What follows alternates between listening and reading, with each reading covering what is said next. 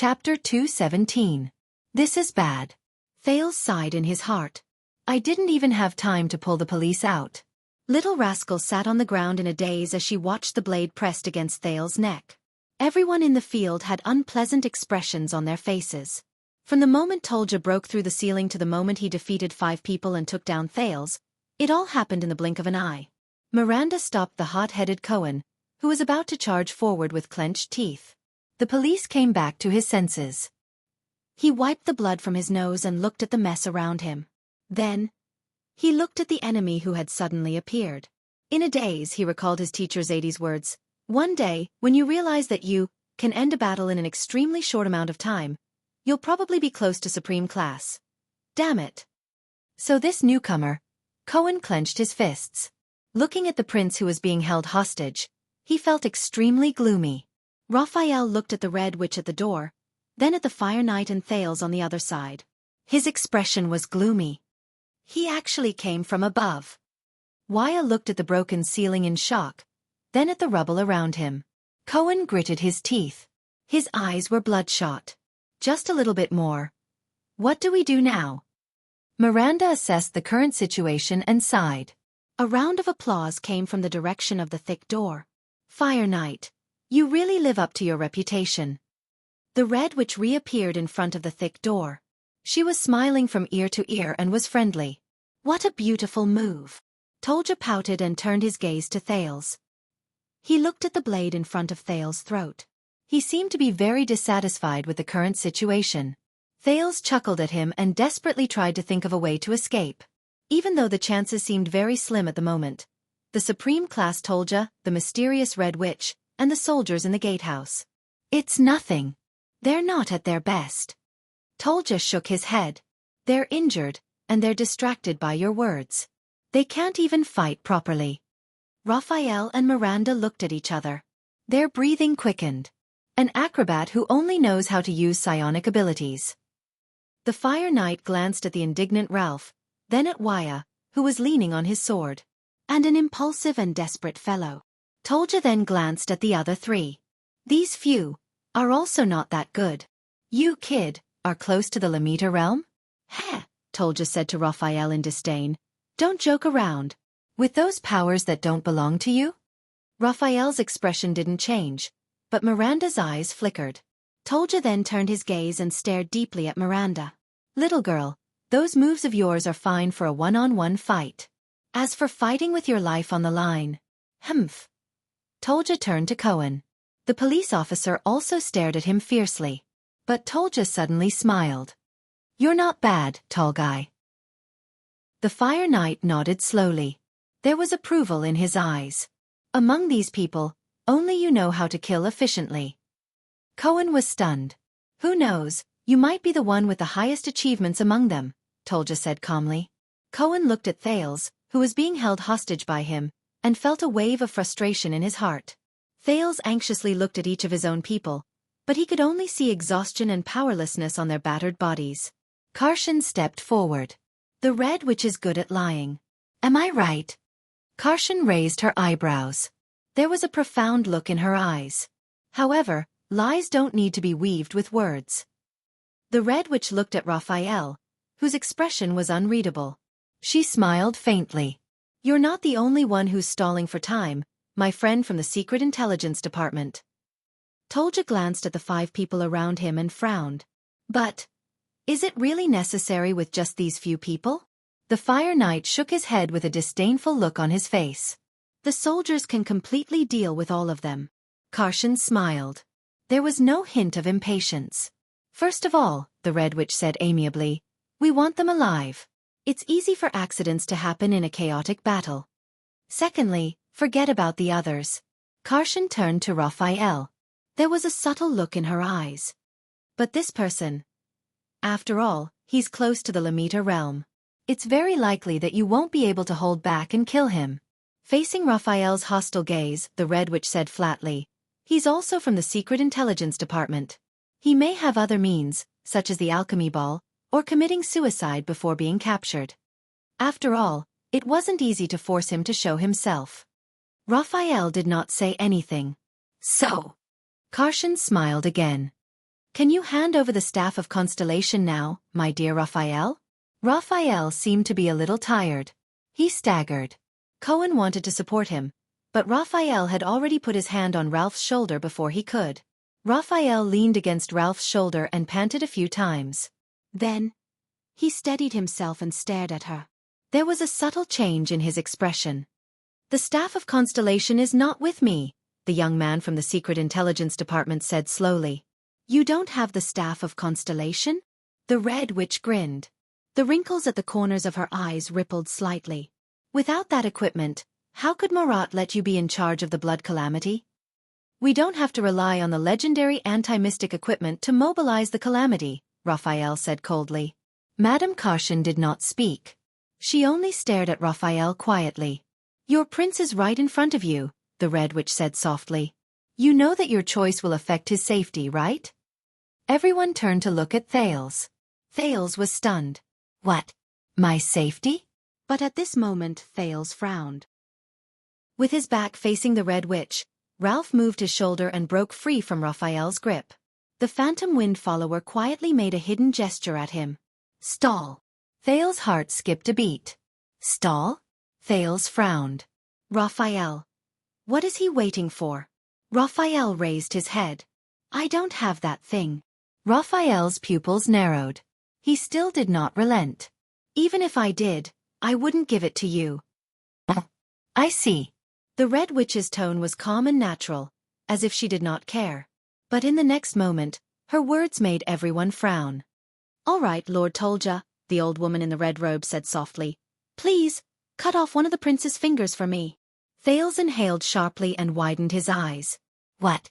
Raphael closed his eyes. Hey! Cohen could not hold it in anymore. He said in dissatisfaction, he's just a child. Calshon curled her lips and raised her arms to her abdomen, revealing her wrinkled hands. He's a Jade Star, a descendant of the imperial family. That's enough. Tolja also frowned. His gaze lingered on Thales' hands, then he turned to look at the Red Witch, seemingly dissatisfied. Really? A little boy? A finger? Calshon looked at the Fire Knight and suddenly burst into laughter. Of course I'm joking. Thales breathed a sigh of relief. The staff of constellation that can suppress most mystics. Calshon shook her head helplessly. Then, a smile appeared in her eyes. How can it only be worth a finger? How about an eyeball? Thales shuddered again. He was almost cut by the blade. Hey, wait a minute. Thales quickly raised his hands, but Tolja immediately turned the blade. The surface of the blade pressed against his skin, and he felt a chill. Staff of constellation, right? This time, he succeeded in attracting everyone's attention. Calshon turned her gaze to Thales. I heard that you are known for your precocious intelligence, Your Highness. The Red Witch flashed her kind smile again. But at that moment, Thales only wanted to stay as far away from that smile as possible. Calshon said kindly, perhaps you can convince him to cooperate with us for the sake of your body's integrity? Thales gulped. He turned his gaze to Tolja, who was staring at him coldly, and smiled awkwardly. The second prince looked at Raphael, but the latter only looked at his feet. Cohen nudged Raphael, but he still did not respond. Thales took a deep breath and looked at the Red Witch, putting on an expression that said, I'm very cooperative. Stalling for time. Right. The staff of constellation. The second prince looked at the blade in front of him, drenched in sweat. Actually, Raphael doesn't have it with him. Calshon stared at him without moving. Her eyelids narrowed slightly. Thales felt goosebumps under her gaze, but his face was almost numb from laughing. Is that so? Finally, the Red Witch sighed. Then you're going to lose one of your eyes. Thales was shocked. Calshon looked at Tolja and nodded gently. Really? Miranda said unhappily. Cohen clenched his fists and gathered the power of eradication. Calshon smiled with her eyes narrowed and shook her head at them. Hey, Madame Calshon. However, Tolja, who controlled Thales' life and death, sighed and looked at Calshon. He's just a child. Thales breathed a sigh of relief and looked at the Fire Knight gratefully. Is that so? Calshon raised her eyebrows and then smiled. Then forget it. Thales did not dare to move. He watched the interaction between the Red Witch and the Fire Knight. But I heard that Lord Tolja's knife technique is exquisite and subtle, and that you can cut a fly? The old woman smiled faintly. Tolja narrowed his eyes. The Red Witch said gently, "Then why don't you show us? How about I cut off his right eyelash with my knife?" Thales's heart clenched again. Right eyelash? Tolja snorted and looked at Thales. The knife in his hand slowly moved. "It's not impossible." The golden blade grazed past Thales's eyelashes and finally stopped on his forehead. The blade gently touched his right eye, as if measuring its distance. Tolja snorted softly and his saber trembled slightly. "Boy, don't blink, or you'll regret it." Feeling the coldness of the blade slowly grazing his face, Thales's heart skipped a beat. Damn it. Wait, I know. He could not take it anymore. Before Tolja's blade cut down, he shouted, I know where the Staff of Constellation is." This time, not only Kalshan and Tolja, but even the people of Constellation looked at him. Tolja stopped the blade in front of his neck again. "The people from the Secret Intelligence Department don't know, but you do?" The Red Witch asked faintly. Her tone was filled with deep suspicion. Thales exhaled and blinked his right eye hard. After all, it belongs to the Jade Star royal family. Thales, who had recovered, smiled awkwardly. Besides, the Secret Intelligence Department did bring it, for the blood calamity. Kalshan narrowed her eyes. Thales rolled his eyes and tried hard to think about the current situation.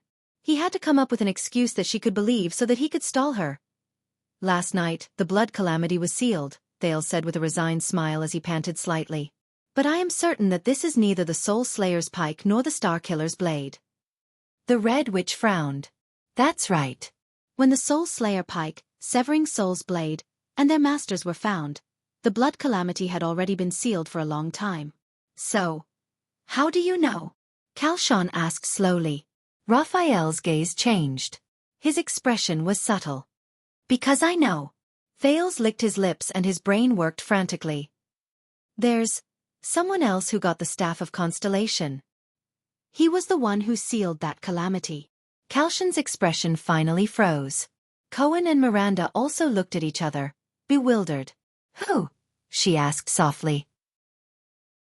"The one who sealed the calamity?" Thales took a deep breath and slowly uttered the answer he had thought of. "A man. All alone. He's a strange swordsman." He gritted his teeth and said, "He's holding a strange black long sword." Chapter 218. The first to react was Tolja. The Fire Knight's hand tightened slightly. Thales felt the coldness on the side of his neck deepen. The back of the golden saber was directly pressed against his skin. The second prince did not dare to move, fearing that Tolja would turn his hand around and turn his neck red. "A strange black long sword?" Tolja narrowed his eyes. "A man with almost no special characteristics?" Thales could only nod. "Interesting." The corners of Tolja's lips curled up slightly. His eyes were filled with a strong desire to fight. "An acquaintance." Raphael frowned and looked at Thales with a very complicated gaze. "Black sword." Kalshan gently clasped her hands together.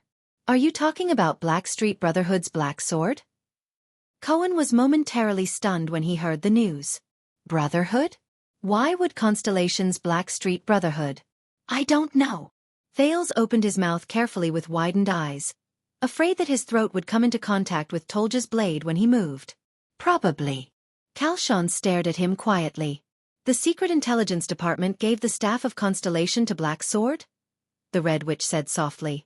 Raphael did not say a word.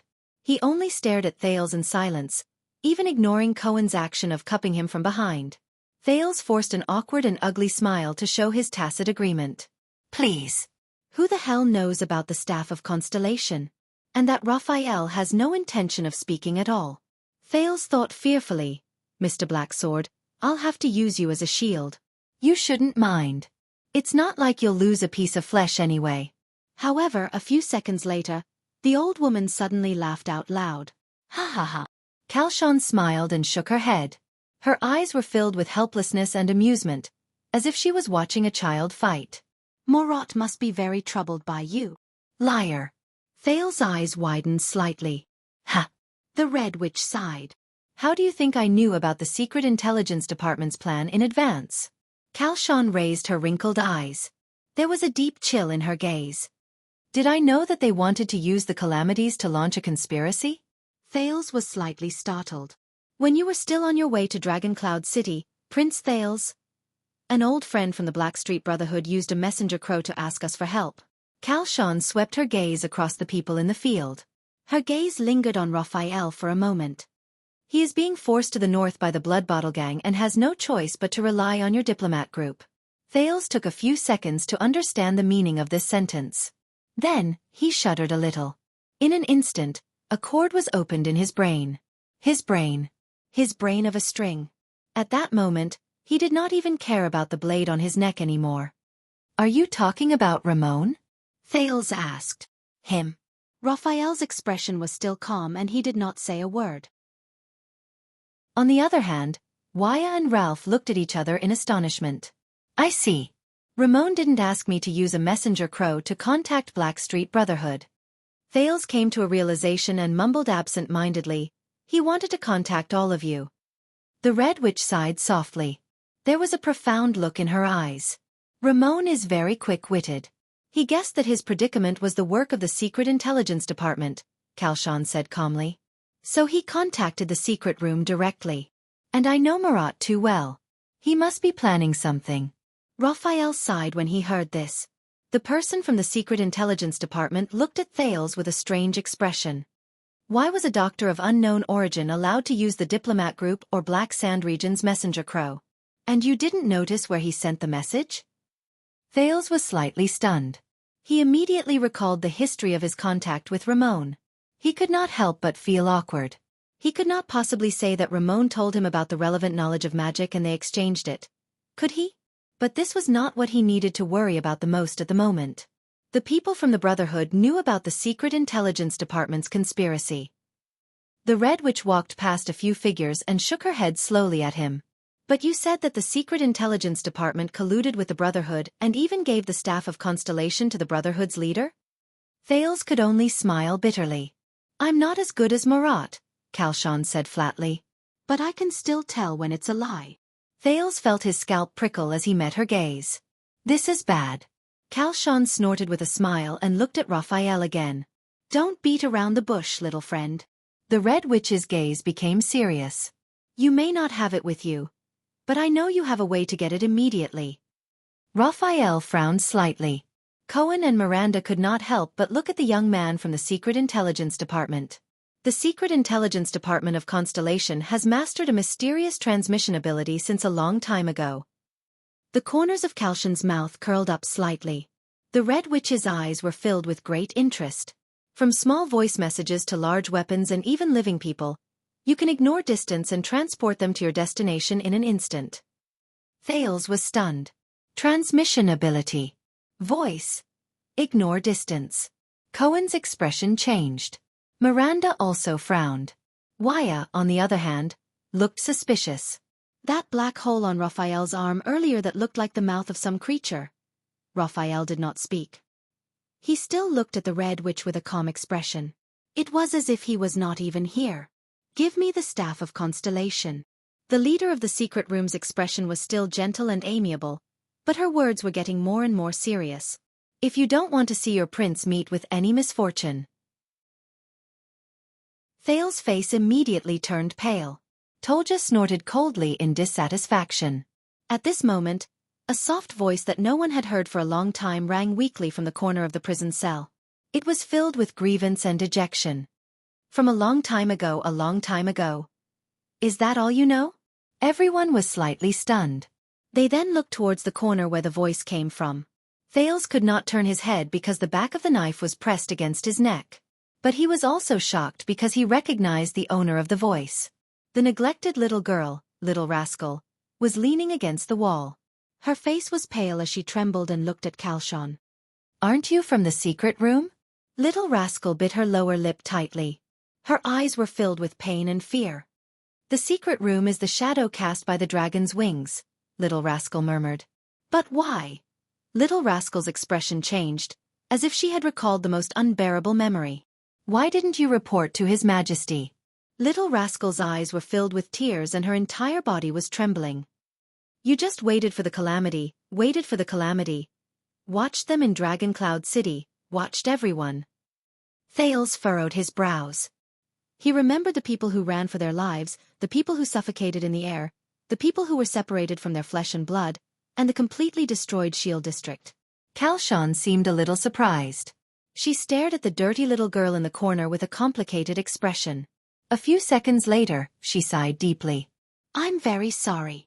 To everyone's surprise, the Red Witch bowed slightly in Little Rascal's direction. Lady Alex Walton. Cohen's eyes widened abruptly.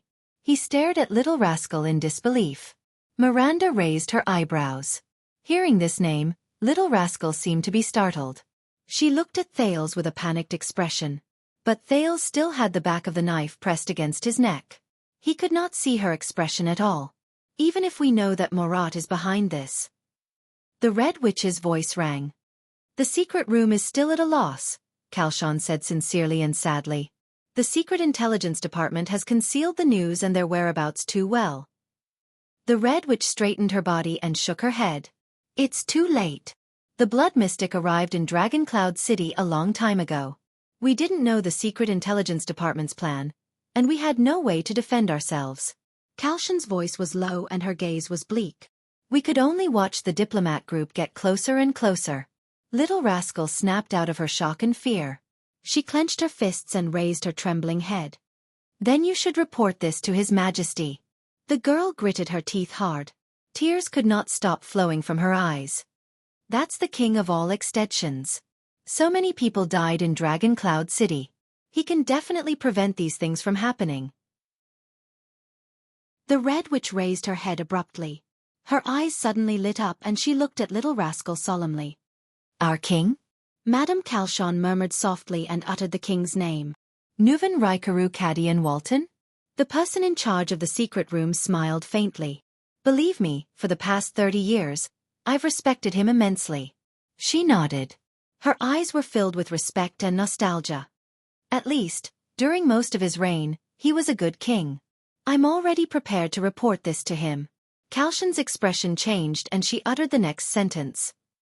If he didn't hide it from me and planned to sell Dragon Cloud City to Constellation and betray Xianxia in order to continue his family.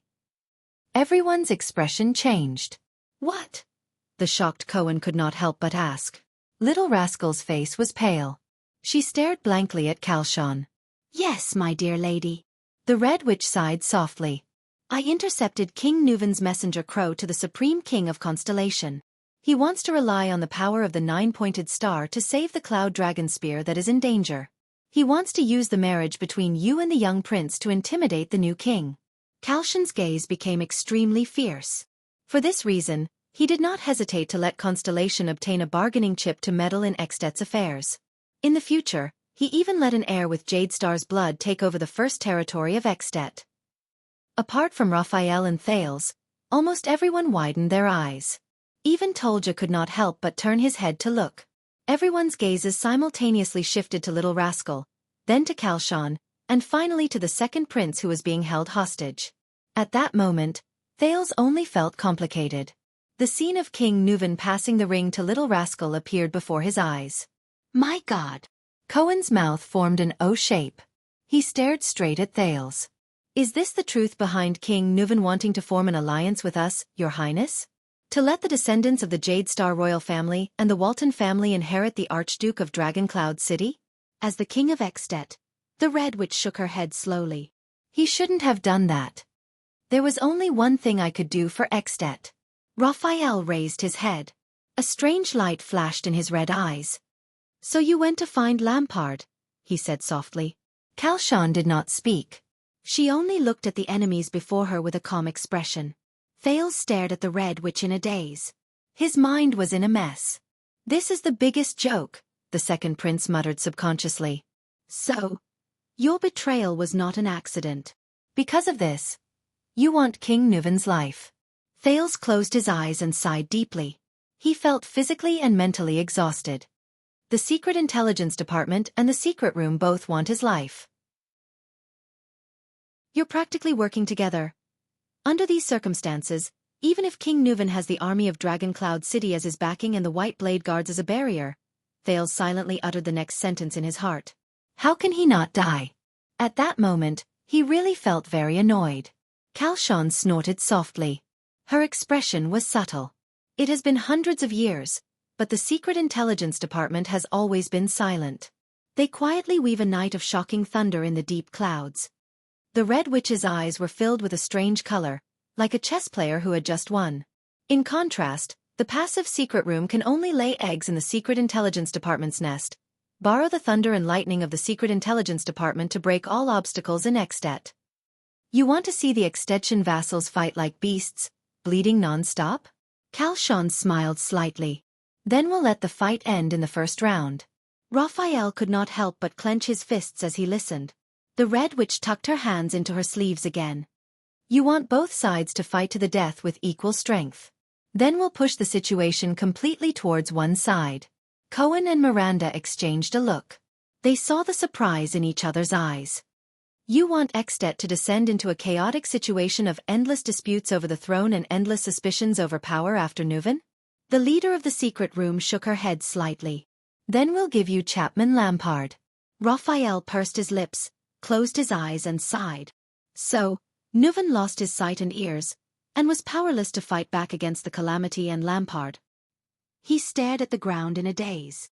Our backup plans all failed. I lost, Raphael said dejectedly. Kalshan snorted softly, and her expression became amiable again. I know what you're thinking, little friend. The Red Witch nodded slightly and looked at Little Rascal, who was on the verge of tears. Since things can't be done, then capture a Walton descendant and bring him back to Constellation as a bargaining chip, right? What a pity! Kalshan seemed to shake her head regretfully. The next moment, her expression became solemn. Morat, why is he in such a hurry? The Red Witch raised her head, and her eyes shone brightly. He even let a young boy like you do such a thing? Why is he in such a hurry to groom you like how he groomed his heir? The silent Raphael still did not speak. Miranda thought of something and was shocked. Kalshan, who did not get an answer, flashed a confident smile. She then spoke softly, her voice filled with exhaustion and dejection. He doesn't have much time left, does he? As soon as she said this, all the Constellations were slightly stunned. Raphael furrowed his brows even more. Tell me, how much longer can he hold on? The Red Witch said faintly. There was a hint of worry in her tone. 5 years or 10 years? Raphael pursed his lips. Thales stared at Kalshan in a daze. Morat's figure appeared in his mind. The old man who could force Gilbert and Gines to retreat with just a word. The old man who could see through lies with his eyes.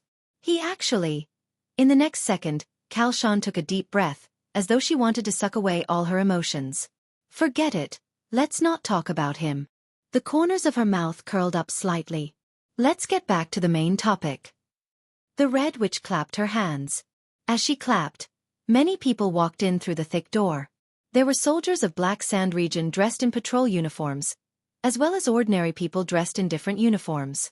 There were men and women, and they looked like commoners. But they all looked at the people in the prison cell with unfriendly expressions. The soldiers of Black Sand region held their weapons and walked into the prison cell, arriving before the Constellations. The commoners walked quietly behind Kalshan, not saying a word. Thales sighed. Tolja chuckled. Seeing the scene around her, Miranda's expression changed. Cohen lowered his head in pain. What do we do now? The police officer gritted his teeth and said softly, troubled. Stay calm, Raphael replied in a low voice. The Red Witch smiled faintly. If you still refuse to hand over the staff of Constellation, you know, the prince is not the only one I can use to threaten you. There are also your companions. Raphael stared coldly at Kalshan. The Red Witch bowed slightly and nodded at him, revealing her usual kind smile. Thales looked at the numerous soldiers in the field, watching them stand in formation and block the exit. His heart turned cold. It's over. Now. He felt the chill on his neck and glanced at the indifferent Tolja. What should I do? But at this moment... boom. A deafening roar rang out. Kalshan raised her head abruptly. Gravel and dust came crashing down from above her head again, stirring up a cloud of dust in the prison cell. The soldiers of Black Sand region unsheathed their weapons subconsciously. Before anyone could react, a few figures suddenly descended from the sky. Just like Tolja before this. The Fire Knight realized that something was wrong. He quickly reacted. Thales felt his arm tighten. Tolja grabbed his right hand tightly and controlled it in front of him. The dust was so strong that Thales could not open his eyes. He could only rely on his hearing to discern the situation in the field. As the figures flashed, countless sounds of fighting could be heard in the dust. The clashing of metal and the angry shouts of the soldiers rose and fell. Asterisk swoosh. Bang. Clang. Asterisk, quick, defend. Be careful. Retreat. Protect. Arc. In a short 10 seconds, accompanied by the sound of a few bodies falling to the ground, the chaotic sounds disappeared and the field gradually quieted down. The dust finally dispersed. Thales was still held tightly by Tolja, the blade never leaving his neck. The Fire Knight furrowed his brows and coldly observed the situation in the prison cell. The prince saw everything in front of him clearly. He was shocked. There was a big hole in the ceiling where the Red Witch had been standing just now. The soldiers of Black Sand region, including the people from the secret room, all retreated to the position of the thick door. They looked at the uninvited guests in front of them with nervous and surprised expressions.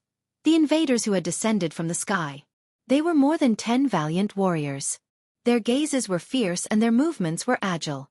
They were dressed in light gray armor and had machetes covering their faces.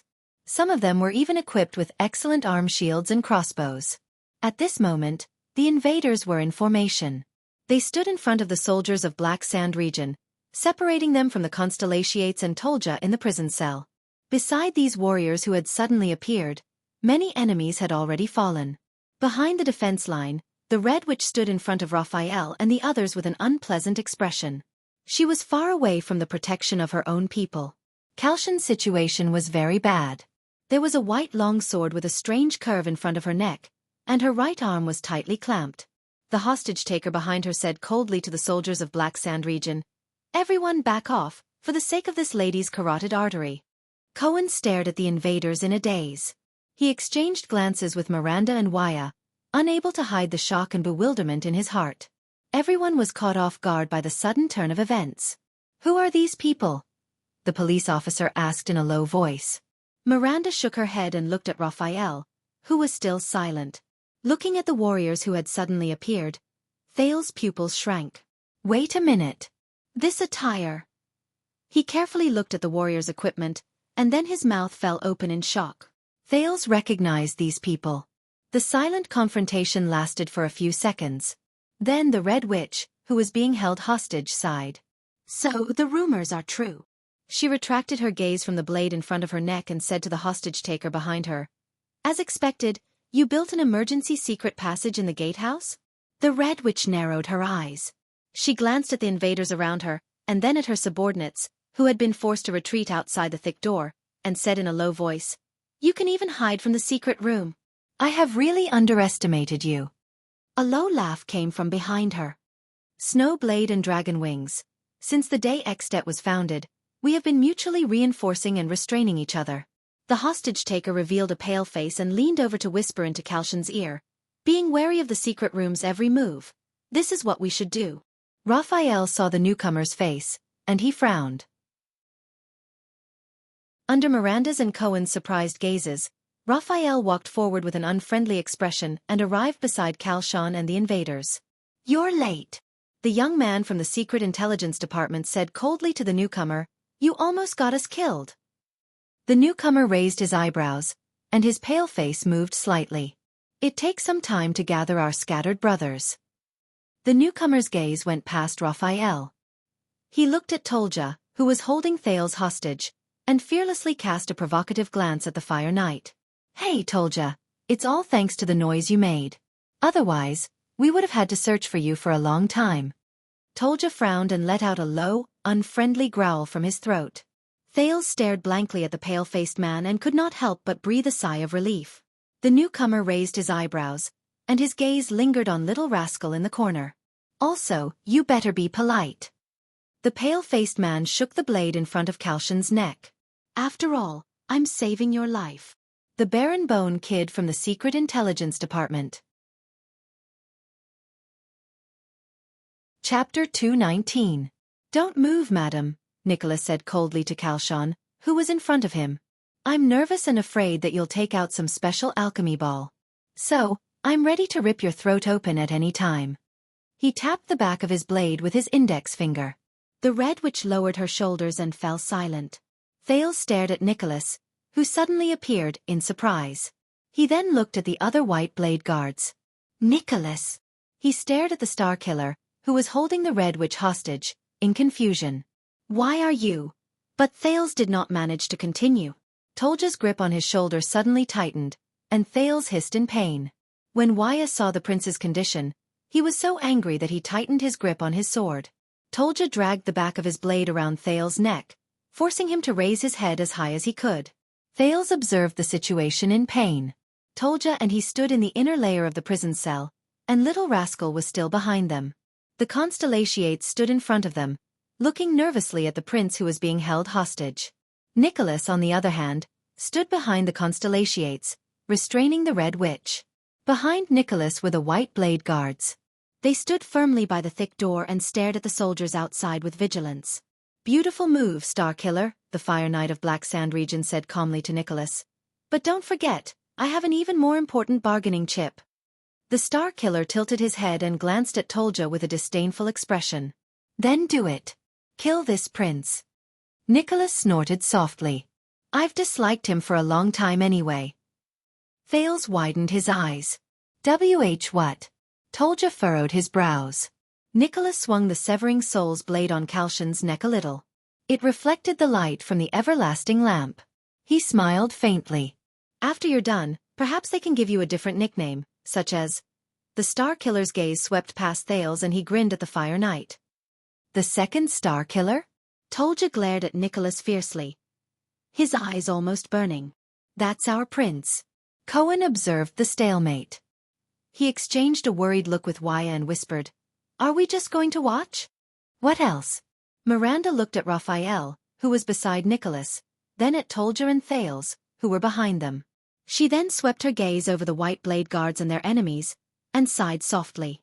This is no longer our battle. At this moment, the Red Witch who was being held hostage spoke.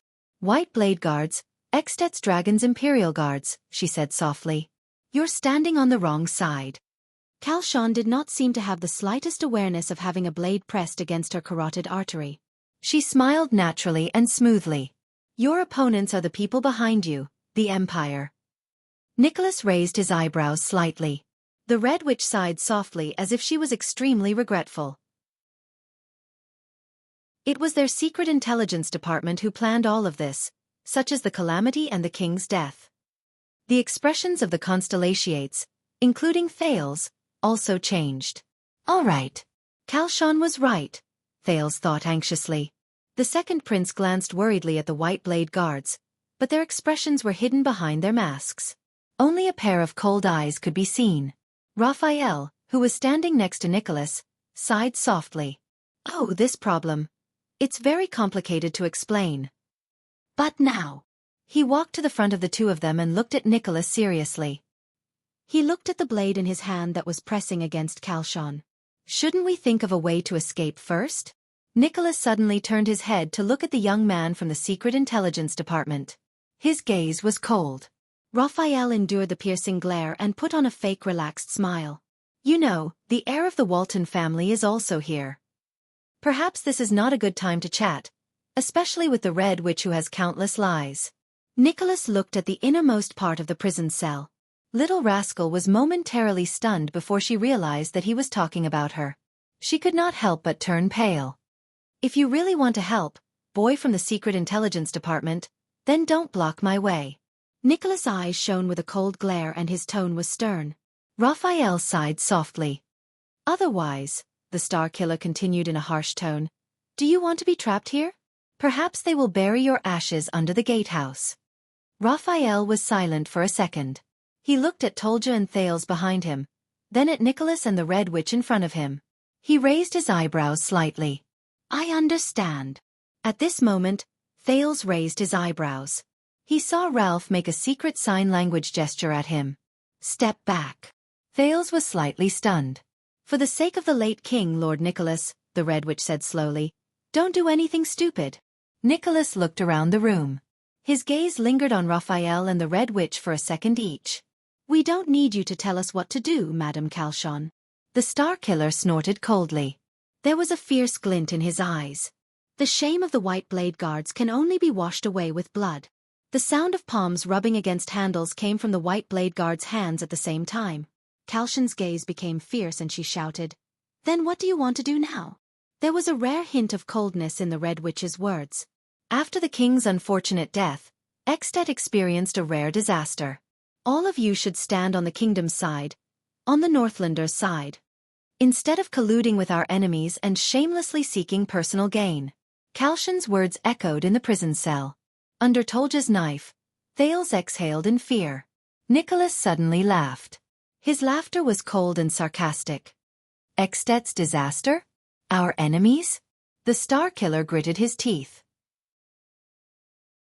The chill in his eyes was threatening. Don't pretend to be righteous, hypocritical old woman. From the moment your people started spreading fake news about the so-called disaster sword and started diverting His Majesty's attention for Lampard's actions, you betrayed him. The Red Witch narrowed her eyes. You and your informants worked together with His Majesty's enemies. You pretended to be deaf to Black Sand Region's actions until His Majesty died in a shameful assassination, until they stood here, Nicholas said coldly beside Calchon's ear. Who do you think these brothers of the White Blade Guards managed to escape from? Thud. The White Blade Guards changed their footsteps in unison and turned sideways to face their enemies. The sudden movement made the soldiers of Black Sand Region even more nervous. Calchon sighed. The Red Witch stared at the blade in front of her neck and said flatly, About this, if you are willing to, I swear in the name of the secret room that I can explain. Nicholas let out an indecipherable nasal sound. Why don't you explain to His Majesty? The Star Killer narrowed his eyes. Oh, I forgot. He was already killed by you and Lampard. The moment he said that, the atmosphere in the prison cell became even more tense. Don't be so narrow-minded, Lord Nicholas. The Red Witch put on a mournful expression. She glanced at Tolja and Thales. The White Blade Guards have never been a person's private weapon. You should be loyal to all of Xianxia to Northland. Nicholas interrupted her. I am not the narrow-minded one. The Star Killer's tone was cold. If you and your secret room can't even be loyal to one person, then don't hypocritically claim that you are loyal to Xianxia. Madame Calchon furrowed her brows slightly. You. At this moment something strange happened. Nicholas pressed his left hand on Calchon's back and pushed her out. Tolja's pupils immediately contracted. How, Raphael, who stood in the middle, suddenly pushed Miranda, Cohen, Waya, and the others away, perfectly avoiding the Red Witch's path. The shocked Red Witch was pushed towards Tolja and Thales, who were at the innermost part of the cell. Thales looked at Madame Calchon, who was staggering towards them. He looked at the Constellations who moved aside to make way for her. He suddenly understood. He remembered the conversation between Raphael and Nicholas just now. It was a planned exchange between the two of them. If you really want to help, don't block my way. Tolja watched in shock as the Constellations parted and the Red Witch's figure drew closer. He hesitated for a moment. Then, Nicholas appeared behind Calchon with a cold expression. Whoosh. The Star Killer's weapon stirred up a gust of wind. He did not hold back and slashed down towards the Red Witch's head. It was as if he was going to take her life right there and then. Tolja did not hesitate anymore. He still held on to Thales tightly as he charged towards Nicholas and the Red Witch. Clang. The Fire Knight's left hand held Thales in place, while his right hand blocked the fatal slash that the Star Killer had aimed at the Red Witch. At this moment, the frowning Red Witch managed to gain her footing by his side. But in the next moment, Nicholas' eyes suddenly shone with an unprecedented brilliance. Ah! The Star Killer roared furiously. Great power surged out of his hands. The Fire Knight's golden saber immediately let out a sharp sound of metal scraping against each other. Tolja's expression changed as he fended off the enemy with one hand. In that second, he decisively let go of Thales. He gripped the hilt of the saber with both hands and blocked the great power that Nicholas had unleashed. Thales, who had broken free from the Fire Knight's control, did not care about anything else. He followed the signal given to him by Ralph, gritted his teeth, closed his eyes, and rolled backwards. He bumped into Little Rascal, who was supporting him from behind. The two of them crashed into the wall together. The disheveled Thales no longer cared about the situation in the field. He was thinking about the conversation between Raphael and Nicholas just now. They did not just say that one sentence. "Do you want to be trapped here? Trapped here?" The moment this thought appeared in his mind, Thales felt a tremor under his body. "What's wrong?" Little Rascal asked in surprise as she hugged him. He did not know how to answer. He did not have the chance to either. Asterisk bang. Asterisk there was another loud sound of earth and rocks exploding. The ground under Thales and Little Rascal suddenly sank and cracked open. Again? The thought emerged in Thales' mind. In the next second, both of them sank into the cracked ground. He did not know whether it was Ralph's psionic ability or the effect of the explosion, but the air in the room began to howl again. Dust rose, blinding everyone's vision. Thales hugged Little Rascal tightly and shut his eyes. Asterisk bang. Asterisk he felt a pain in his buttocks. Then, he and Little Rascal fell into a pile of soft sand. Everything around them was dark. Thales propped himself up with difficulty. Beside him, Little Rascal's coughing could be heard continuously. Above them, the sound of a fierce struggle came from the cell they had been in earlier. They were not the only ones who fell. "Your Highness!" A figure pulled him up. Waya's anxious voice traveled into his ears. "Are you all right?" Before Thales could answer, a dozen more figures fell from the sky and crashed into the sand. Amidst the flying dust, Thales covered his mouth and nose tightly. Enduring the pain in his buttocks, he pulled Little Rascal up. He felt gloomy. Why do these people like to play this game so much? Act according to plan. Let's go. Nicholas' voice came from the darkness. There will be backup at the end of the secret tunnel. Our men will bring up the rear. Before Thales could complain, he and Little Rascal were picked up by the waist by a tall and muscular figure, one in each hand. Little Rascal cried out in surprise. "Damn it!" Cohen's exasperated voice rang above Thales' head. "It's too dark, I can't see the road clearly."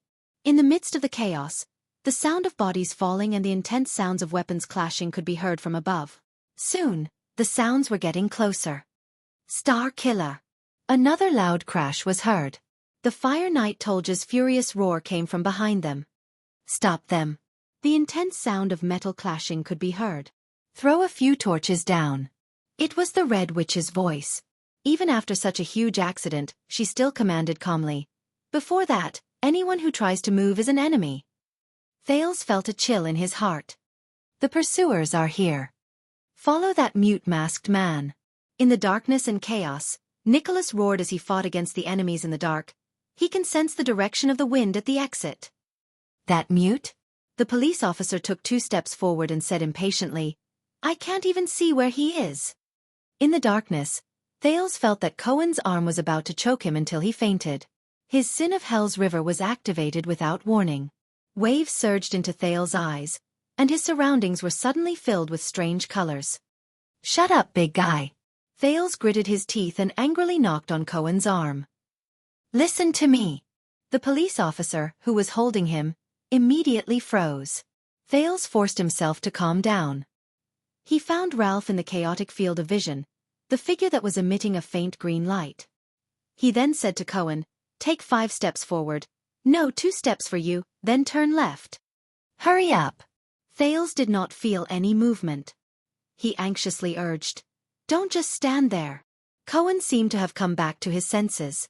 He followed Thales' instructions and took a step forward. "Wow." The police officer carefully took a step forward. When he felt the solid ground beneath his feet, he asked in surprise, You can see?" Thales was slightly stunned. "Go straight ahead. As long as you eat more animal livers and fruits."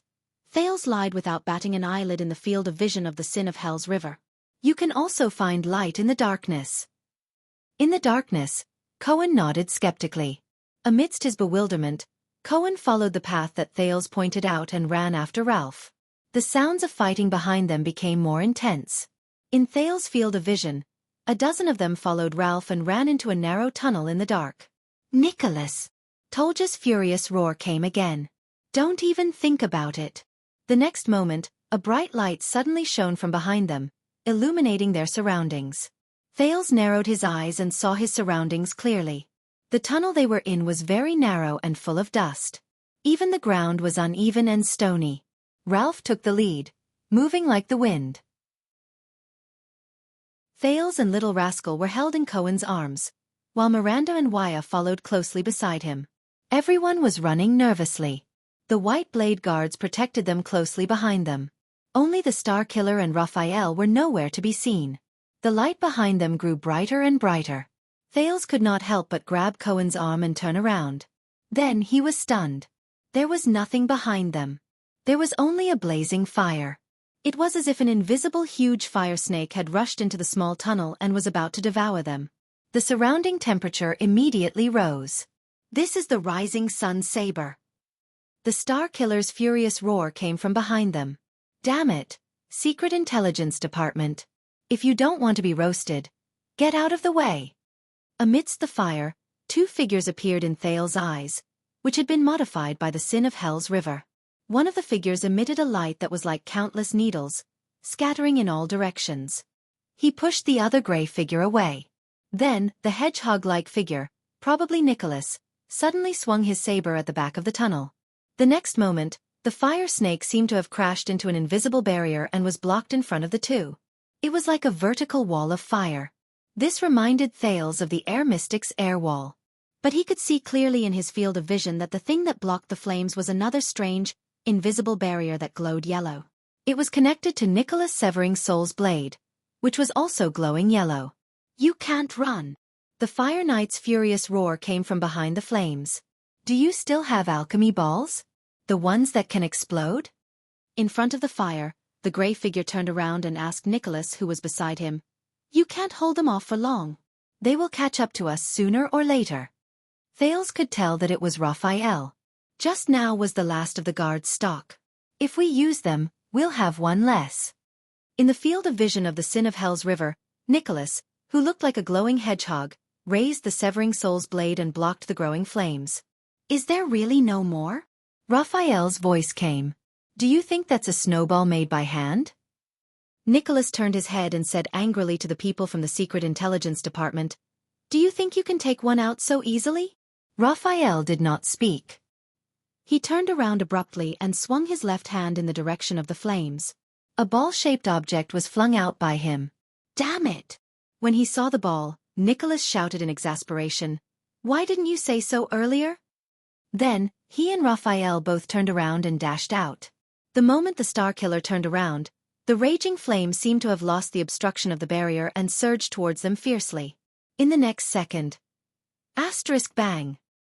Following the violent explosion, Thales felt his field of vision suddenly shake.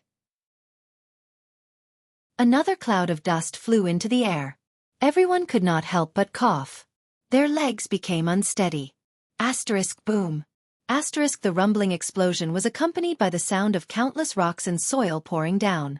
Everyone could not help but stop in their tracks and turn their heads to look behind them. The flames gradually became smaller until they completely disappeared. What disappeared along with them were the two figures. Thales narrowed his eyes and opened his mouth in surprise. He knew that the tunnel behind him had collapsed. The surroundings returned to darkness and silence. Only the sound of everyone's panting rose and fell. My God! This was Wuxia's panicked voice. They don't stop. No matter what happens behind you, don't stop. This was an unfamiliar voice. It was probably one of the White Blade Guards. His words were filled with long-suppressed anger. Go! Miranda's decisive voice rang in the darkness. I'll go find them. Cohen was stunned. But, in the next second, the sound of Miranda's light footsteps was already far away. Don't just stand there. A White Blade Guard said coldly. We're not out of danger yet. Cohen exhaled unwillingly. Thales could feel him turning his head to look at the darkness behind them. Thales sighed. If you're worried, then go and take a look. Thales felt Cohen's arm tighten. Let me take His Highness. Wuxia panted. He can't be trapped here. Cohen shuddered slightly. A few seconds later. F***CK. The police officer cursed. In the next second, Cohen stomped his foot fiercely. Then, he turned around and strode away.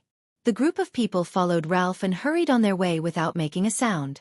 They kept running. In the seemingly endless tunnel. Amidst the seemingly endless danger.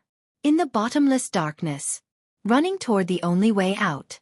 Thales stared at the darkness behind him in a daze. The sin of Hell's river kept gathering in his eyes. A few minutes passed. Finally, Thales' eyes moved. In the deep darkness behind him, a glowing porcupine-like figure appeared. Then, a grayish figure appeared. And a figure that was emitting white light. Because there's only one, of course we have to be careful. Raphael's voice came faintly from the darkness. I don't have the habit of bringing the alchemy ball around. Nicholas, Raphael, and Miranda caught up with them. Oh my God! Cohen heard Raphael's voice. He turned his head and did not even care that he tripped. I thought you were really buried inside. Beside Raphael, the Star Killer mumbled something in a low voice. His voice clearly traveled into Thales' ears amidst the messy footsteps. He seemed to be saying, Miser. Thales breathed a sigh of relief. They escaped. All right. Nicholas' voice came. It was a lot calmer than before. There should be no more danger. After all, we're in the secret passage. The group probably knew that they had escaped danger. Their footsteps slowed down and they started walking. Thales and Little Rascal were put down. Thales leaned against the wall and subconsciously patted his chest. His mind was blank.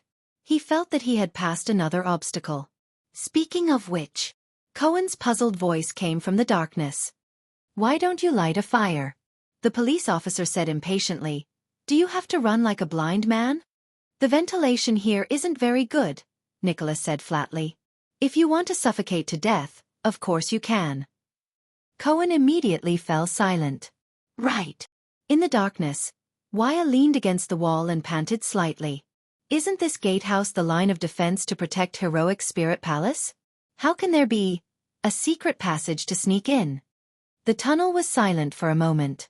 During the Third Peninsular War, Nicholas' voice came leisurely, the Night Wing King occupied the other districts.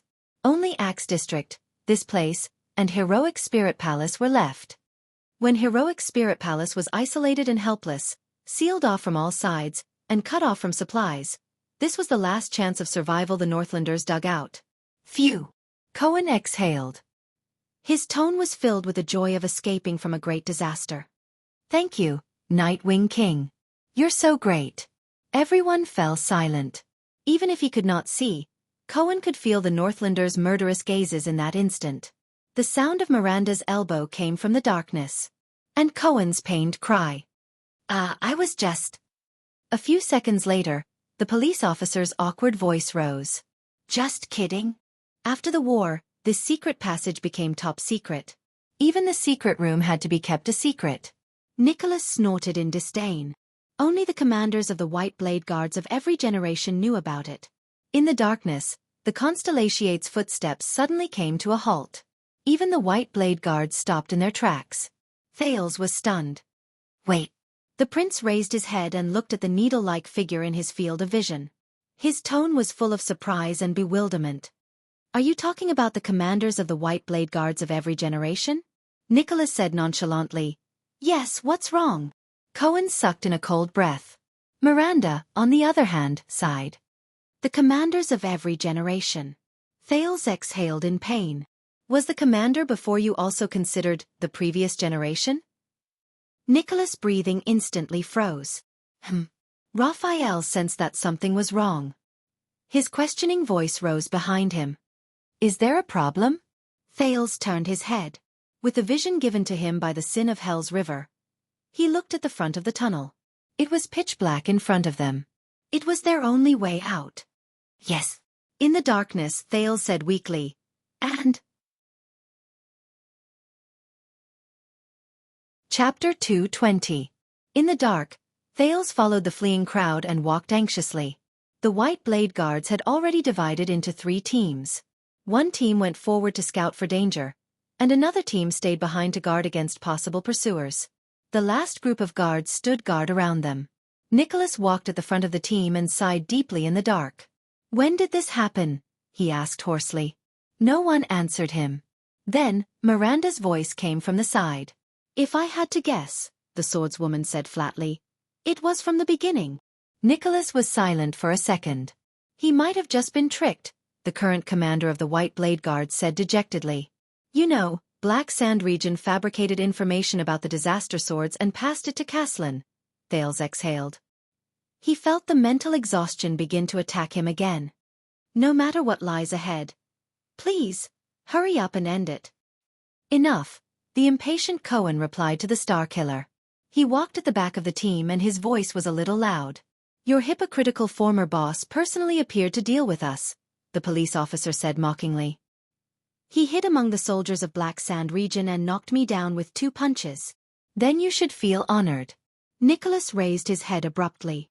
Suppressing his anger, he said coldly in the dark, "Not everyone is qualified to take 2 punches from Caslin." Cohen furrowed his brows and was about to retort, but Raphael interrupted him. Raphael narrowed his eyes. "To be able to persuade the Groundshaker to help. Now we know how they quietly and effortlessly deceived us into opening the gatehouse." Nicholas lowered his head and did not speak. No one saw that at that moment, his eyes were filled with complicated emotions. Thales thought of something.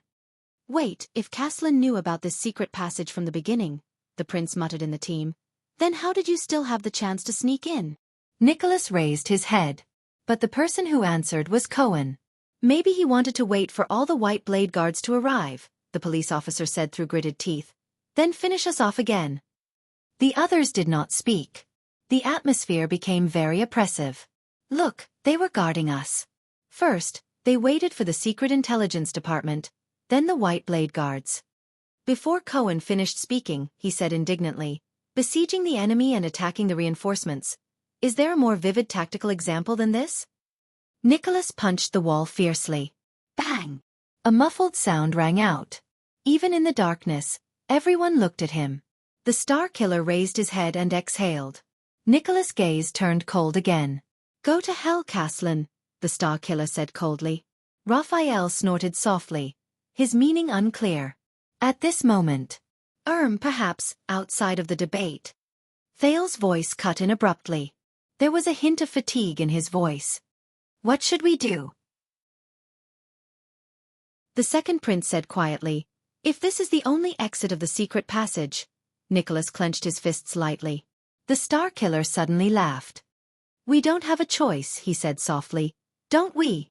Therefore, the group of people could only continue to walk on the secret passage in a strange atmosphere, waiting for the unknown dangers on the road ahead, walking towards the equally mysterious exit. Thales sighed softly. But at this moment, he could only abandon all distracting thoughts and focus on moving forward with the team. Another child's figure moved to his side. A soft and gentle voice traveled into his ears. "Thales. I can't escape, can I?" Little Rascal's expression could not be seen in the darkness, but Thales could hear the sadness and despair in her voice. Thales sighed. He was already annoyed. Right now, he was not in the mood to comfort the little girl. "Don't worry," Thales said absent-mindedly. "Even if there's an ambush ahead, we'll definitely find a way to escape." But Little Rascal's voice suddenly grew louder. "No." She seemed to be a little agitated. Thales was slightly stunned. "I'm not talking about that." She panted in the darkness, her voice terrified. "I mean, they all found me. I can't escape, I can't leave." Little Rascal's reaction even made Nicholas and the others, who were talking on the other side, involuntarily look at her. It was only then that Thales realized what Little Rascal was talking about. "She means..." Thales moved closer to Little Rascal. The second prince held his breath. He felt Little Rascal's body rise and fall slightly beside him. They called me Miss Walton." Little Rascal whispered quietly, trying her best to keep her body steady. But Thales could still feel the fear in her heart. Thales' mood darkened. "They won't let me go." Little Rascal had already unknowingly sounded like she was about to cry. "So that's how it is." They had agreed in the butcher's shop. This little maid had planned to sneak away after escaping danger. But now, Thales raised his head and glanced in the direction of Nicholas and the others. The white blade guards found her, the red witch recognized her, and Lampard knew that she was here. King Nuvan had not only left her a ring, an identity, but also a curse. A curse that once she joined the game, she could not leave it. The prince's heart was filled with sadness. Not only that, Thales immediately thought of the present after King Nuvan's death. Dragon Cloud City was in chaos. The Walton family's future was in jeopardy. The Cloud Dragon Spear might not be able to rule the city anymore. Xianxia, the kingdom of the Great Dragon with 600 years of history, was about to fall into an unknown whirlpool. Its future was uncertain, and its fate was uncertain. Also, Lampard was leading his army and vassals to pin the crime of assassinating the king on Thales' head, even though he was not completely innocent as the Prince of Constellation. He was continuing to carry out his conspiracy in the dark that no one knew about. What does that ambitious and ruthless person want to do? Where will he bring Dragon Cloud City, Xianxia, and the two powerful countries in the Western Peninsula? And these? Thales turned his head. In the darkness, he could vaguely make out the little maid's silhouette. Were these things really something that this little girl, who had experienced life and death in a single night and was sobbing softly in the darkness, could bear? Thales sighed softly. He felt Little Rascal's hand in the darkness. It was a pair of small, dusty hands, trembling and cold. Little Rascal's hand shrank slightly. "Are you afraid?" Thales asked softly, using his softest tone. Little Rascal's sobs stopped for a moment. "Yes." She nodded in the darkness where no one could see. "I'm sorry, but I'm really—" "It's right to be afraid," Thales said flatly. Little Rascal's breathing suddenly froze. "I'm as afraid as you are." Thales' voice rang beside her ear. Little Rascal was stunned. "So we have to remember it." The prince recalled that night in Red Street Market. He could not help but clench his fists slightly. Remember this fear of being at the mercy of others, of being unable to make your own choices. "I hate this feeling," Thales muttered. "This disgust even surpasses the fear I feel." Little Rascal did not speak. She listened to Thales quietly. "So try to hate it. Hate this situation where you have no choice but to become a Walton." Thales held her hand gently. "Then, you will no longer feel afraid of becoming a Walton." Little Rascal said softly, "Disgust." Thales pressed his hand against hers. "Yes. It is precisely because of this disgust, to avoid this fear, to be able to choose freely one day, that we will become stronger," he said in an unquestionable tone. "No matter who you want to become, there is no need to be afraid. When you can face the future without fear." The prince took a deep breath. For some reason, at that moment, Lady Jine's figure actually appeared before his eyes. It was the day she wore high-heeled boots and strode valiantly into the Hall of Stars alone and arrogantly behind the king. It was the unique demeanor she had when she turned a blind eye to the countless gazes around her. Thales' pupils constricted slightly. At that time, you will definitely not be controlled by anything, and will definitely be able to make your own choice. Little Rascal sniffed and fell silent. Thales, on the other hand, was lost in his own thoughts and did not speak. Soon, the first batch of White Blade guards returned to meet up with them. When they heard their footsteps, Cohen and the others nervously unsheathed their swords. However, the other party brought a few strange pieces of news. "What? You didn't find anything?" Nicholas furrowed his brows. "No." One of the leading guards shook his head in the dark and answered his superior's question. "Whether it's an ambush, a trap, or someone in the open, we didn't find anything. We're already at the exit." The Star Killer furrowed his brows slightly. "Is this normal?" Raphael's voice came from behind. Nicholas shook his head. "It shouldn't be like this," the commander of the White Blade Guards muttered. "Caslin should know about this secret passage."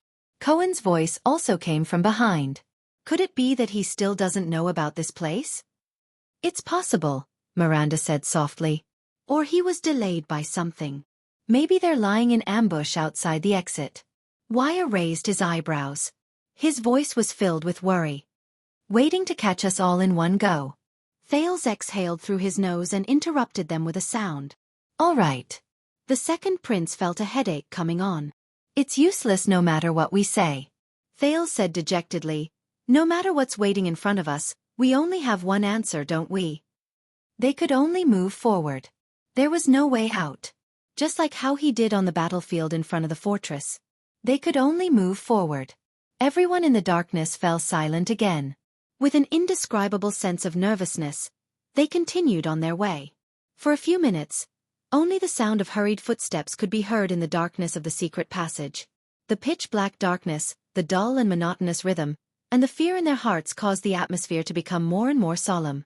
Because of this, Thales could only count the number of steps in his heart to relieve his increasingly depressed state of mind. Finally, when Thales did not know whether it was the 728th or the 827th step, the walls on both sides of the road in front of them began to reflect a faint light. Everyone's spirits were lifted. But their nerves, which had just relaxed and eased, also tensed up. That's the exit. Nicholas placed his hand on the hilt of his knife and whispered to the people behind him. Be careful. The group immediately fell silent. Cohen exhaled, shrugged his shoulders, and slowed down his pace. Miranda and Raphael remained silent, as if they had a tacit understanding. Thales did not even dare to breathe loudly, afraid that he would startle some unknown entity. But as their field of vision became brighter, they moved forward faster and faster. As they gradually approached the exit, the light in front of them grew brighter. Then, the exit appeared clearly in front of them. At the end of the dark tunnel, there was a hole that emitted a piercing white light. Nicholas sighed. Everyone's nerves also relaxed. It was not because of safety, but because they had been in a dark and oppressive environment for a long time. Even their minds had become abnormal. So, the moment they saw the exit, they felt as if the thing they had been anxiously waiting for had finally come to an end. Even though, this is not a good outcome. A silhouette stood at the exit quietly. Thales' heart sank. Is it the person who will receive us? He asked softly. Of course not. Nicholas shook his head. He no longer lowered his voice. He's not stupid enough to stand at the hole. The Star Killer's expression became very calm. He seemed a little relieved. Cohen sighed. The white blade guards quietly spread out and protected Little Rascal's surroundings. Miranda pressed her hand on the hilt of her sword and opened her mouth slightly. Are you ready to fight? Raphael narrowed his eyes. Did you see who that was? I couldn't see his face clearly. The corners of Miranda's lips curled up slightly. But that figure is too familiar. Cohen frowned. Familiar? You mean Croche? Nicholas ignored the argument behind him. He gestured to the people behind him and strode forward alone. He walked towards that figure. The figure turned his head slightly. Light shone on his face. When everyone saw the person's face clearly, they were suddenly shocked. That was not the ground shaker, not Caslin. We meet again. Nicholas walked 10 steps away from the person and sighed softly. Madame Calchon. In front of him, the Red Witch smiled slightly and nodded amiably as usual. Thales stared in disbelief at the Red Witch who appeared before him again. He turned his head to look behind him, then turned back to look at Calchon. How could she be so fast? As expected, Caslin told you about this secret passage, Nicholas said coldly. The Red Witch smiled faintly. I only found out about it just now. Don't blame him. The old woman observed Nicholas' position and then raised her eyebrows slightly. It's close enough, Lord Nicholas. The Star Killer stopped in his tracks. His hand was still pressed on the severing soul's blade. Where is he? Nicholas had to squint because of the backlight. He could not see the situation outside the cave clearly. Calchon looked at him and sighed. He won't show up. Nicholas tightened his grip on the hilt of his blade. Humph. Nicholas looked elsewhere. His voice was full of disdain. Coward. Behind him, Thales frowned. They're standing too far away. They can't hear anything. He tried to activate the Sin of Hell's River, but he had used up too much of his power of eradication while searching for the way in the secret passage. He called out a few times, but the Sin of Hell's River did not respond. Miranda had a strange look on her face. Why is it only the Red Witch? Maybe it's an old trick. Cohen shielded Thales' side tightly and looked around suspiciously. That big guy with the blade might be hiding in some gutter, planning to suddenly jump out like the last time. Be on guard, Raphael said calmly. This time, we don't have backup. Hey, Wuxia said softly, when will they start fighting? Thales watched the two of them talking. His heart was heavy. We'll find out. Nicholas' gaze returned to Kalshan. What about you? Where's Tolja? The Star Killer sized up Kalshan and estimated the distance between them. He said coldly, Where's your ambush? The Red Witch sighed slowly. Outside. Kalshan nodded and bowed slightly. Archers you can't imagine are lying in ambush in the most tricky corners. They're all good snipers and assassins in the secret room. As for Black Sand region, I didn't plan to let them participate in this hunt. Nicholas' pupils shrank slightly. He hated this feeling. It was the feeling of being locked down on the battlefield. His eyes gradually got used to the light. He looked through the hole and saw the scene outside. It was still empty. Nicholas looked back into the Red Witch's eyes. His pale face moved slightly. Aren't you afraid that I'll hold you hostage again? Kalshan flashed a friendly smile. Oh, I'm prepared this time. I'm afraid you won't have it so easy. The uneasiness in Nicholas' heart grew stronger. He fixed his gaze on the old woman and did not speak again. Then what are you waiting for? The Star Killer said coldly. Do it. Or do you think that as long as you block this place, we'll surrender obediently? But to his surprise, Kalshan shook her head. Of course not.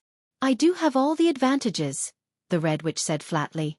But that's not what I want. Pointless violence and death won't help. We haven't finished talking either. It's only a conversation between the White Blade guards and the secret room.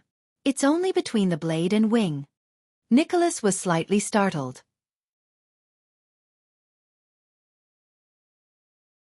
Chapter 221. Anti-theft. Do not subscribe. Change back later.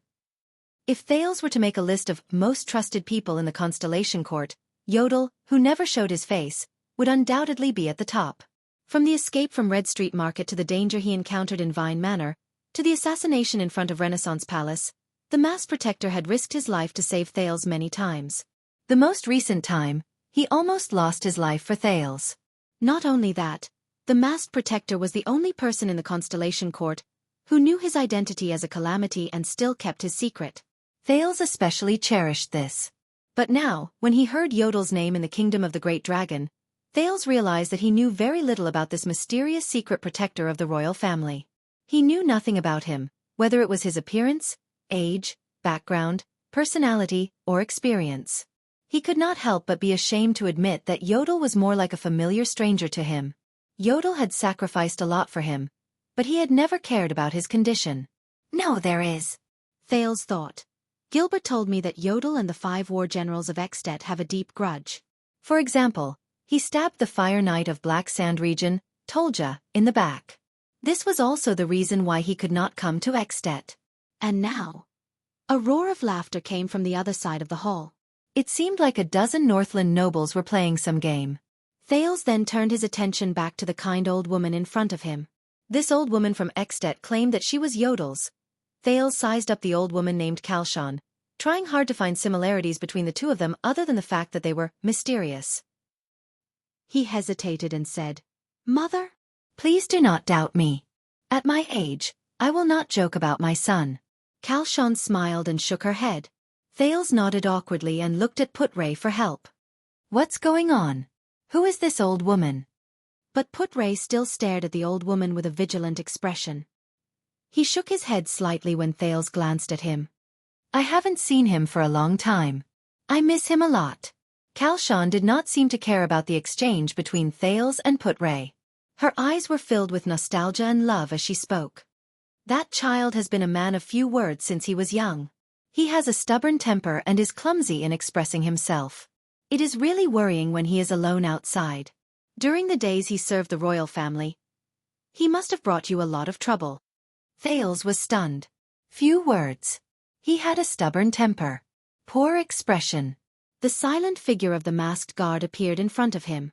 What followed was the words Yodel said when he confronted Thales in Mindy's hall, and when he mysteriously appeared in the Hall of Stars. You will be better than him. Please do not worry. Thales pursed his lips as he reminisced. I believe that he is very well now. Another uproar came from the noisy hall. 2 guests actually started fighting on the table. Thales suddenly realized that he was subconsciously following Kalshan's words and continuing to speak. He quickly shut his mouth and looked at Kalshan warily. However, the other party still smiled in a friendly manner. I'm relieved to know that he's doing well. Please forgive his shortcomings. After all, as a mother, I still understand my child.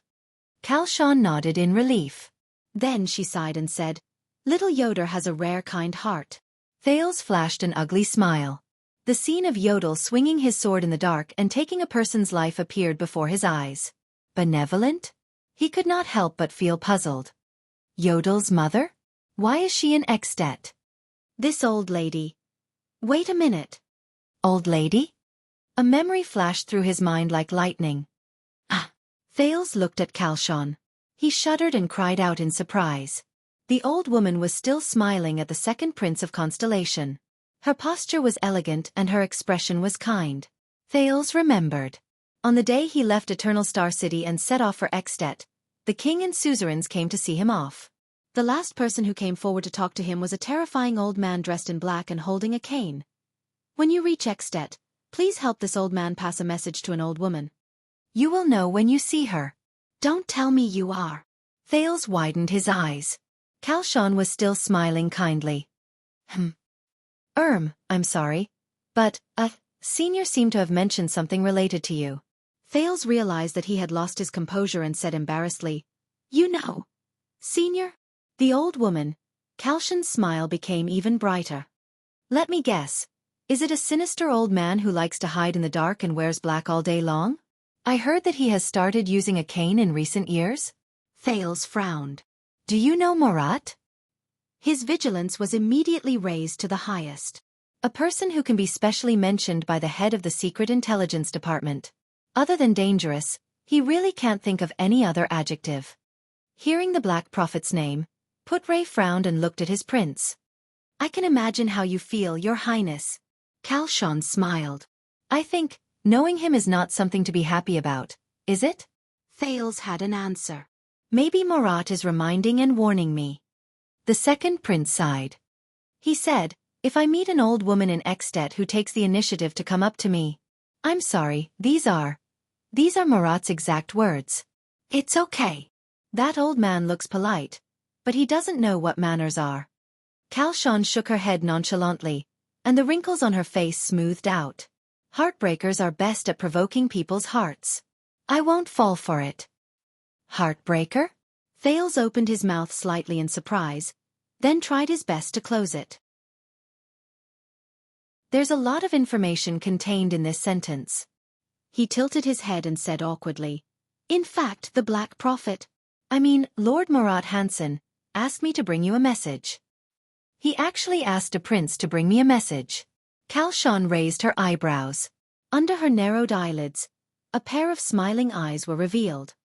I'm really looking forward to it, Your Highness. Thales only felt that the old woman's kind smile in front of him gave him a lot of pressure. Compared to the overbearing, almost tangible pressure he felt when he faced the Black Prophet, this Granny Kalshan revealed information that made him frown with a gentle and friendly attitude. It really made him feel awkward and helpless, and he did not know how to defend himself. He said. Thales laughed dryly. Don't cross the line. As soon as he finished speaking, Thales suddenly realized that the old woman in front of him revealed a strange expression. Don't cross the line. Kalshan closed her eyes and took a deep breath. She sighed and lowered her head. Her expression was complicated and indecipherable. She murmured faintly, So what? Before the puzzled Thales could react, Kalshan put away her reminiscence and smiled again. You're in a difficult situation now, Your Highness. You're struggling to survive in the gap between Constellation and the dragon, and you're also struggling to stay afloat in the maelstrom between the king and the archduke. Kalshan sized up Thales with a gentle gaze. But please believe me, compared to Murat, these are not worth mentioning. The next moment, under Thales and Putre's puzzled expressions, the old woman nodded gracefully and turned to leave. Thank you for your time. Thales retracted his gaze from the old woman's slowly departing figure. He could not help but notice that all the nobles, servants, and guards on the old woman's path bowed respectfully to her and made way for her. Thales frowned. He could roughly guess the other party's identity. Oh my God, Wuxia exclaimed softly behind them. I just saw the Red Witch? Thales turned his head and looked at his attendant. I'm sorry, I thought they all. Wuxia's face was full of surprise. You know, they don't easily appear in front of people. Them. Thales exhaled and helplessly grabbed a piece of buttered bread. So, my guess was right? That Granny Calshon, she is... That's right, Putre replied with a solemn expression, using the bardic poem he was good at. The stars shine, and the dim places are pitch black. The great dragon soars in the sky, and the shadows under its wings are endless. Thales and Wuxia looked at the barred vice diplomat together. That lady is a terrifying figure who is as famous as the Black Prophet of the Kingdom's Secret Intelligence Department. Putre's eyes were filled with fierceness as he said softly, She is the person with the highest authority in At secret room. The Red Witch, Calshon. Thales, who had a huge headache, rolled his eyes. To be able to establish a foothold in At's palace as a woman and let people call her the evil witch legend. Be careful, Your Highness. She's definitely not just here to watch the show. You may not believe me when I say this, but after I saw that lady, Thales put the bread into his mouth dejectedly and looked at the two Northlanders who were fighting fiercely with their bare fists in the distance. He said listlessly, I miss Marat so much now. Also, who is Yodel? Putre looked at Thales doubtfully. Does he serve the royal family? This, a royal secret. Thales picked up an iron fork and stabbed it into the onion in front of him. The secret protector of the Supreme King of Constellation is actually the son of At's head of intelligence. Sigh. Another bottomless pit of gossip. In this banquet specially organized for the Prince of Constellation's arrival and the gathering of the 5 archdukes, the Prince of Constellation, as the one being welcomed in name, was undoubtedly neglected. Fortunately, nothing troublesome happened. Some Northland nobles who were here to watch the show would occasionally come up to greet him, and Thales could also return their greetings appropriately under Putre's advice. It was not as if there were no drunkards who came up to provoke him. But Lord Merk could always mobilize his men at the right time and drag away waves of drunkards.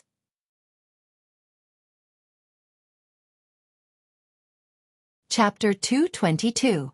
The stern-looking white-haired Count Lisban was sitting at the long table in the Sword District's disciplinary hall. He raised his head with a stern expression and asked aloud, Say that again? In front of him, a lean and strong middle-aged Northland noble bowed slightly with a stern expression. This middle-aged noble was dressed in regular clothes. His every move carried the military style that even the day before the bitter cold winter could not wash away. A soldier discovered it. The person in charge of the disciplinary hall, the chief garrison officer of the capital, Viscount Lisden, narrowed his eyes. The routine report sent back from Heroic Spirit Palace is very strange. The password at the gatehouse is not quite right. His expression turned cold and his eyes shone with a light that was as sharp as a sword's edge. It seems to have been tampered with, Your Excellency. Count Lisban frowned. As the Prime Minister who had served King Nuvan for many years and the most trusted vassal of Dragon Cloud City, Count Lisban was always the last person to speak at the Imperial Conference. His words were usually the final word. For example, the resolution passed a month ago to allow the troublesome Prince of Constellation to come to At. Ever since King Nuvan personally handed him the ring that symbolized the authority of the Prime Minister, Count Lisban had been through countless storms in his political career that spanned decades. He could be said to have seen many things. But at this moment, Lisban felt that everything he had experienced in the past 2 days was almost equivalent to the first half of his life. First, the king summoned all the archdukes to a room. Lisban stood in the Hall of Heroes with a frown as he watched King Nuvan propose a duel that was almost suicidal. Then, he watched King Nuvan kill Pofred on the spot to avenge his second son and intimidate the other archdukes. As a result, the long-discussed plan to dispatch troops by the king and the Imperial Conference had to be pushed forward. But the calamity in Kilika that came at night woke up almost everyone in Dragon Cloud City from their sweet dreams. Then, the great dragon, which had not been seen for hundreds of years, came again. Then, Lisban encountered the biggest problem in his life. The king was missing. Lisban had seen the bloody battle in the 38th century ground 20 years ago, experienced the most dangerous day before the bitter cold winter 16 years ago, received the bad news of Prince Soria's defeat in the Battle of White Mountain, learned of the dangerous situation of the glacier orcs causing a massive uproar, had a headache over the tense situation of the Archduke of Black Sand region dying in battle, and had faced the dangerous situation of insufficient supplies during the war with Constellation. But none of them could compare to the current situation. The various strange things in Dragoncloud City made him fearful and extremely anxious.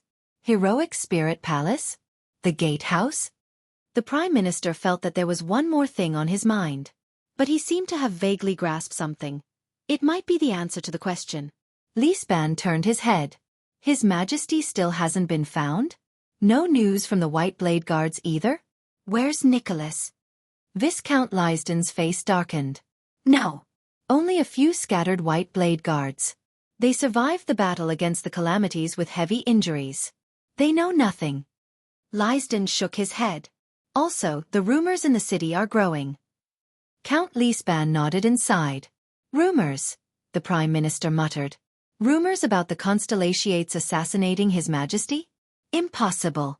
Li Span furrowed his brows. His Majesty worked with the Prince of Constellation last night to uncover the traitor among the Archdukes. But what about the Prince of Constellation? And His Majesty's granddaughter? Prime Minister Li Span raised his head and looked at Lysden. His Majesty was also looking for them, wasn't he? Viscount Lysden still shook his head. His Majesty gave this task to the secret room. But he hasn't seen Madame Calchon for a long time. The veins on the back of Count Lispan's hand tightened. What a bad feeling. He exhaled deeply, his expression solemn. After the Great Dragon appeared, Dragoncloud City was actually in chaos. The Prime Minister raised his head. Is there anything else unusual? Yes. Viscount Lysden's eyes shone. The number of patrols. At that moment, the gazes of the two high-ranking officials moved simultaneously. Go on, Count Li Span said flatly. The chaos in the city has not ended, and the martial law around Shield District has not been lifted. But, Viscount Lysden said cautiously, 2 disciplinary officers under me reported that they saw at least 2 patrols coming out of Shield District. I have already sent people to investigate, he said solemnly. Li Span did not speak. But the clues were already connected. The password of the gatehouse is not that easy to tamper with. The Prime Minister frowned. Combined with this strange information. My God!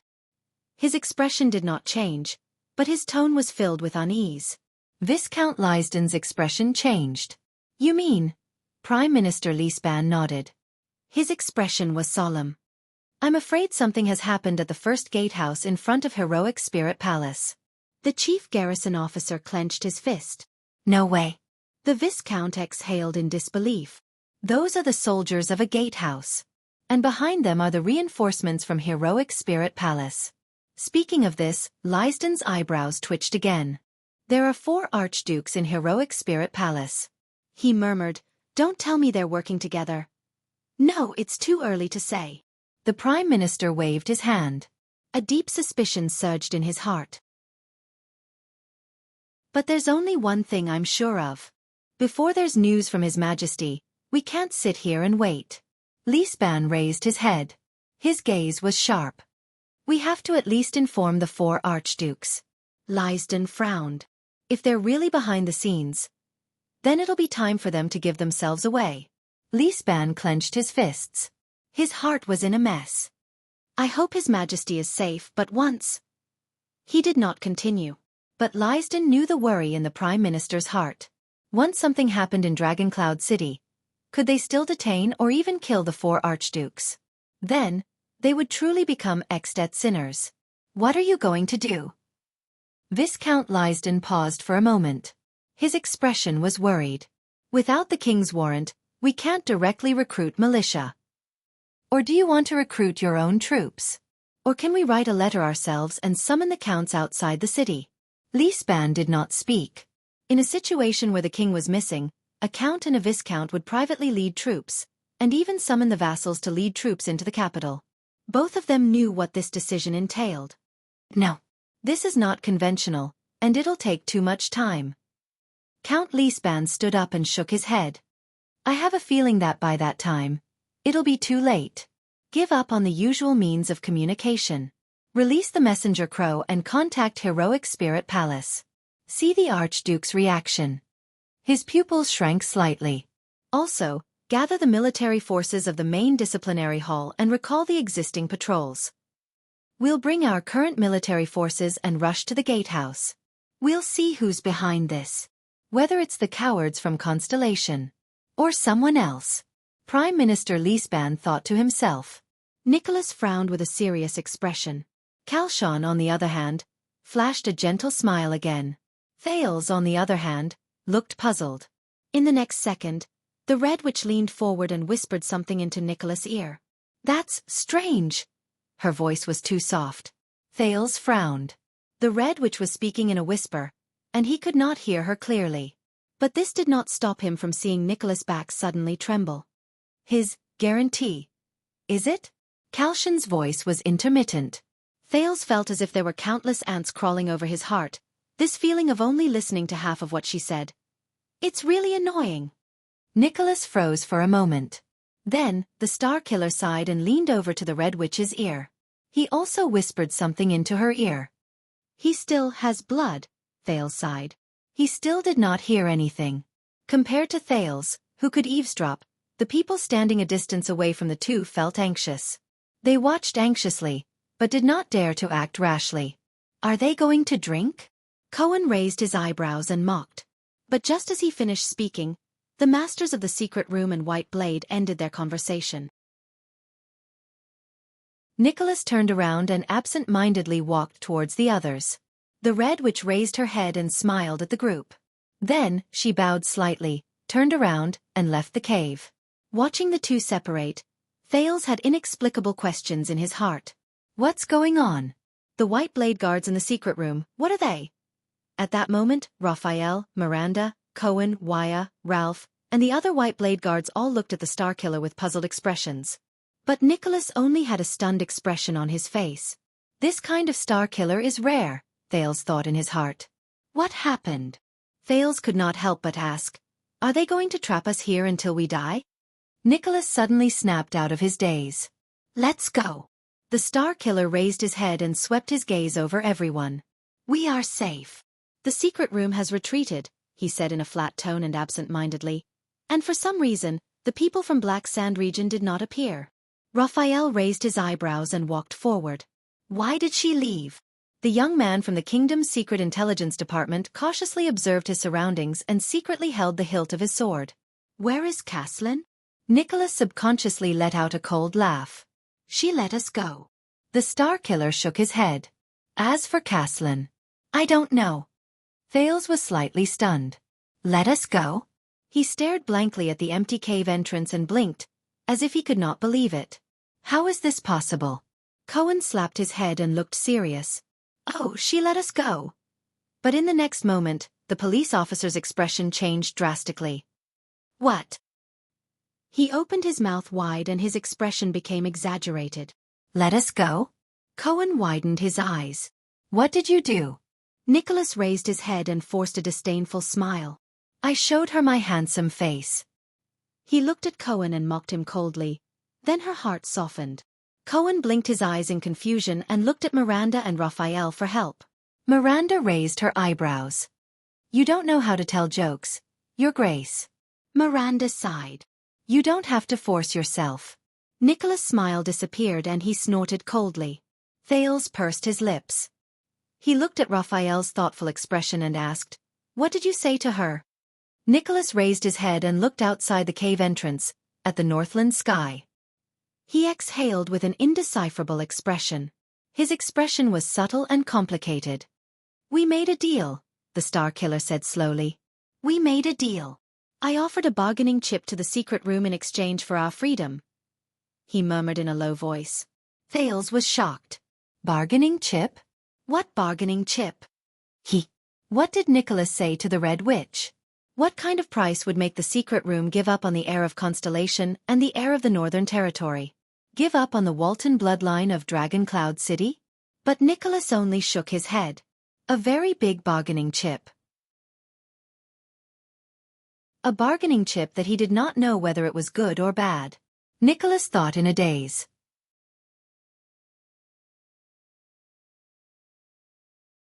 Chapter 223. When the group of people walked out of the secret tunnel, filled with doubts and uneasiness, Thales had a vague illusion that he had seen the light of day again. But whenever he thought of everything that happened in Dragoncloud City, his mood seemed to be shrouded in a shadow. The assassination, conspiracy, and betrayal became more and more tainted, and he could not get rid of it. He was sent to put an end to the potential war between the two countries. But Nuven's head, which had rolled on the ground, and Lampard's rough and cold face appeared before Thales's eyes. He could not help but hold his breath. The second prince raised his head and looked at the grey Northland sky, but only felt even more lost. What's the next step? Miranda was still vigilantly looking around. In a remote and narrow corner of the city, the mottled stone wall was full of traces of time and weather. She turned to the Star Killer and said, "Your plan? To find the vassals who are still loyal to the Walton family?" But Nicholas only stared at his weapon with a serious expression. He turned a deaf ear to her words, as though he was still immersed in the negotiation with the Red Witch. The one who answered her was Raphael. Dragoncloud City is still very dangerous, even for the Walton family's vassals. The young man from the Secret Intelligence Department frowned. "We can't just show up like this. His Highness' safety is our first priority. It concerns the stability of Constellation," Waya interrupted and sighed. "Right now, all the Northlanders in Dragoncloud City are looking for him. In a few days, all of Xdet might join in. We are such a large group of people." Thales sighed. Ralph patted his shoulder. The latter shook his head at Waya with a stern gaze. Waya did not continue, but he still glanced at the white blade guards. His face was filled with deep worry. Thales felt many gazes on him, intentionally or unintentionally. He understood what Waya meant. These white blade guards were Northlanders after all. Maybe they had a common enemy, maybe their goals and interests were temporarily the same, but they were not on his side after all. Getting out of trouble and finding a chance to part ways with them, this was the safest thing to do. The common crisis made the Constellations and Northlanders temporarily work together. But after escaping danger, the tension of hostility seemed to have returned. It could be seen from their clear formation. And the reason the White Blade Guards are here. Thales turned his head and met Little Rascal's gaze. It was a pair of confused and nervous eyes that didn't know what to do. Thales was momentarily stunned. The silent Nicholas seemed to have finally snapped out of his daze. He raised his head, narrowed his eyes, and looked forward. "We'll think about these things after we've settled down." The Star Killer exhaled a long breath. "The people who will receive us will be here soon. Let's go to the shelter first." Thales frowned. "Shelter? From the moment we arrived, this city has had a lot of opinions about the prince." Cohen also revealed a puzzled expression. "Not to mention, after such a major incident, who can still protect us in Dragoncloud City?" Raphael shook his head. His expression deep. "For some existences, no matter how big the matter is, it's just a dispute between mortals." Thales was instantly stunned. The next moment, a sturdy figure appeared at the corner ahead. The group immediately entered a state of alert. But Nicholas waved his hand and asked them to remove their guard. "We're on the same side," the Star Killer said briefly, then glanced at the newcomer with a complicated expression. It was a burly man with a crew cut. Thales couldn't help but narrow his eyes, trying to see who it was. "That person seems a little familiar." "That's..." Thales' heart skipped a beat. Shock and astonishment surged in his heart. "Mark." The prince looked at the newcomer and could not help but call out his name in great shock and bewilderment. "Lord Mark." The newcomer's expression froze slightly. The former king's administrator of Dragoncloud City, the criminal exiled by King Nuven himself in the Hall of Heroes. Lord Burnmerk walked towards them with a warrior's gait. He looked at the Prince of Constellation, who had witnessed the tragedy in the Hall of Heroes, with a complicated expression. "His Majesty has stripped me of my position and title. You might as well change the way you address me." Merk exhaled and said in a low voice, "Good day, Prince Thales." Many images surged into Thales' mind. Alex's twitching body and her limp hands. Merk's tearful confession as he knelt on the ground. King Nuven's roar filled with hatred and pain. Merk held his daughter, who was no longer breathing, and staggered out of the hall absent-mindedly. "You!" Thales felt suffocated. He opened his mouth, but the words were cut off when they reached his lips. He saw Merk's gaze. The former administrator's expression was calm, but his eyes were a lifeless gray. It was as if there was nothing else in the world that could pique his interest. Thales suddenly thought of another pair of eyes. Black Sword's eyes. It was strange, but Thales had this feeling. The former king's administrator looked at Little Rascal behind Thales with a complicated gaze.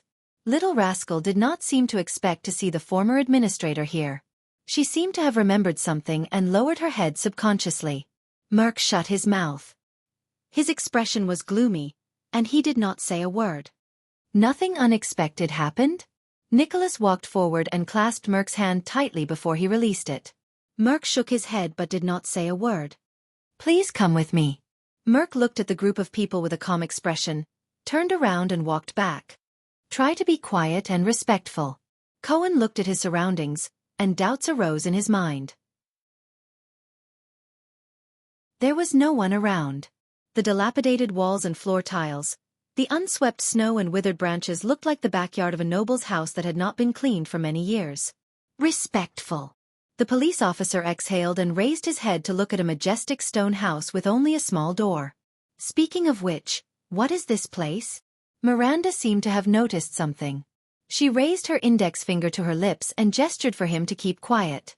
Just do as I say. Cohen raised his eyebrows and followed the group forward. Thales turned his head and looked at Nicholas anxiously. Why? The Star Killer's words were stuck in his throat. I know what you're thinking. Nicholas lowered his head. He looked at Merc's back with a subtle expression. Yes, King Nuvan exiled him, and... The Star Killer immediately raised his head. His gaze slowly became firm. But Burn Merc, he was. Or at least was a White Blade Guard. Thales frowned. He's still loyal to Walton? Nicholas shook his head. He's loyal to his creed. The Star Killer sighed. No one knew what he was thinking about. No matter what happens, this has never changed. This is also the reason why we, the White Blade Guards, are here. Thales was slightly stunned. He remembered the scene when the 4 White Blade Guards hugged each other's arms and surrounded him and Little Rascal under the crossbows of Black Sand region. He sighed softly. Thank you, Lord Nicholas. There was a barely discernible emotion in Thales' tone. And thank you, White Blade Guards. Nicholas raised his eyebrows slightly. If you really want to thank me, strange boy, then return the favor. The Star Killer and Thales' gazes met in the air. One day when you sit on the throne, then return the favor. Thales did not speak. He only smiled faintly and followed the group into the small door of the stone house. Be careful. Thales heard Waya whisper to Ralph from behind him. God knows what this place is, and God knows what's waiting for us in front. Ralph let out a muffled snort that was hard to decipher. It seemed to be a little disdainful. The stone house was very spacious. It seemed to be a large back hall, but the lights in the hall were dim. The lighting was not from the chandelier, but from the layers of portable everlasting lamps hanging on the wall. Thales could not adapt to the sudden darkness for a while. He widened his eyes and tried to see his surroundings clearly. There was a thick smell of lamp oil in the air. Thales thought, with this thick smell of eternal oil, it seems that the owner of this stone house is either rich or of high status. Raphael seemed to be very familiar with this place. He walked into the darkness ahead, and when he came out again, his hands were already covered with bandages and medicine. He casually tossed one of the rolls of bandages to the puzzled Cohen, and carefully handed a bottle of medicine to the stunned Miranda. Treat your wounds and recover as soon as possible. Raphael pointed at the wound on Cohen's body, which was tightened with his power of eradication. His expression was solemn. Our battle is not over yet. This is the sanctuary? What is this place? Waya narrowed his eyes and looked at the stone walls and floor tiles around him. His hand was still firmly on the hilt of his sword. Wait, I think I've seen buildings of this style before. At this moment, 2 figures appeared in the darkness ahead. Your Highness! A younger figure walked forward quickly. There was a smile on his face, and his voice was filled with uncontrollable excitement. Thank you, gods, for your safe return. Thales was stunned. You are... Willow? It was the new recruit they brought with them at Broken Dragon Fortress. The one who was almost hanged as a deserter. Your Highness, you... The other figure, who was slightly more mature, sighed in relief. I knew it. The veteran Gened stared at Thales with a complicated gaze. I knew it. Thales looked at the two familiar people in the Constellation diplomat group and felt as if a shackle had been lifted from his heart. You. Thales looked at the group and thought of something. Where are the others? As soon as he finished speaking, another familiar voice came from the darkness ahead. Looks like everything went smoothly? Thales' heart trembled. He immediately blurted out, "Put Ray." Under everyone's gazes, the experienced and knowledgeable vice diplomat of the Constellation diplomat group, Lord Nemain Put Ray, came before them. The thin man still held his pipe in his hand. He seemed very calm, but even though his pipe was filled with tobacco, it was not lit. "Your Highness." Put Ray flashed a faint smile, but there was a hint of gratification in his tone. "I'm very happy to see you return safely." Thales stared at his vice diplomat quietly. A few seconds later, he flashed a smile and exhaled. "I'm also very happy to see you safe and sound." The prince let down his guard and said with a smile, "Your Excellency." Put Ray nodded and turned to look at the young man from the Secret Intelligence Department. "Were there any accidents in the gatehouse?" The vice diplomat asked faintly. "There were some accidents." Raphael's expression changed slightly. "But it's settled." Thales thought of something. Put Ray and the people from the Secret Intelligence Department, they seem to be very close? That's good. Put Ray looked at Nicholas and Merc and nodded slowly. "Thank you for your hard work." Nicholas snorted coldly and turned to leave. Merc, on the other hand, nodded emotionlessly in response. Thales frowned. "He's also very close to the White Blade Guards? Try to rest for a while." Put Ray did not care about the White Blade Guards' indifference.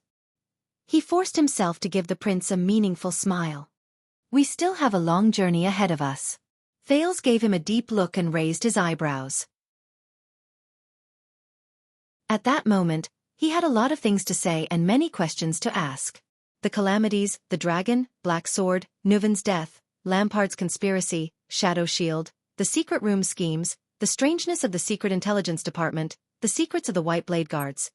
But when these words reached the tip of his tongue, they stopped abruptly and turned into an empty sigh. Thales' expression darkened. Along with nervousness and apprehension, fatigue and drowsiness attacked him again. "It's not over yet, right?" The prince turned his head with a complicated expression and looked at Little Rascal, who was surrounded by the White Blade Guards. He said dejectedly, "This nightmare." Put Ray looked at him quietly and did not say a word. He could only sigh silently in his heart.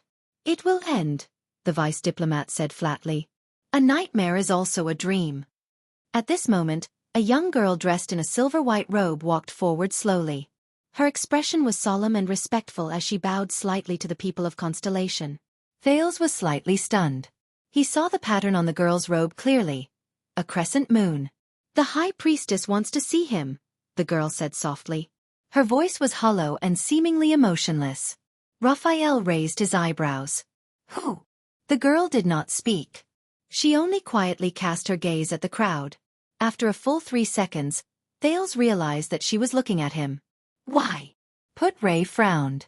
"His Highness, The High Priestess' request is God's will." The young girl turned to the side and raised her hand behind her in an inviting manner. Thales was immediately stunned. "Huh?" Perplexed, he asked the people around him, "What will it be?" Put Ray pursed his lips. He wanted to say something, but stopped. He seemed a little worried. But even without his explanation, Thales recognized this place. His eyes had already adapted to the dim light. He could barely see the walls on both sides. They were full of murals and reliefs. The direction the girl was pointing at was a huge stone statue surrounded by everlasting lamps. On the stone statue, there was a woman with an indifferent expression. She held her left shoulder with her right hand and pressed her right hip bone with her left hand. Behind the stone statue was a huge full moon, but there were arcs carved out of the moon's surface. It looked like it was expressing the layers of changes in the moon's phase. Thales was stunned. He recognized the stone statue. Thales knew what kind of place the sanctuary he was in was. In the next second, Thales' gaze was suddenly attracted by a slim figure under the stone statue. In front of the stone statue, a masked female figure stood quietly. She wore a silver robe, and the robe was embroidered with a crescent moon and a full moon. Just like the bright moon goddess statue, Thales also recognized the woman. It was the woman Thales had met once in the Hall of Heroes. The woman who had witnessed the duel between King Nuvan and Pofrit. The High Priestess of Bright Moon Temple. Jewel Holm. She was quietly looking at Thales with a pair of beautiful, emotionless eyes behind her veil.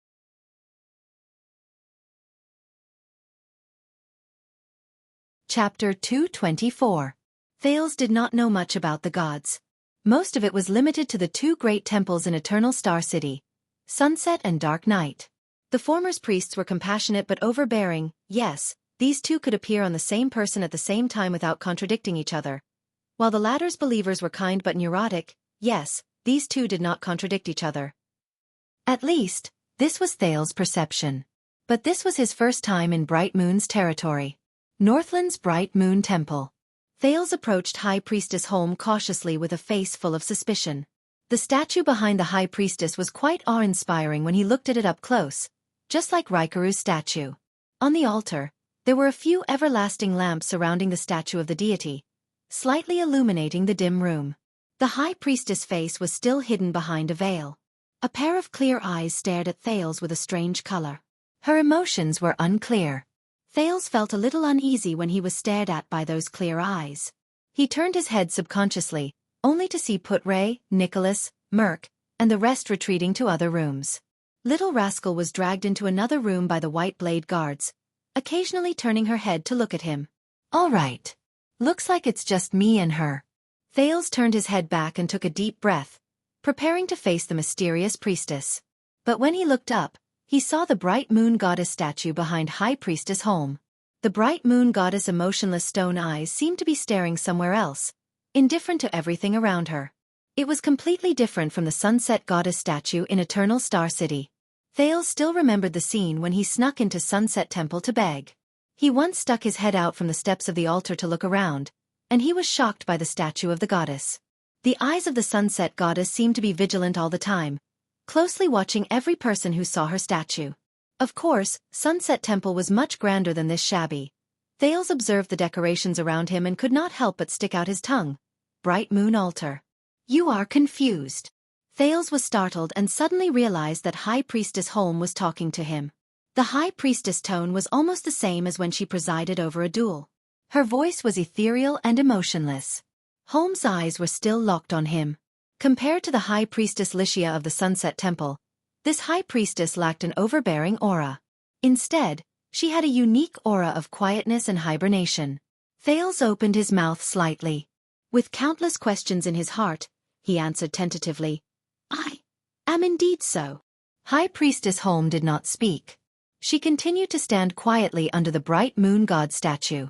Her temperament and the atmosphere of the god statue behind her actually matched very well. Thales frowned. His eyes darted around the altar, and he could not help but say, actually," he could not go on. Holm interrupted him coldly. "Have you ever seen a god?" Thales raised an eyebrow. Oh my god. He really wasn't in the mood to discuss this right now. Outside the temple, Lampard, the Walton family, Extet, and Constellation had a whole lot of trouble waiting for him. When he thought of this, Thales sighed. "I'm sorry I'm now." But the High Priestess did not seem to want him to speak. Since an unknown period of history, when all living beings in the mortal world began to compete with each other for their own insignificant lives, the concept of gods has existed in the minds of mortals, Holmes said flatly. Thales was slightly stunned. "What?" High Priestess Holmes' eyes shone with the color of clear water, and her voice was tranquil and natural. In the history of the mortal world, the first batch of gods were closely related to the images in the hearts of mortals, she said softly. Holy Sun, Bright Moon, Dark Night, Mountains, Sea Shepherd, Harvest, Desert. Thales' eyelids twitched. From the mysterious temple to the legends spoken by the people, he had heard a few of them. These gods do not have their own names. They do not have names that can be called by the mortals, and they do not have names that can be understood by the mortals, the High Priestess said slowly, but her next sentence took a turn. But do these gods really exist? Thales was shocked. What the hell? In the face of the High Priestess' baffling question, he looked at the stone statue and the altar behind the High Priestess, then at the High Priestess' veil. He was a little troubled about how to answer and how to quickly escape. If I remember correctly, you are the priestess of the goddess behind me, Thales said awkwardly, grabbing his hair. And for you to ask me this question, it is a little. There is no conflict, Holmes said flatly. Thales raised his eyebrows and revealed a puzzled expression. High Priestess Holm turned her head and glanced at the stone statue behind her. The gods that mortals believe in and the gods themselves are not the same thing. Ha! Thales was stunned again. The gods they believe in are not the same as the real gods? Should this be something a high priestess or even a high priestess, the spokesperson of the gods in the world, should say? Why does it sound so reactionary? High Priestess Holmes said softly. Have you ever wondered why the bright moon behind me has the image of a human? Thales' eyebrows twitched slightly. He looked at the stone statue behind Holm. The goddess' expression was still cold and indifferent. Why? He asked involuntarily. Holmes' veil trembled slightly. As she spoke, it vibrated. Do you know the bright god? The bright god? Thales thought of something. Wait, I've heard of this name. Holm did not let him continue. The supreme god of light, Lo Sophia. The head priestess of the Bright Moon Divine Hall said indifferently, she was once the only true god recognized by the entire empire, the creator of the world, the supreme god among gods. It wasn't the earliest recorded god in the mortal world, but it was certainly the most widely spread god among the humans. When the war between the humans and the orcs broke out, its name was sung among the first batch of human believers of the god. For 1,000 years, until the ancient empire disappeared and completely collapsed, the rise and fall of the Bright God Church was interspersed in human history, witnessing the independence, unification, and expansion of humans. Thales listened to Holmes' history lesson in embarrassment. He was a little dazed. Usually, he would be very curious and interested. But now, God. Is there a better way to politely express something like, I'm hanging up? Or, I'm going offline face to face? High Priestess Holm did not seem to care about Thales' embarrassment at all. She only continued to speak. That's why humans look like gods. She did not seem to care about Thales' embarrassment at all. She continued to speak. That's why humans look like gods. She lowered her head and looked at Thales. Do you believe it? Thales was startled again. He shrugged. As he thought of a reason to escape, he answered perfunctorily. I don't know. However, the other party did not seem to want him to answer. The truth is, when the Bright God Church fell apart with the fall of the ancient empire, the glory of the supreme bright God gradually dimmed. Holmes' voice gradually became softer, as though she was brewing a wave of emotions. Even humans themselves rarely mentioned the existence of the bright God. The high priestess shook her head slowly. She seemed to be a little mocking and emotional. If gods really exist, if they really are the creator of all things in the world, why would they allow such a thing to happen? Thales frowned slightly. So, gods don't exist? He spread his hands and asked tentatively. All the gods are imagined by the believers? All right, it's a very interesting point of view. I understand. I still have something to do, so I'll first. But Holm interrupted his attempt to stop the conversation again. You're not listening to me. Thales shrugged helplessly. All right, but is it really okay to talk about these things to a child? High Priestess Holm shook her head and said flatly, You and I both know that you're not a child. This simple sentence suddenly made Thales nervous. The High Priestess continued softly, Do not look down on something just because it is inconspicuous or not related to the current priority. From the moment you embarked on your journey, every inconspicuous detail could be an opportunity to dominate your future. The statue, the dagger, the shawl, the fangs, the brooch, the messenger crow, the statue, the glasses, the bloodline. High Priestess Holm narrowed her eyes. Every detail. I believe you have a deep feeling about this. Thales frowned. He sensed something unusual from the High Priestess' words. 3 seconds later, Thales sighed helplessly.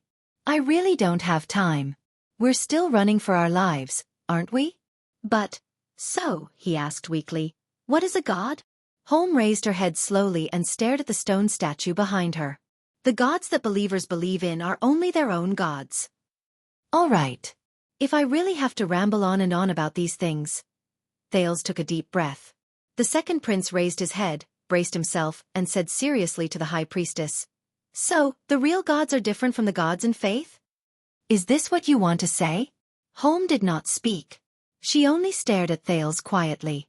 Thales returned her gaze, trying his best not to think about his current predicament and problem. It was very strange. During the process of meeting the High Priestess' gaze, the heavy feeling in his heart slowly dissipated. A few seconds later, Holmes spoke softly.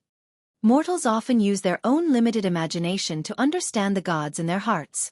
There seemed to be a kind of magic in the High Priestess' eyes that attracted Thales' gaze.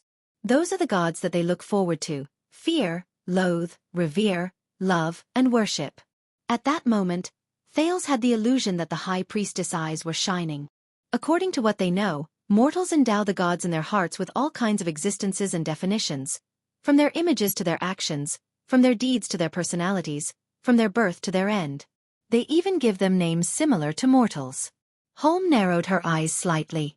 With one hand on her shoulder and the other on her hip, she struck a pose similar to that of the goddess behind her. For example, Errol. Thales frowned slightly. So? He stared at the statue behind the High Priestess. Curiosity welled up in his heart. Does the bright moon goddess have a name? Are there other gods? Sunset? Dark night? Master of mountains? Holmes shook her head slowly. To be given a mortal name by mortals in the hearts of the people, and then be called out by the mouths of the people in unison, this is a connection with extraordinary significance. In the known records and long history, only two gods have accepted, or rather been willing to accept this connection. Holm continued, they are also the gods who are most deeply involved with the world of mortals. They are even used to name the world of mortals. Thales was stunned again. A mortal name that is called out by the people is an extraordinary connection? For some reason at that moment, he suddenly remembered Asda's words. When you become a mystic and find your own name of origin. Name of origin. Mortal name. Thales' eyelids twitched. Why do they all emphasize the importance of names? His curiosity was suddenly piqued. Two gods with names. Mortal names? The second prince scratched his head. All right, one of them is Errol. I know this. It's the Errol world. Then who is the other one? You are not listening to me, High Priestess Holm repeated coldly. She had no intention of satisfying his curiosity. Thales narrowed his eyes. But this time, in front of the High Priestess, the prince felt as if he was being lectured by a teacher. Why are you so stupid? Before he could react, Holm had already continued to speak. Mortals portray gods in their own image because that is the scope of what mortals know, the High Priestess said flatly. Faith is born amidst countless feelings of love and hate. People who believe in gods gather in groups, connect with each other, resonate with each other, entrust their hearts to each other. Churches, temples, altars, and rituals are built one after another. Holm raised her hand and gestured at the temples around her. Just like that, formless faith becomes a tangible existence. The communication between the gods and mortals completed the first cycle of reincarnation. Thales furrowed his brows and listened to High Priestess Holm. Why does the bright moon goddess have such an appearance? The High Priestess returned to her original topic. It is not because God created humans in her own image, but because the people who believe in her look like this. But perhaps you need to understand. High Priestess Holm's eyes shone with fierceness. Gods are gods and faith is faith. The former is in God, and the latter is in humans. Thales thought of something. Wait a minute, you mean? Thales pondered over the High Priestess' words and said slowly, so, gods exist independently, and the gods in the believers' hearts are imagined by themselves? Holm did not answer him directly. High Priestess Holm's eyes shone with a strange emotion. At the beginning of faith, mortals were used to categorizing things they could not understand into the category of gods. They only needed to understand the existence of gods, and then hand over the things they could not understand to the gods to solve. It is as if by believing in the existence of gods, they can solve those incomprehensible puzzles. This is precisely the biggest problem. Thales raised his eyebrows. He did not quite understand her intentions. High Priestess Holm stared straight into Thales' eyes. Gods are obviously things that mortals cannot understand. But mortals think that they understand gods. From the beginning to the end, they believe in gods with shallow thinking, and rely on gods to create gods. This is where the contradiction lies. Thales exhaled and shrugged. Are you trying to say that the existence of gods surpasses the understanding of mortals? High Priestess Holmes' veil moved slightly, giving Thales the illusion that she was smiling. Or conversely, the understanding of mortals surpasses the existence of gods. High Priestess Holmes sighed softly. She closed her eyes and said slowly, "Mortals always judge gods with their own poor thinking. Because of their short lifespans, they imagine gods to be eternal and immortal existences. Because of their weak power, they presume gods to be existences with unparalleled power. Because they think of themselves as a member of the multitude of living beings, they imagine gods to be stronger and of a higher level than them." Under Thales' gaze, Holmes suddenly opened her eyes. Her speech gradually sped up. "The problem is eternity, power, life, these mortal things. If gods are indeed beyond the understanding of mortals and stand in a different perspective, then do they really care about these things? Do they care about faith? Do they care about believers? Do they care about power and eternity? In fact, do they even care about whether they exist or not?" Thales watched Holmes finish her words in puzzlement, but he did not want to interrupt her. "I'm not a god, am I?" Thales scratched his head and sighed. "But in the myths, Errol sacrificed himself to save the world, didn't he?" He said with a headache. "The god of dark night always descends to the mortal world. The master of mountains even asked his believers to help those in the day before the bitter cold winter." Thales did not continue, because he saw Holmes smiling. Despite the veil, Thales could somehow recognize that the high priestess of Bright Moon Temple was smiling faintly. "Where did you hear these words?" the high priestess asked softly, as if she was afraid of waking up a sleeping child. "Of course." Thales exhaled, but he was immediately stunned and his words stopped at the tip of his tongue. He mumbled, "The temple and the rumors." Thales raised his head and asked tentatively, "But this is the understanding of mortals, right? The real gods, perhaps far beyond our imagination, are another kind of existence." Holmes inhaled slowly. Her veil trembled slightly. "Believers always exist before their gods. Only then can they believe in gods that belong to them alone," she said faintly. Thales frowned again. He thought of something. "High Priestess Holmes," he said tentatively, "you are the spokesperson of the Bright Moon Goddess. You have also prayed, communicated with God, and conveyed God's will, right?" Holmes did not answer. Thales slowly lifted the corners of his mouth and asked cautiously, "If, as you say, gods are truly those incomprehensible existences, then why did she respond to you?" Holmes slowly raised her eyes. Her clear pupils were like a light source that shone straight into Thales' heart. "Oh!" High Priestess Holmes' thin veil moved slightly, and her clear voice came from behind. It was a rhetorical question. "Did she respond?" Thales was completely stunned. High Priestess Holmes slowly turned to face the stone statue of the Bright Moon Goddess and the altar. Only then did Thales notice that in the center of the altar, there was a special eternal oil lamp. It shone with silver. Silver flames? Thales' heart skipped a beat. "There are flames of this color?" Thales stared at the priestess back in confusion. The doubts in his heart grew. "Why?" He could not help but ask. "Why are you saying these things? The existence of gods?" Holmes shook her head slowly. "Last night, you made your first choice." "Choice?" "Last night's choice. Last night." Thales' breathing slowed down without him realizing it. "But one day," the high priestess of the Bright Moon Goddess said slowly, "you may face an important choice again, perhaps even a choice." "Choice?" "Face an important choice again." "What? What does all this mean?"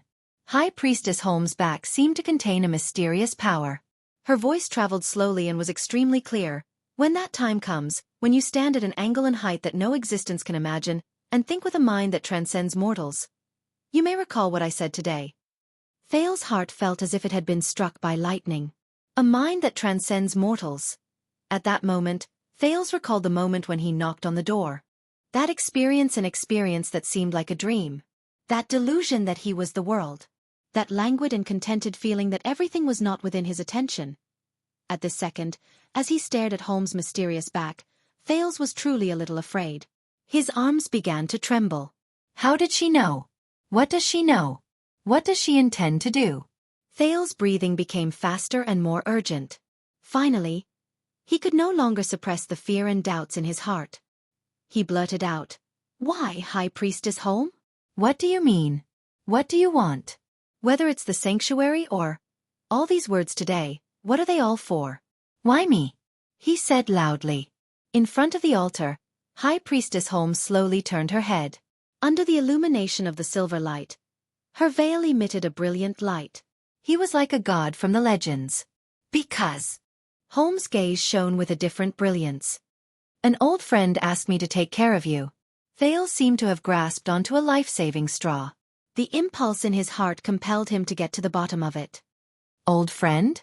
The second prince lost his composure and asked loudly. Who? He believes that you are different. But High Priestess Holm only sighed and did not reveal the answer. He believes that you will do better. He has sacrificed too much. Don't let him down.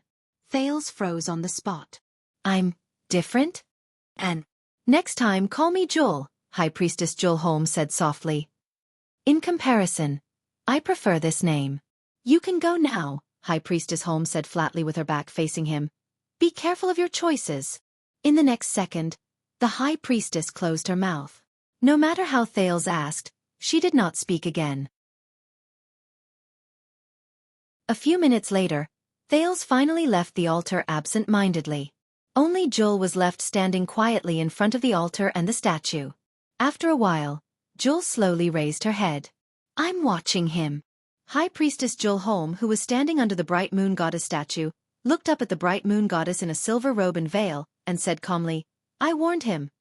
Right. On the altar, the bright moon goddess' expression was still cold. She did not move.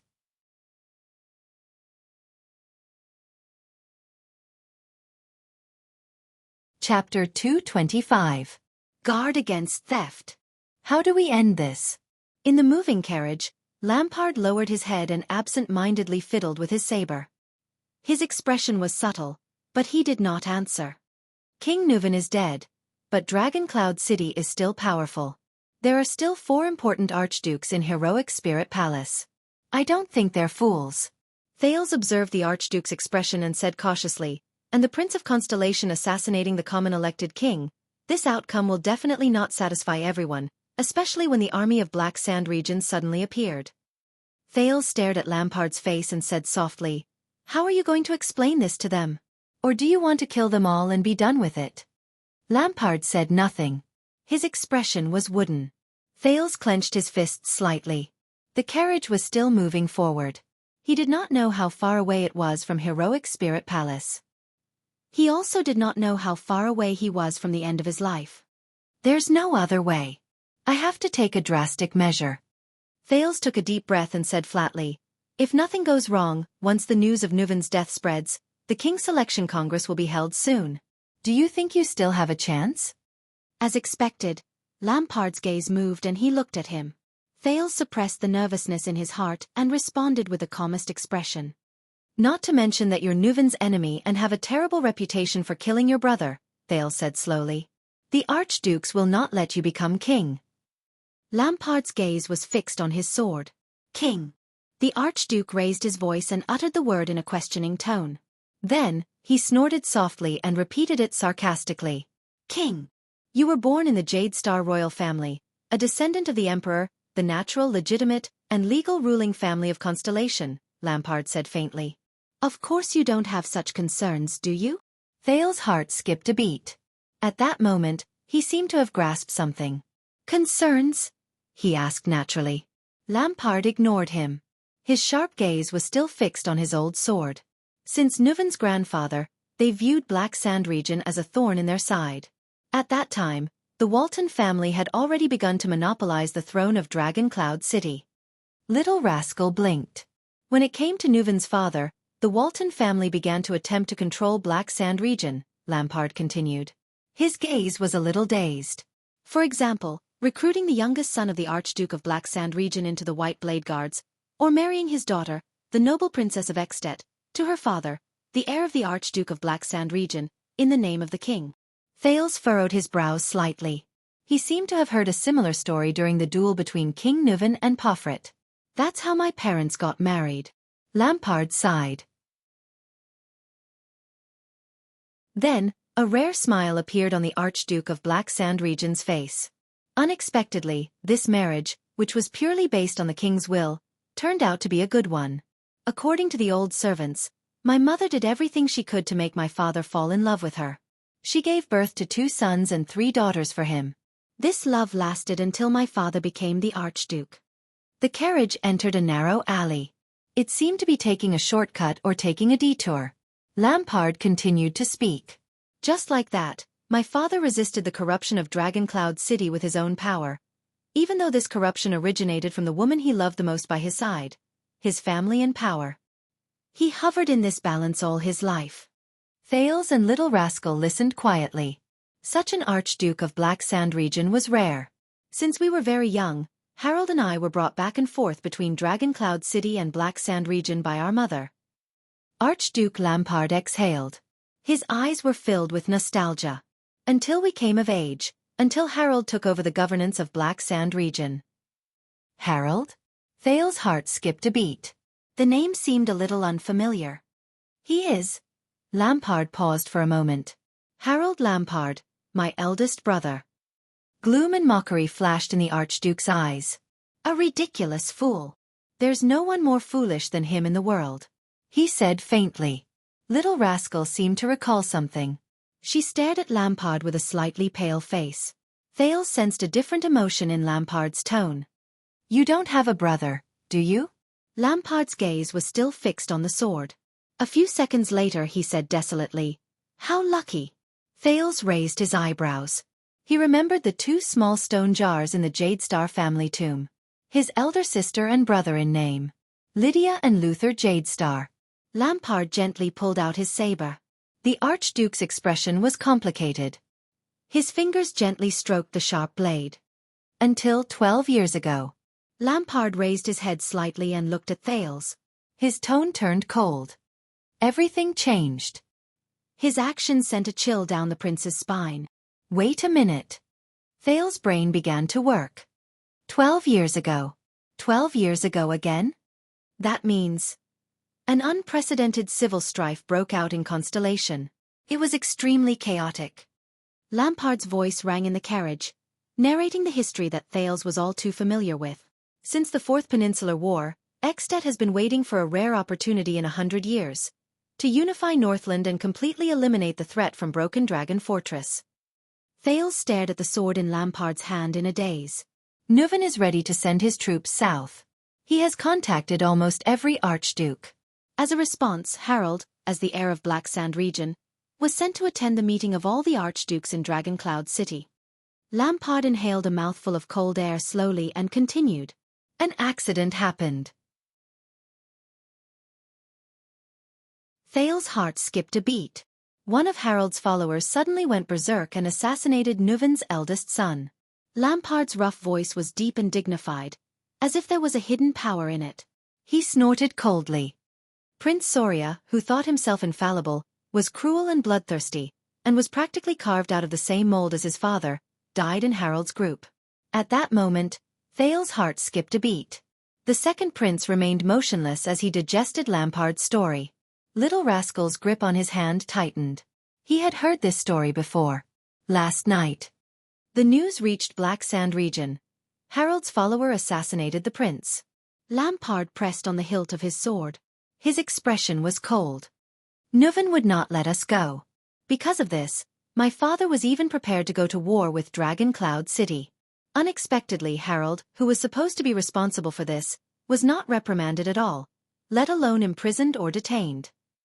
Nuven comforted him with soft words, personally spoke on his behalf, and even allowed him to participate in the meeting. He even sent him back to Black Sand Region with great courtesy. Lampard sneered. Even though Nuven lost his most important eldest son, Harold was not put in a difficult position. My father sensed that something was wrong at that time. Lampard stared at his saber, but his gaze began to lose focus, as if he was looking at something else. I still remember the day Harold returned. At the dining table, he reported Nuven's opinion and advised my father to support Dragoncloud City. He even wanted to allow the king's officials to be stationed there in preparation for war. My father and him had a heated argument. I had no choice but to stand between them so that they would not draw their swords against each other. the Archduke said slowly. It was also on that day that my father suddenly realized that Harold Lampard, the eldest son and heir he had high hopes for, had long become the staunchest supporter and subservient of Dragoncloud City and the common elected king, just like his youngest brother Caslin. Thales frowned deeply. Just like Beacon Illumination City? Poffert's despairing expression appeared before his eyes. Lampard turned to him expressionlessly. Thales' heart clenched. Just like Beacon Illumination City, he calmly confirmed Thales' words. My father could not accept this fact. My father felt that if this continued, when Harold inherited Black Sand region, it would only be a matter of time before we became the king's vassals. Lampard's expression was cold and threatening. Even the position of the Archduke of Black Sand region would soon become a vassal matter that Dragoncloud City could decide with just a word. Through sincere talks, threats, scolding, lecturing, and even having me advise him, my father used every method to change Harold's mind. But it was all in vain. Little Rascal shrank behind Thales with a pale face. The terrifying Archduke of Black Sand region lowered his head. His expression was rather gloomy. Finally, my father made up his mind to take back Harold's right of inheritance. Things went haywire at that time. Lampard shook his head slowly. My father briefly mentioned this idea in front of the vassals, and he was immediately met with fierce opposition and admonishment. That's not all. From the day father insisted on stripping Harold of his inheritance rights, the harvest decreased, the finances were in trouble, and the trade routes were blocked. Strangely, the troubles in Black Sand region increased. What happened in Beacon Illumination City is now happening in Black Sand region. Lampard sneered. There was a deep sarcasm in his tone. It was only when the entire Black Sand region was in an uproar that my father realized with a start that in the past 30 years, the Lampard family's bloodline was not the only thing that infiltrated Dragoncloud City. Nuven did not just rope Harold to his side. Harold refused to yield, my father refused to compromise, and the situation in the territory worsened. The forces supporting Harold, both inside and outside the territory, were beyond my father's control. He became more and more desperate and haggard. Lampard's tone grew deeper, and the emotions in his words grew paler. Black Sand region was no match for Dragoncloud City. Finally, on the day the king's messenger came again, my exhausted father called me to his room. Thales felt a chill run down his spine. He could not help but think of Chapman Lampard's famous, or rather infamous, or even infamous deeds. Lampard raised his head and looked at the streets of Dragoncloud City outside the window. I still remember my father's eyes. They were filled with determination and gloom. Thales could not help but tighten his grip on Little Rascal behind him. He talked to me for a very, very long time. The Archduke of Black Sand region's gaze grew colder, and his tone became calmer. I hugged his thigh and cried. I begged him with all the words I could think of. I even pulled up my sleeves and showed him the wound I got when I was hunting when I was 14. Harold dragged me out of the mouth of a snow leopard. The Archduke's words became flatter. But Thales' heart grew tighter. Archduke Lampard narrated as if nothing had happened. Child, we are Lampard, of the Rebellion King's bloodline, my father said. Our clan's motto is never yield, whether it's to the outside world or to the inside world. Whether it's to the Emperor or to the King. The Archduke exhaled. The darkness in his eyes was incomparably deep. His tone was firm and resolute. We will never yield. Thales listened to Lampard's words in a daze. Little Rascal widened her eyes. Lampard snorted. He lowered his head and looked at the weapon in his hand. In the end, he gave me this sword. It was an old weapon with a worn scabbard and a worn hilt. It was as if it was his most important treasure. A week later, I challenged Harold to a duel in front of everyone. My father approved it. Thales held his breath, not daring to even exhale. My mother knelt in front of the study room and cried for the whole night. My father sat in the study room with the light on for the whole night. Lampard slowly turned his saber around and caressed the emblem of an iron fist on the hilt. Until my mother fainted and was sent away by the servants. There was a moment of silence in the carriage. For a time, only the sound of the wheels scraping against the ground could be heard. This is... Thales opened his mouth with difficulty, but was interrupted by Lampard. On the day of the duel, Harold had at least 3 chances to take my life and his brother's life, the Archduke said steadily, but his voice was a little hollow and trembling. At least 3 times. Lampard's hand, which was caressing the hilt, stopped moving. His voice became ethereal, as if he was speaking from a very, very far away place. In the end, when I pierced his heart, I saw his face clearly, the Archduke said flatly. He was smiling. Lampard took a deep breath. With his head lowered, his expression was indecipherable. It was the same smile as the day he dragged me out of the snow leopard's mouth. Thales sighed. This is simply... Harold pulled my collar and whispered his last words into my ear. Lampard snorted softly, as though he was telling a story from someone else's dinner. Remember, Chapman. Lampard shook his head, and he looked at Lampard. We will never give in. Lampard chuckled, his emotions indecipherable. Thales raised his head and stared at his sword in a daze. The sword that belonged to the Archduke of Black Sand region, the one that killed his brother. The next day, Lampard's voice traveled into Thales' ears. Mother jumped from the highest lookout post in the castle. Thales and Little Rascal did not move. A wordless sorrow filled the carriage. The story of Lampard's family made him feel all sorts of emotions. Lampard took a deep breath. On the 3rd day, Nuven ordered me to go to Eternal Star City and declare war on all of Constellation. As the carriage drove past a depression, the carriage trembled slightly. A month later at Raymond Pass, when the kingdom's wrath broke through the encirclement with the last of their courage and arrived in front of my father did not evade or raise his sword. He allowed Mu to break his neck. Lampard chuckled softly. Only later did I realize that my father was probably seeking death. Perhaps he could reunite with my mother and Harold under Hell's River.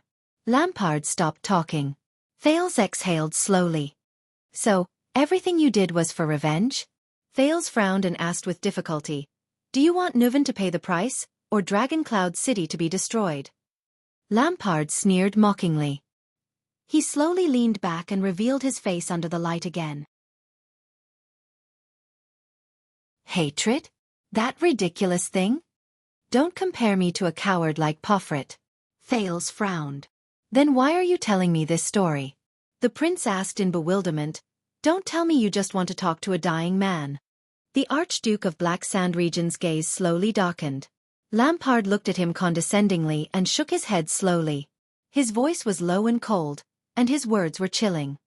You are indeed very special, child, but your vision is still stuck at the level of those mediocre people. As for what I really want, compared to self-preservation, revenge, the death of a king, and the destruction of a territory, Lampard inhaled slowly and said in a firm tone, I want a little more. Thales stared at Lampard's face seriously, quickly trying to figure out what he was thinking. Of course. Lampard snorted softly. You were born in the Jade Star royal family and lived in the era after the virtuous king. You won't understand this kind of sorrow. The Archduke's words ended there. Lampard closed his saber and said no more. Thales was slightly stunned. The virtuous king. It was not the first time he heard this title from the Northlanders. The last time he heard it was from King Nuven. At that time, Thales did not react. But this time, Thales remembered. He subconsciously touched his chest. The virtuous king, Mindy's Jadestar III. One of the 3 kings of Constellation. A king was not respected by his bloodline, but his bloodline was honored by the king. Why did King Nuven and Archduke Lampard mention this supreme king of Constellation from more than 100 years ago? What did he do?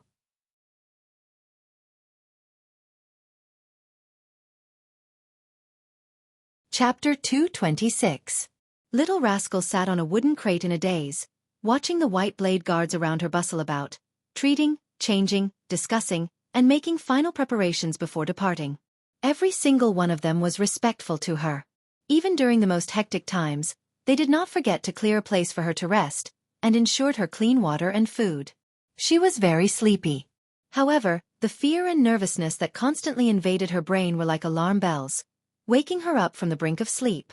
It made her feel as if she was living in a half-awake state. But there's nothing wrong with that, is there? Little Rascal lowered her head and asked herself bitterly. Isn't everything I've experienced from last night a nightmare? But Little Rascal sniffled and touched her small face, which had been wiped clean. She sat on the wooden crate in solitude, watching people come and go. Although the clothes on her body were warm, she felt that she had never felt so cold before. Lost and lonely.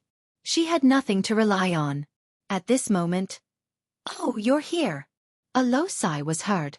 Little Rascal turned her head and unexpectedly saw Thales walking towards her with a bitter expression on his face. The second prince of Constellation did not stand on ceremony. He sat down on the empty ground beside her. "Thales." Little Rascal was a little surprised and delighted. "Why are you?" Thales was in a daze. He picked up a piece of bread from the plate beside Little Rascal, ignoring the angry glare of a white blade guard in the distance. "The food prepared for the Constellations over there is very bad. The priests are also Northlanders." Thales casually bit into the fluffy bread. The bread offered to the temple was indeed different. He buried half of his face in it, snorted and said in a muffled voice, "I came to rub against you." Little Rascal stared at him in a daze. Thales clenched his teeth with all his might and pulled his face out of the bread. The second prince did not raise his head. He only chewed fiercely and stared at the half-eaten bread in his hand. His gaze was dazed. Little Rascal looked at him and blinked. For a moment, she seemed to have forgotten most of her troubles. "You didn't stay with them." Thales swallowed a mouthful of bread without feeling anything. He felt his stomach slowly fill up. He gestured with his chin at Nicholas and Merc, who were discussing something in the distance. "Did they not treat you well?" Little Rascal raised her head and looked hesitantly at the two people in the distance. "No, they respect me very much." The girl shook her head and almost shook her glasses off again. She was so scared that she hurriedly pressed her hand against the bridge of her nose and said with grievance, "That's why I'm scared." The disheveled girl bit her lip. "You know, they were there before, they all know." "It's not important anymore," Thales suddenly said. Little Rascal glanced at the prince in surprise. Thales held the bread in his hand and stared straight ahead, but his eyes were not focused. Only his mouth would occasionally chew. Thales narrowed his eyes and said bitterly, "No matter what happened in the Hall of Heroes, does it still matter now?" He shook his head indifferently. "After we escape from this nightmare, none of this matters anymore." Thales thought absent-mindedly. "Only one thing. We can escape from the nightmare, but the nightmare won't let us go." "Thales." Little Rascal pressed her hands to her sides and leaned forward worriedly. Are you okay?" Thales snapped out of his daze and glanced at her. "No." Thales lowered his head and sighed deeply. "I'm not okay." Little Rascal smacked her lips timidly. She looked at Thales and blinked, not knowing what to do. "Little Rascal." Thales stared at the wooden crate under the girl, then at her tiny feet in the air. "Do you know," the prince said absent-mindedly, "I came with a mission, even though I didn't want to." Little Rascal stared at him in a daze, not knowing how to react. "But I failed," he concluded dryly. His voice was filled with hesitation and pain. Little Rascal only nodded instinctively. Thales suddenly burst out in laughter. "And now we have to escape, leave behind a mess." His laughter was desolate and desolate. Little Rascal felt a pang in her heart when she heard it. "Then run away with our tails between our legs." Thales listlessly put the bread that he had taken 2 bites of back onto the plate. He leaned back and leaned against the wooden crate Little Rascal was sitting on. He stared at the dark ceiling quietly and vaguely recognized the mural on it. In front of a white ball, 3 blurry figures were born. "This place belongs to the gods, right?" Thales thought absent-mindedly. According to High Priestess Holm, the bright moon goddess probably doesn't care about the conflicts between these mortals. "If only I could be like them, indifferent to everything, that would be great." Thales smiled bitterly. Then his expression relaxed again. Little Rascal stared at him quietly, not saying a word. She was like a docile kitten. "Do you know?" Thales continued to stare at the ceiling. His gaze was unfocused and his voice was faint, as if there was a veil between them. "At will probably use the excuse of me assassinating the king to send troops south, not just one archduke." Little Rascal nodded lightly. "Aha." Thales' vision became blurry. He seemed to see Araka and Sonia's figures, as well as the Fury Guards falling one by one. Broken Dragon Fortress might be lost, and the Northern Territory might also be lost. "We can't stop them." "Aha. Many people will die." Thales seemed to have seen many more people die. They died in the abandoned house, in the manor, on the streets, in the birch forest, in front of the fortress, and in Dragon Cloud City. This made him feel even more exhausted. They die in war, they die in famine, they die in chaos, they die in a world without order or reason. Aha! Also, because of the diplomat group and the heir's incompetence and failure, the Jade Star royal family will probably face the most severe criticism and attack in history. The nobles are all looking forward to this opportunity, the prince said flatly, as if this was a trivial matter. Aha! As for Lampard will get everything he wants, no matter what it is. Thales rested his head on his arm and said in a daze, "He is the final victor, standing on top of our failure. Do you know, I even talked nonsense in his tent, mocking him for being despicable, shameless, cold-blooded and heartless?" Aha! Thales sneered indecipherable. Little rascal. His voice became deeper and more solemn. I failed, and I can't do anything about it. Aha! I always thought I could do it. Thales laughed bitterly, remembering Gilbert's earnest teachings in Mindy's hall. Although I'm not very smart, I'm not too stupid either. I also had Put Ray and the others help. Aha! Thales suddenly felt a pang in his heart. But I can't do it, the prince said bitterly, as if his tongue weighed 1,000 pounds. It's too difficult. Little Rascal jumped down from the wooden crate, leaned against him, and sat down. She nodded slightly. Aha! Thales shut his eyes hard and exhaled a long breath. His heart surged with endless gloom and resentment. It's not just Lampard, it's not just King Nuven, the self-righteous kingdom's secret intelligence department, always wanting to control everything in their hands. The so-called arbitrary father, who never cares about other people's wishes and feelings, they always catch me off guard. Thales rubbed the space between his eyebrows, as if he wanted to spit out all the dissatisfaction he had for the past month. I really want to do something. Aha! Of course, they probably even blame me for acting smart and ruining their plans. Thales immediately sneered and said mockingly, "Of course, if it weren't for me, they would probably be celebrating their victory in a corner somewhere." Aha! Thales sighed. "And I have neither the right nor the right to criticize them," the prince said desolately. "Just like you, I'm nothing at all." Aha! Stop saying aha. Aha! All right, it seems like your mind is indeed wandering. Aha! Little Rascal raised her head as if she had suddenly woken up. Thales leaned against the wooden crate and tilted his head. There was a helpless smile in his eyes as he fixed his gaze on the frightened girl. Little Rascal lowered her head in embarrassment and covered her face with her hands. "That I just..." Thales exhaled through his nose and smiled faintly. "Forget it." He shook his head helplessly. "All right, thank you for your thoughtful comfort, and thank you for patiently listening to me pour out my grievances."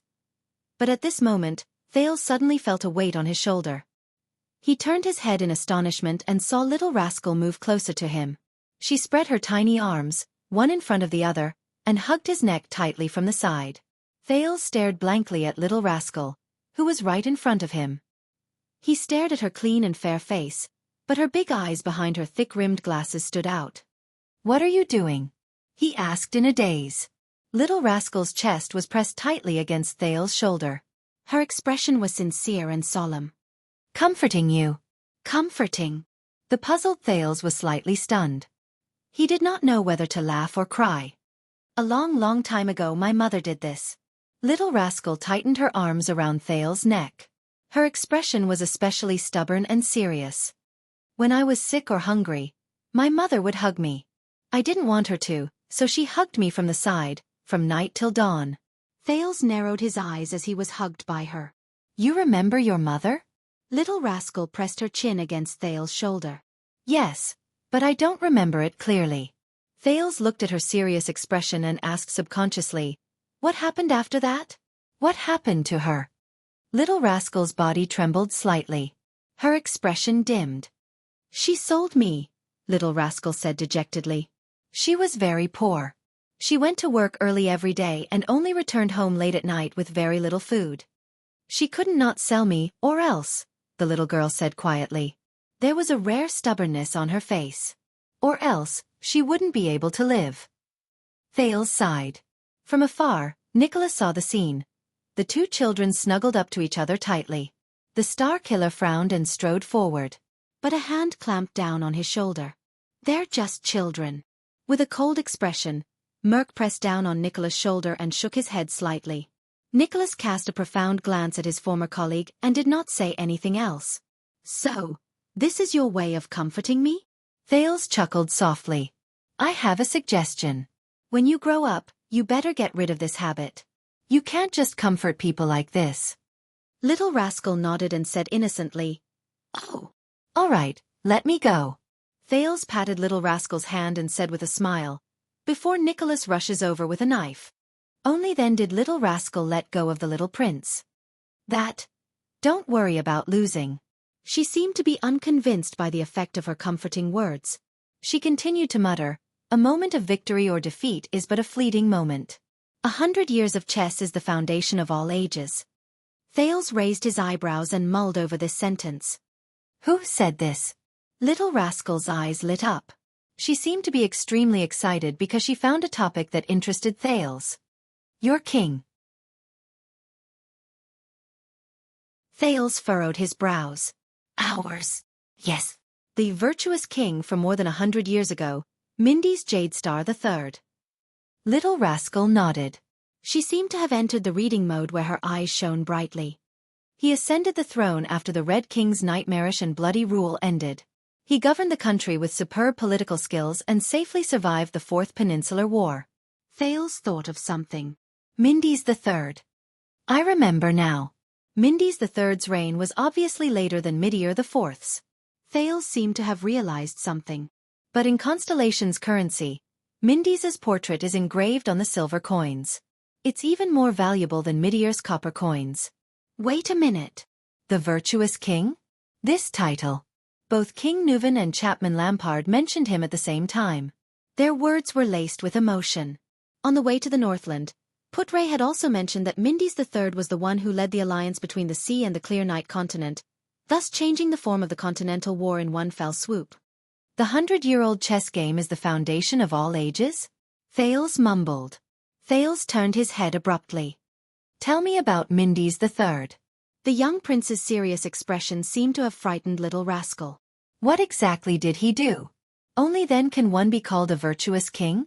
After Archduke Shalon, the number of books in the library increased by a lot, but, Little Rascal said timidly, although Constellation calls him the virtuous king, but, among the famous 3 kings of Constellation, the Northlanders admire the Oathkeeper Midir IV the most, who came to the north alone to provide reinforcements. The second most admired was the King of Renaissance, who opened up new territories. They, on the other hand, did not think much of the virtuous king, who did not have many achievements in battle. In fact, the Northlanders' brief political affairs of years 500 to 600 of the calendar of eradication even said that he was a weak king who compromised with the commoners. Thales' heart trembled slightly. Weak king? He came back to his senses, and his gaze sharpened.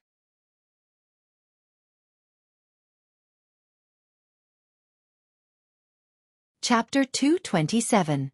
Raphael spread out a map and carefully studied the route on it. The insides of his right arm were still aching. As the Black Prophet had said, he had used that power too often. That insatiable, bloodthirsty monster. Raphael frowned slightly. But he immediately cast the matter aside. He had too many things to worry about. For example, the mess in Northland. Another example was the little boy behind him. Raphael sighed and rolled up the map from Dragon Cloud City to the city of faraway prayers. Then, he looked at the second prince standing beside him. But the moment he turned around, he acutely noticed that Thales' expression was not quite right. Thales frowned and stared at Raphael with a complicated gaze. You should rest. Our journey will not be peaceful. Raphael felt a little uncomfortable under his stare. He could not help but say, You'd better be energetic. But Thales only stared at him. His gaze slowly shifted to Raphael's hands. Just as the young man from the Secret Intelligence Department started to get impatient, the second prince spoke softly. The person who crippled your hands was the Duke of the Northern Territory, Val Arund. I guess. Raphael's breath froze for a moment. His face twitched a little, but it immediately turned into a relaxed smile. Just a wild guess isn't, Thales interrupted him. I recognize the letters on the brand on your hands. Thales said quietly. That's the letter of the ancient empire engraved, A. The Arund family that represents the white falcon. Raphael's words were stuck in his mouth. His face stiffened. A few seconds later, the man from the Secret Intelligence Department exhaled softly and remained silent. After a long while, Raphael shifted his gaze. "Looks like the cunning fox taught you well," he said flatly, as if he did not care. "Although it's only been a short month." Thales, who received a tacit answer, took a deep breath and recalled what little rascal had just told him. "I once heard from Val Arund that his cooperation with Lampard and seizing the throne was just the first step." Thales stared straight into Raphael's eyes with a sharp gaze. "More importantly, we must forge a northern region without the flames of war." The second prince said softly, "For example, his daughter will be married to Lampard's son, and the two kings who have been enemies for 1,000 years will take the first step towards reconciliation. Constellation and the dragon will slowly merge into one, and the northern territory will enjoy eternal peace." Raphael did not move. He just listened to the prince in silence. Thales stared at his expression and suddenly revealed a complicated smile. "I'm guessing that when he found out that his daughter already had a lover of low status, he must have been very distressed." Thales sighed. His gaze never left Raphael's face as he said softly, "And it was a barren bone man." Raphael, who had always been expressionless, finally frowned when he heard this. "So Duke Arund crippled your sword-wielding hands as a punishment and a warning." Thales stared at Raphael's hands and shook his head slowly. "He took away the most important thing in you, and destroyed a swordsman's pride and reliance, right?" Raphael lowered his head. At that moment, his hands seemed to be burning in pain. It was the unforgettable burning pain that came from the depths of his bone marrow the moment the hot soldering iron penetrated deep into his muscles, bones and flesh. It seemed like it happened yesterday. Not just that. And the days after that in the endless dark abyss, in the boundless bloody hell. Raphael's gaze froze in midair. Took away the most important thing? From a promising seed of the Tower of Eradication to a cripple? Or crawl out of the most terrible torture? No. Raphael's unfocused gaze refocused. "You should put your intelligence to good use," the young man from the kingdom's secret intelligence department said flatly, his expression returning to normal. But Thales still did not let it go. "Why did he spare your life?" "He had no reason to spare you." "Isn't it good for a Raphael who has disappeared forever?" Raphael closed his eyes. "A long time ago, I saved his daughter's life, and he was very grateful to me," the man from the kingdom's secret intelligence department replied slowly. "But Val is a stubborn and unyielding man. Not taking my life was already the greatest mercy he could muster." Thales exhaled. "That explains it," he murmured. Raphael's gaze shifted. "What?" The second prince slowly leaned against the wall. His expression was dejected and lonely. "His Majesty knew a long time ago, didn't he?" Thales said with a sigh. His voice was so soft that it did not seem like it came from his mouth. Raphael frowned. "Knew what?" Thales let out a slow sigh and slowly spoke of what he had just figured out. "Duke Arund. His conspiracy and his rebellion. His attempt to usurp the throne, and even the plans of the new star nobles." Thales said absent-mindedly, "King Kessel, father, he knew a long time ago, didn't he?" Raphael frowned and looked at Thales solemnly. "This boy. Do not speculate about your king, even if you are a prince." The young man from the kingdom's secret intelligence department warned, "This is a warning from the kingdom's secret intelligence department." Thales snorted softly, as if he did not care at all. The prince took a step forward. His expression was complicated as he looked at Raphael. His gaze gradually became clear. "So, he did know.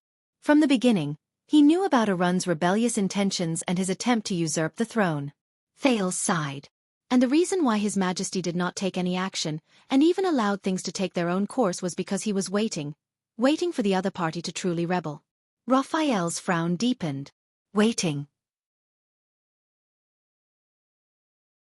The man from the secret intelligence department snorted in disdain, as if he had heard the funniest thing in the world.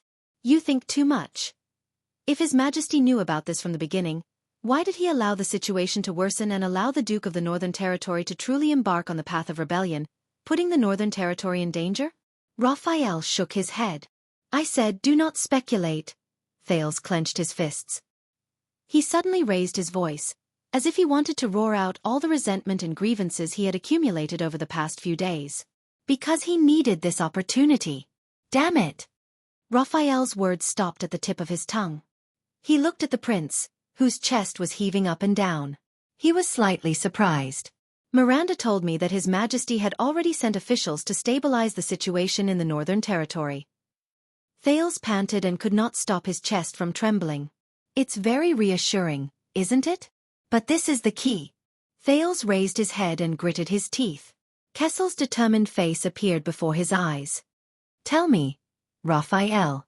The prince stared at Raphael and stared into his red eyes.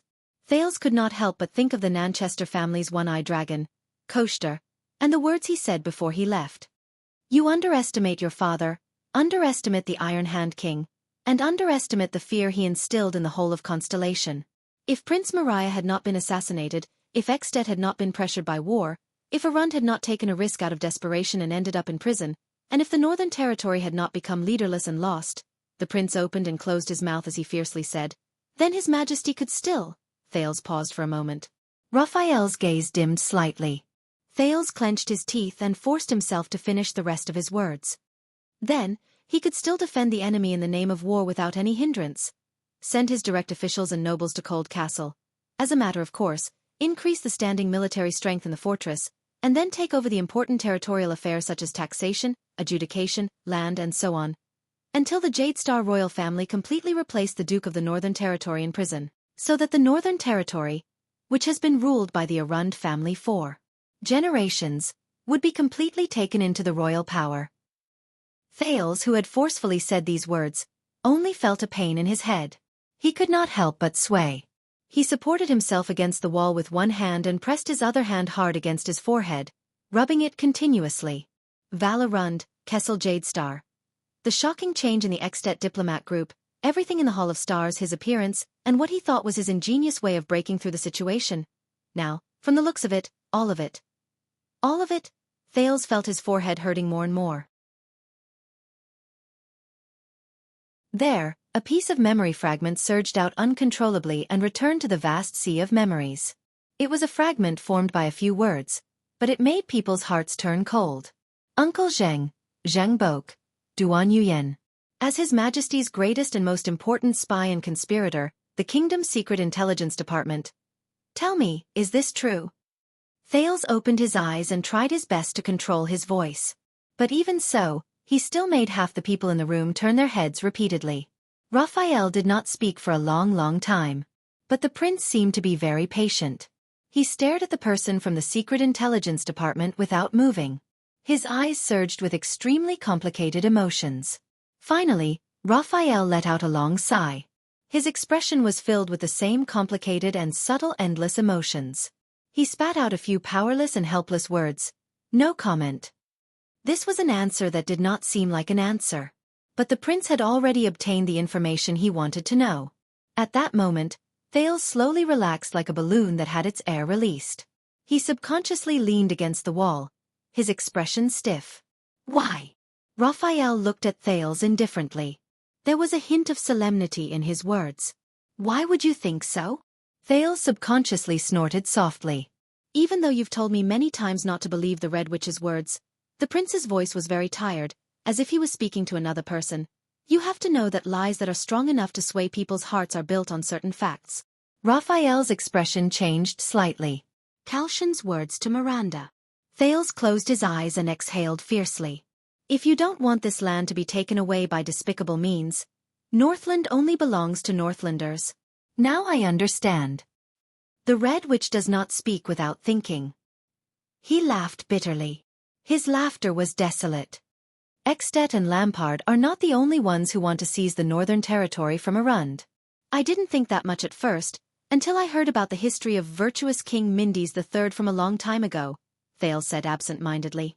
It instantly solved many of my doubts. Raphael frowned slightly. Virtuous king? His Majesty, he. The corners of Thales' mouth twitched slightly.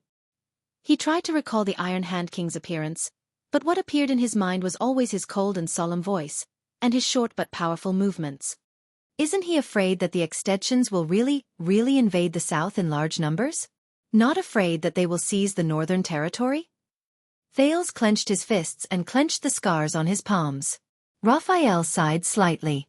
"Forgive me for being blunt, Your Highness," Raphael said softly. The young man from the Secret Intelligence Department shook his head slowly. "If it wasn't for your unexpected actions, including giving the doctor a chance to contact the secret room, as well as your inexplicable appearance outside Heroic Spirit Palace, At would have become a mess according to our expectations." For some reason, Thales laughed. His chest trembled slightly. His laughter was endless, and the meaning behind it was unclear. "Has he always been this risky?" the prince said weakly. "Or has he only been like this since the bloody year?" Raphael did not speak. But he did not understand what was so funny about it. Thales chuckled softly in the end. He lowered his gaze to the ground, and his expression was unclear. "About the ownership of the Northern Territory. Does Miranda know?" He stopped smiling and said softly, "Does she know that you are also in it?" This time, Raphael froze on the spot. Miranda. That girl. "Nothing to say," Raphael still said the same thing, but this time, there was quite a bit of pause and trembling in his words. Raphael's red eyes trembled slightly, and his breathing quickened. Miranda. A girl with such meticulous thoughts and keen senses. How could she? Raphael closed his eyes. How could he not know? "If this is what you are here for." Panting heavily, the man from the Secret Intelligence Department tried to end the conversation. But he was interrupted by Thales once again. "Help me." 2 words were spoken softly. Short. Forceful. But not dejected or dejected. Raphael was slightly startled. What? The man from the Secret Intelligence Department opened his eyes slightly and looked at the prince in puzzlement. In front of him, Thales also slowly raised his head. "I'll say." The hesitation and weakness from before had completely disappeared from the prince's voice. It became resolute, firm and unquestionable. The prince cast a rare gaze from his gray eyes and stared straight into Raphael's eyes. "I need your support, Raphael Lindbergh. Help me convince them. Help me."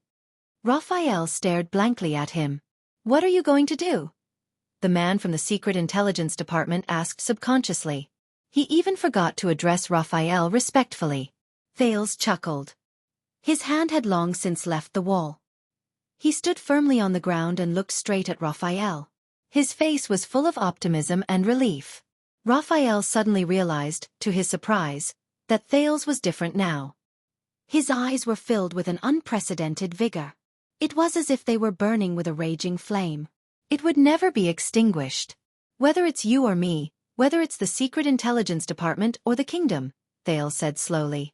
His face was as cold as ice, and his tone was like steel, filled with a rare determination. "Whether it's an accident, a failure, my mistake, or your negligence. But after we've worked so hard for so long, put in so much effort, and experienced so much, you're willing to lose all your chips in Lampard's hands. Push the kingdom into the abyss of war? You're willing to accept this tragic situation and tacitly accept this terrible ending? Things have already come to this, you." Raphael frowned. Looking at the prince like this, he only felt lost. "What else do you want to do? What else can I do?" Thales flashed a mysterious smile at him. At that moment, Raphael felt like it was the first time he got to know the Prince of Constellation, who had returned from an accident and brought about countless accidents. He was not the helpless little boy who was pushed along by the waves in Mindy's hall. He was also not the desperate prince who gritted his teeth and fought hard in the Hall of Stars.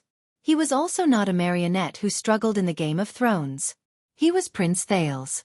The one and only Thales Jadestar. "What do you want to do?" the Prince of Constellation asked faintly, as if what he was facing was just a small problem. "Of course it's..." Chapman Lampard's figure suddenly appeared in front of Thales, along with his determined and patient face.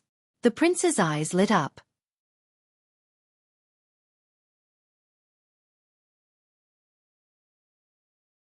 Chapter 228. Just as Thales and the others fled the gatehouse, a tense confrontation that was rarely seen since the founding of At took place in front of the Hall of Heroes in Heroic Spirit Palace. Under the flickering flames, the guards of the 4 archdukes and the attendants of a few special nobles. The other nobles were not allowed to bring their attendants into the banquet, stood together with the white blade guards and the palace guards. With the tacit understanding unique to Northlanders, they formed a battle formation. Bows were nocked, swords were unsheathed, and they stood in front of the Hall of Heroes with unpleasant expressions, protecting the nobles in the oval stone hall. Opposite them were unfamiliar soldiers with unknown identities, who had the advantage in numbers. They guarded the corners and corridors. They were all dressed in the uniform and equipment of the patrol team. They were so densely packed that they almost filled every doorway outside the hall. These soldiers stepped on the tiles that had a long history. Many of them could not help but size up the decorations around them with strange and reverent gazes. It seemed that it was their first time here, and they were not used to this palace, which was of great significance to Northland. What was even stranger was that the leader of this group of uninvited guests was a short-haired swordswoman. Her gaze was indifferent and fearless, and the fingers of her right hand kept flicking on the hilt of her sword. Under the illumination of the brazier, Archduke Rockne of the City of Faraway Prayers walked out of the Dark Hall of Heroes with a cold and sullen expression. The guards and attendants on both sides made way for him, but they never let down their guard. The long-haired Archduke of the City of Faraway Prayers waved away an attendant who was about to put a cloak on him. He stared coldly at the uninvited guests in front of him, and his gaze lingered on their swords. "Show yourself, there's no need to hide anymore." Archduke Kulgan Rockne retracted his fierce gaze and said coldly, "We are separated by 3 stone steps, but we can still smell the disgusting scent unique to your territory. Although we are all from Northland, your soldiers are different." The first row of patrol soldiers exchanged a few glances, but they seemed to be well trained and still did not say a word. They just stared coldly at the guards and guards guarding the Hall of Heroes. "Where is the Fire Knight?" Archduke Rockne snorted coldly without looking at the female leader. "No matter what you want to do, whether it's besieging Heroic Spirit Palace or murdering the Archduke, you don't have to let a weak woman lead the troops, do you?" The short-haired swordswoman's face turned cold. Her right hand no longer moved. Instead, she gripped the hilt of her sword tightly and took a provocative step forward. "Be careful, Your Grace," she said in an unfriendly tone, her eyes filled with contempt and disdain. "Your life is in the hands of this weak woman." "Little girl." Archduke Rockne shook his head in disdain. "Go home and weave. The long sword is very heavy." Clang! The swordswoman suddenly unsheathed her weapon. Like a flock of birds startled by a bowstring, the guards beside the Archduke, be it the White Blade Guards, the Palace Guards, or the attendants from the City of Faraway Prayers, all surged forward nervously. But they stopped abruptly. Archduke Rockne raised his right palm and firmly stopped them by his side. The swordswoman looked at the Archduke of the City of Faraway Prayers with a frosty expression. The tip of her sword stopped right in front of Archduke Rockne's throat. The Grand Duke did not move from his eyes to his body. He stared at her without flinching, as if it was not a sword that was pressed against his throat. "It's fine," Rockne said coldly. "Let's see if our little cutie really has the ability to hold a sword." A cold glare flashed in his eyes. And the courage to kill an archduke. The swordswoman's gaze turned cold. The tip of her sword moved forward without hesitation and touched his skin. Rockne's pupils shrank. He felt a chill on his neck, and blood flowed down. Behind the Grand Duke, the attendants' inhales could be heard clearly. But there was still no expression on Rockne's resolute face. At this moment, a deep and sonorous male voice came from the patrol team. "Be more polite, Croche." A middle-aged nobleman in armor with a weathered face and steady footsteps slowly walked out of the crowd. "We are not here to fight." Behind him were 2 noblemen. One of them was dressed in plate armor and had an old-fashioned face, while the other was tall and thin with a sharp gaze. The swordswoman, Croche, snorted softly. Then she stepped back and sheathed her sword. Rockne slowly lowered his head and extended his hand to wipe his neck. He stared at the blood on his hand with a subtle expression. The soldiers in the patrol team made way for the newcomers. "There's no need to be so nervous, everyone." The tall and thin young noble smiled slightly and bowed politely at the guards. "We are not enemies. We should not point our swords at each other." Rockne lowered his hand. His gaze swept over the 3 newcomers and he snorted softly without showing them any respect. As expected, surprises are never late. Archduke Rockne's expression grew colder. He fixed his gaze on the middle-aged noble, Chapman Lampard. His attendants frowned in unison. Archduke Lampard nodded imperceptibly. The two archdukes' gazes met in the air. One was as cold as ice, while the other was calm. In the next second, Rocknee's gaze shifted back to the swordswoman. "Hey, Croche, is it?" Archduke Rocknee's tone changed. He raised his eyebrows in interest and a different expression appeared in his eyes. "Your sword is very steady." He stared at Croche's long sword, felt the pain on his neck, and nodded in approval. "You have guts."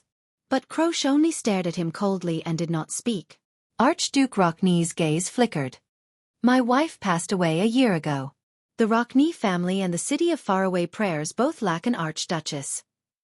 Archduke Rocknee's gaze was unrestrained as he sized up Croche from head to toe. He then said sternly, "Are you interested?" Lampard watched their interaction and frowned slightly. Croche also narrowed her eyes. "Go find an obedient female worker who only knows how to weave, Your Grace." She sheathed her long sword. Her words were cold and fierce. "So that on our wedding night I won't—" Croche openly glanced at the Archduke's crotch. "Cut off your two balls." Archduke Rocknee laughed boldly, but his gaze on Croche became more and more subtle. Beside him, Archduke Lampard said flatly, "I'm afraid it's not appropriate to openly poach my subordinates, right?" Archduke Rocknee turned to Lampard. The smile on his resolute face was now devoid of warmth. "You won't get hurt even if you ask." Lampard raised his eyebrows. The tall noble next to him, Viscount Kentvita, whispered a few words in the Archduke's ear. Archduke Rocknee pulled his long hair to the back of his neck and said coldly, "Why? If I don't take this stab, will you never appear again?" "Of course not." Lampard's expression did not change. "I just want to wait for everyone to arrive." At this moment, another voice cut into the conversation. "Don't worry." A smooth and experienced voice cleverly appeared in the gap between the two men's conversation. "We're all waiting for your arrival."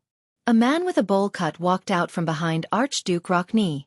He was the Archduke of Reformation Tower, Porphyus Trentida of the Trentida family. He had a playful smile on his face, but his eyes were filled with wariness and coldness. "When was the last time we met, Chapman?"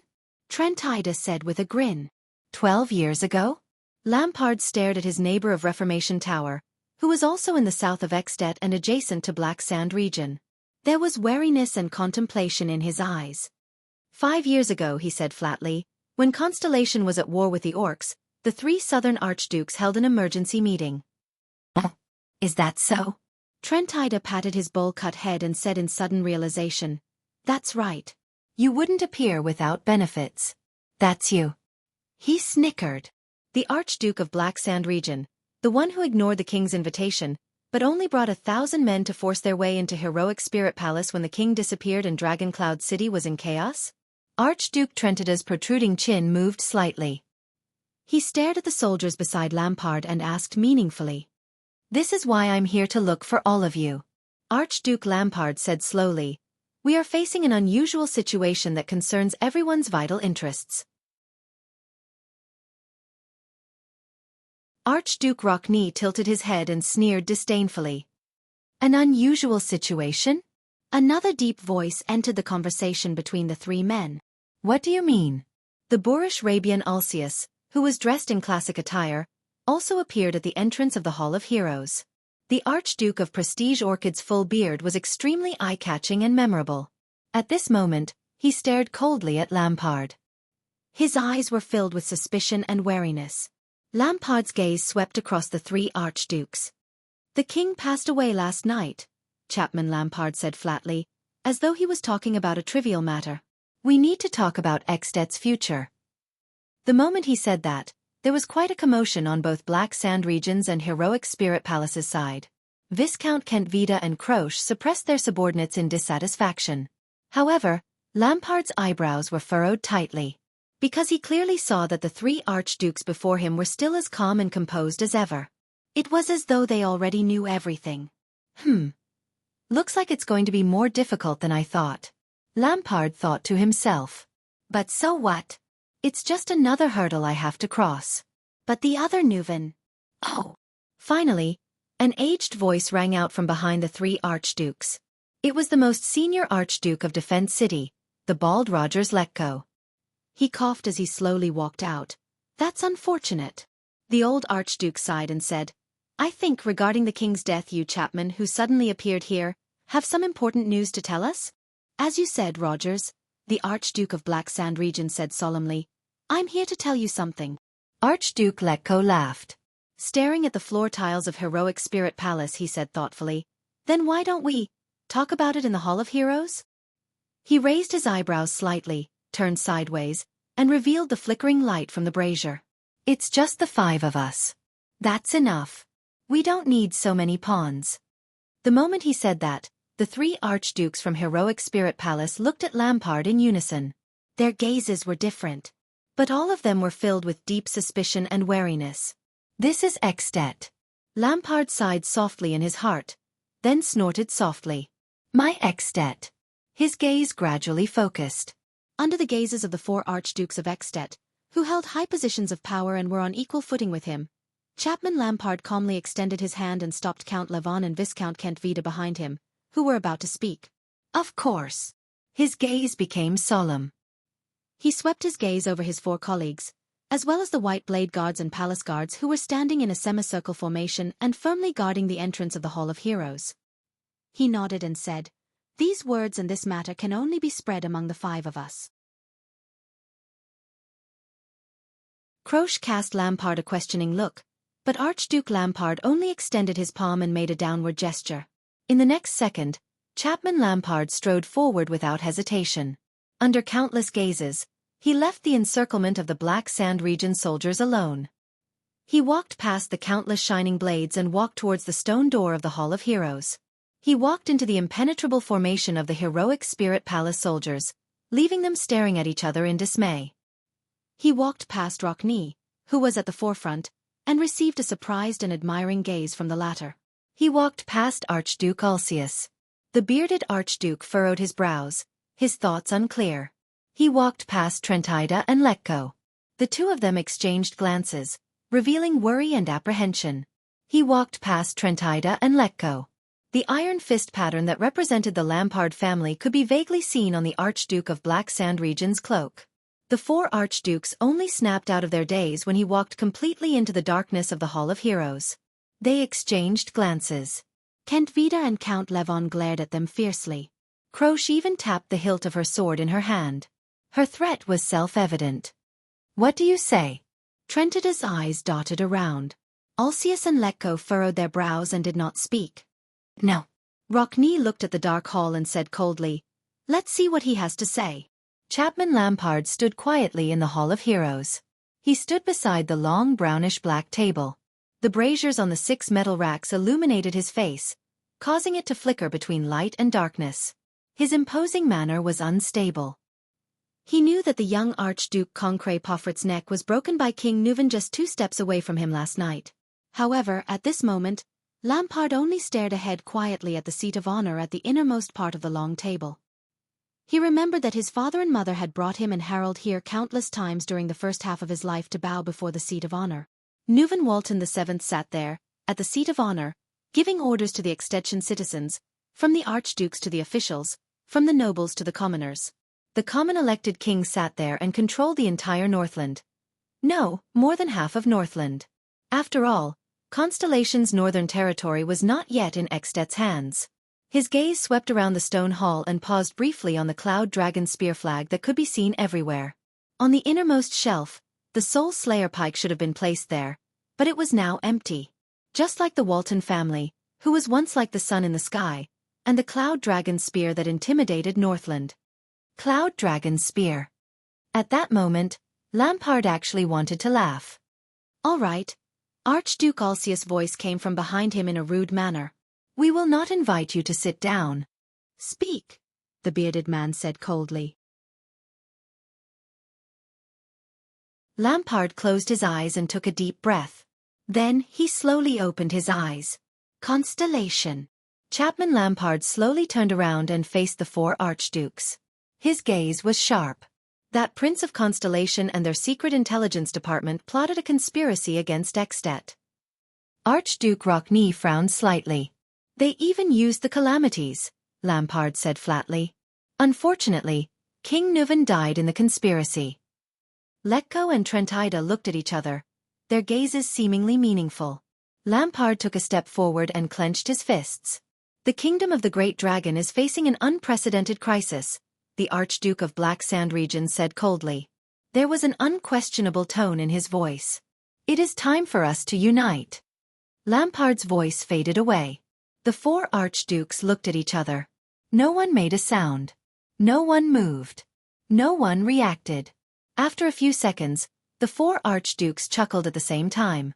The chuckles turned into laughter. The laughter turned into sneers. And the sneers lasted for almost a minute. Archduke Lampard looked at the Archduke's sneers and could not help but frown. There was a deep chill in Xianxia's smile. Trentida's smile had a profound meaning that was worth pondering. Letko's smile was very forced. Perhaps he did not want to laugh at all. Only Archduke Rockne's laughter was the loudest, longest, and coldest. The family emblem of the canon of knights from the city of faraway prayers shone brightly on his shoulder. Lampard's expression also turned cold. Finally, the Archduke stopped laughing. In the next second, Archduke Rockne took a step forward and met Lampard's gaze without flinching. Kulgan Rockne said coldly and rudely in his unique bold voice, "That's right. Go home and f***ck yourself, Chapman Lampard." He spat harshly. His eyes were filled with disdain and contempt, as if they contained 10,000-year-old ice.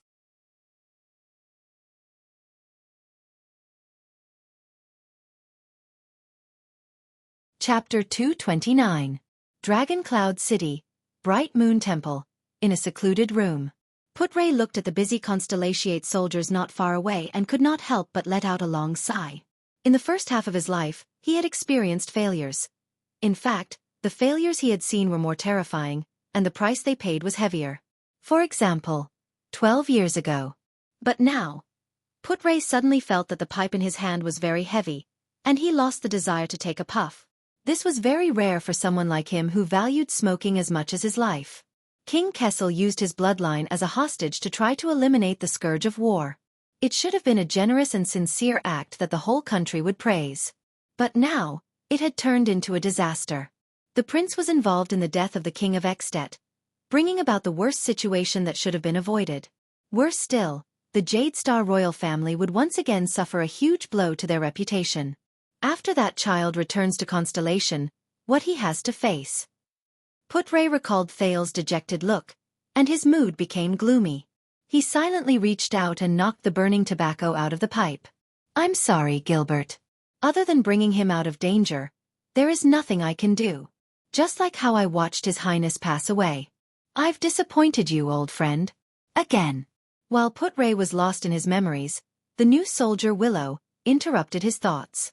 "My lord, what is it?" Putre raised his eyebrows. "Please go to the back hall, the hall we entered from."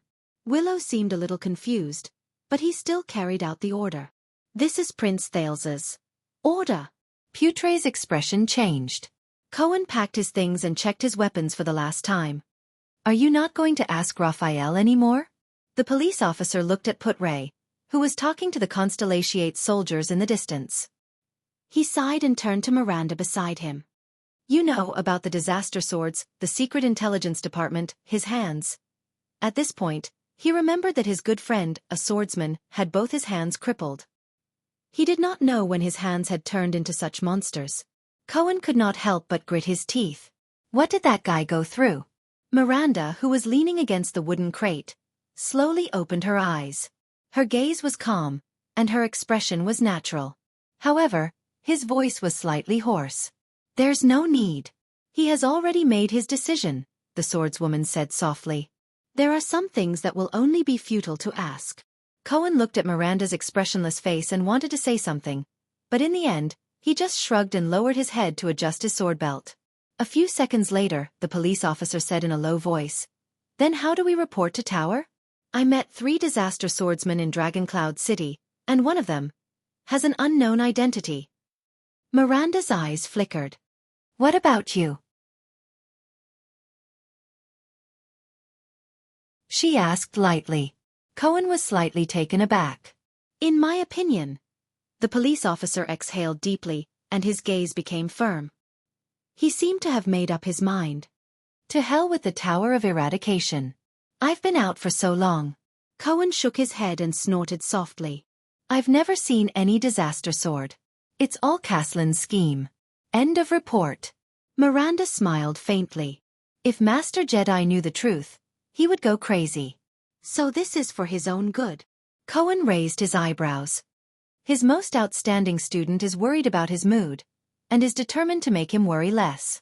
Miranda raised her eyebrows and closed her eyes again to rest. After a while, Cohen spoke again. His voice was downcast. Miranda, it's only been 3 years, the police officer said dejectedly. How can a person change so much? Miranda opened her eyes again. This time, there was a complicated look in her eyes. I'm not just talking about Raphael. Cohen sheathed his long sword with a worried expression. There's also Croche. I still remember the days when I was punished to bite a sword and squat down with her.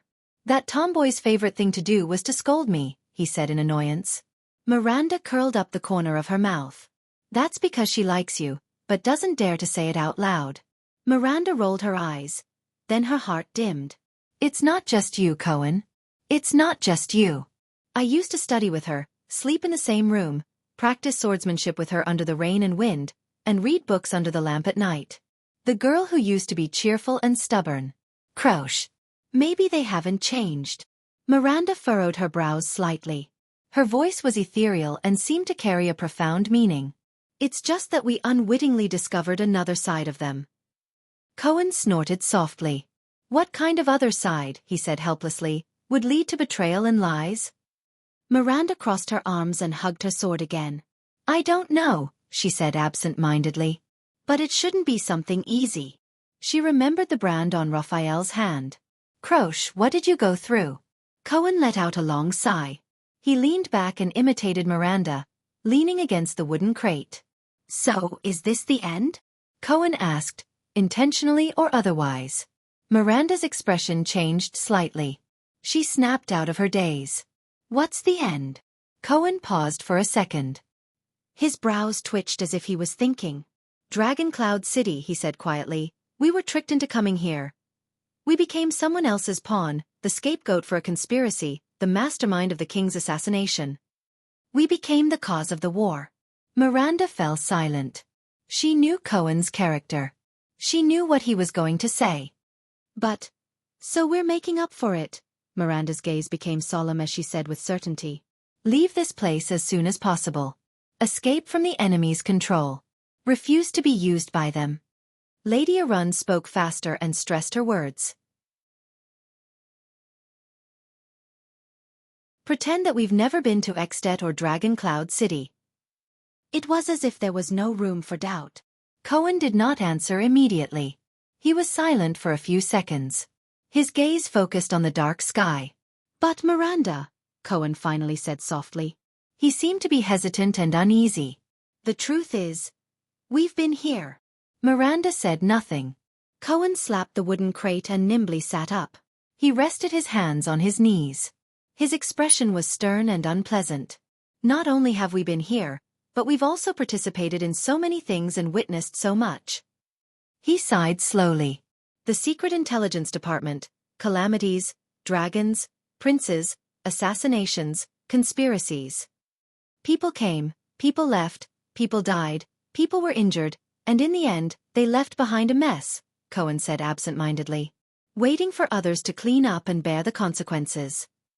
And you know what we left behind? You heard what Uncle Putre said. Cohen's gaze shifted to the vice diplomat in the distance. He watched as he spoke to the soldier with the dual pistols. Even if we escape safely, the Northern Territory will still face, he also said, Miranda frowned, that there is nothing we can do. Cohen's expression darkened. He looked like he was struggling.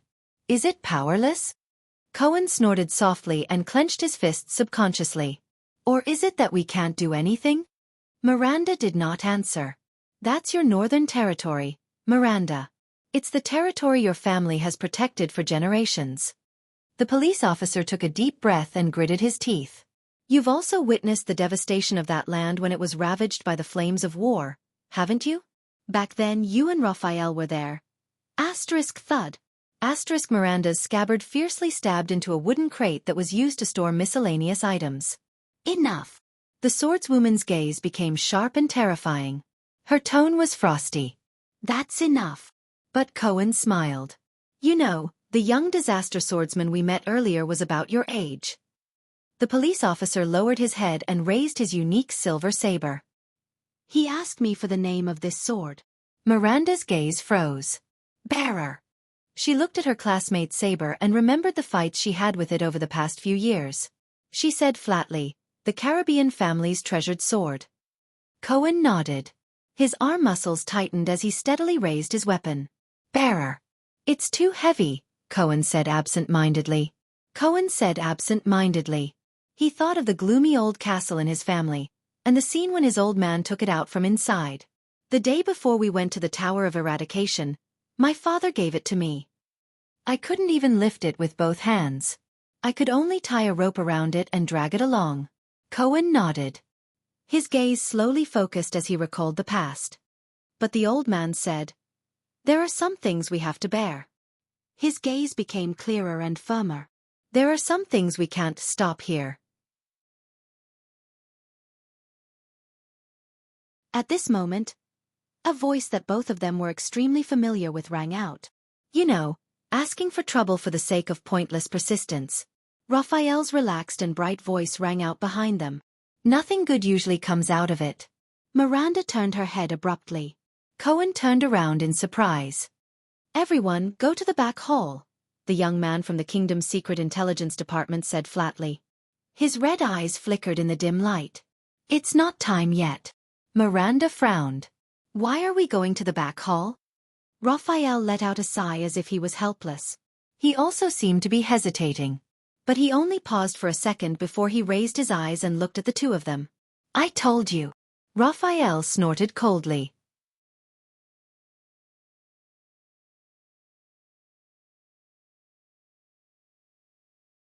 Chapter 230. In the back hall of Bright Moon Temple. In the not-so-wide hall, the Prince of Constellation stood calmly in the center. Under the illumination of the everlasting lamp, Thales stared at the bright moon goddess statue in the darkness from afar. He quietly observed the bright moon goddess' indifferent expression. Behind him, Little Rascal propped up her glasses and looked around nervously. She said timidly, if we just sneak out like this, Nicholas and the others will. Thales said flatly, I know. They're probably on their way to find you. Little Rascal's face paled. Then we, Thales interrupted her softly. Little Rascal. The Prince of Constellation stared at the bright moon goddess in a daze. I want to do something, but I need your help. Little Rascal was slightly stunned. What is it? She asked curiously. Thales did not speak. He only clenched his fists lightly. You've read a lot of books, but do you know what we went through last night? Little Rascal's expression froze slightly. She lowered her head and recalled everything in Heroic Spirit Palace and Shield District.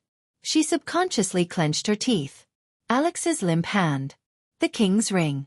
The calamity's presumptuous laughter. The civilians running around, wailing, and dying in despair.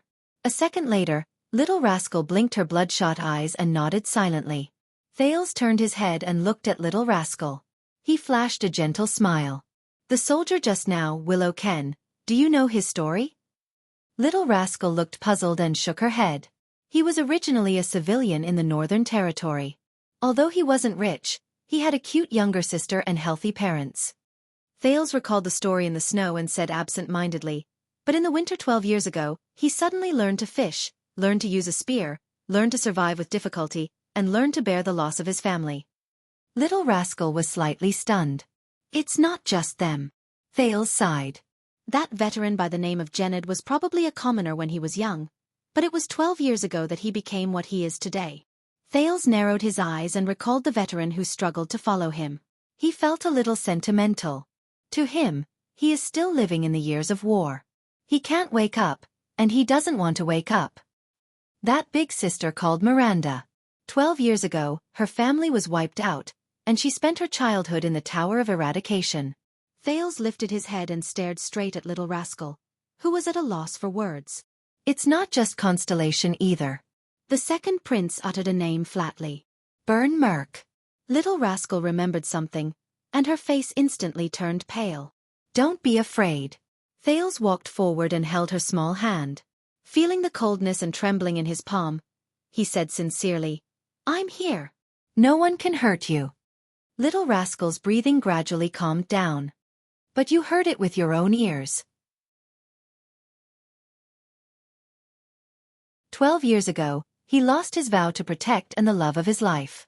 Since then, he has fallen into the boundless hell, struggling to catch his last breath.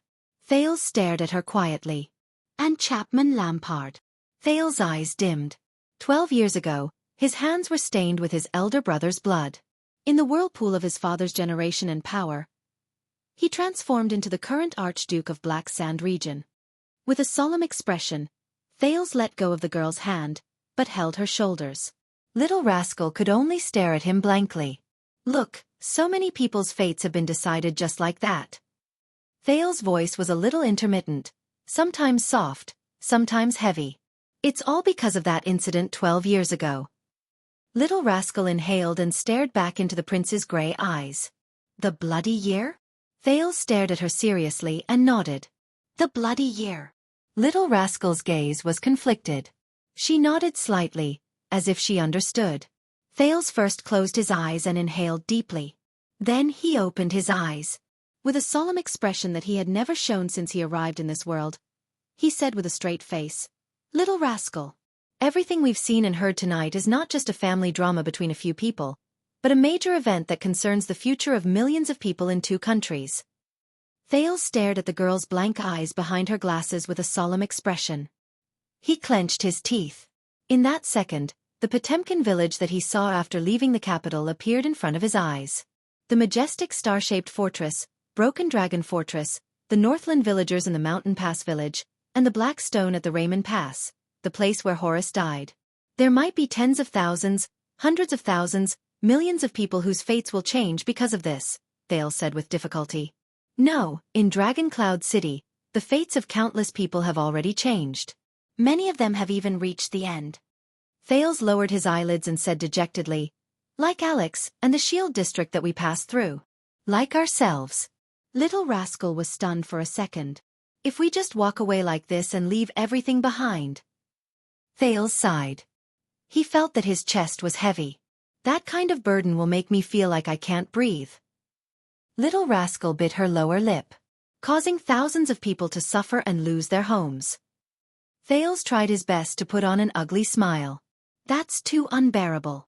His hands, which were clasped around Little Rascal's shoulders, trembled slightly. We can't go, we can't escape. Little Rascal sniffled lightly and interrupted him. I understand.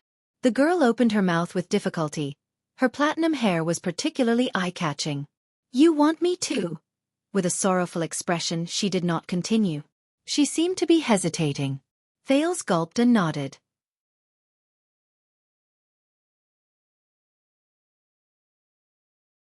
I want to make up for everything, avoid the worst consequences, and mend the wounds we left behind, whether it's our responsibility or not. Little Rascal seemed to have figured something out. Her face was pale. I understand. What you need is not Little Rascal. She trembled and stared at Thales in disbelief. What you need is Saroma Walton. You want me to become her, to become His Majesty's granddaughter. In that instant, Little Rascal's eyes turned red. Thales froze for a moment. For a moment, he could not continue. He lowered his head and remembered their conversation in the butcher's shop. Choose who you want to be. But now, Thales gritted his teeth. He felt as if his tongue weighed 1,000 pounds. No. A second later, he raised his head abruptly and stared straight into Little Rascal's eyes. What I need is still Little Rascal, not Saroma. Little Rascal widened her eyes in shock. That Little Rascal who accompanied me through all the disasters, who never left me, Thales said seriously, enunciating each word. That silly little girl, the little girl who did not know how to hide when she was in danger. I need her to accompany me for one more time. Thales stared at her quietly, his gaze gentle. Although this request might be too much. Little Rascal stared at him blankly, as if she had forgotten to think. I know you're afraid. Thale's hand on Little Rascal's shoulder unknowingly clenched into a fist. I know you want to escape from all this. But, Thale's face contorted, but after a few seconds, he raised his eyes again and stared straight into Little Rascal's eyes. Raise your head and face it, just like how you faced the great dragon. Little Rascal did not answer. She only stared at Thales with tears welling up in her eyes. A few seconds later, tears flowed uncontrollably from her eyes. There's nothing like this in the books, Little Rascal said fearfully, tears streaming down her cheeks. I don't know. She bit her lips, tears flowing down her cheeks. Thales sighed in his heart. Maybe there is, Thales said softly. It's just that we don't know. Little Rascal sniffled. If there really isn't. Thales sighed and moved his hands to her head.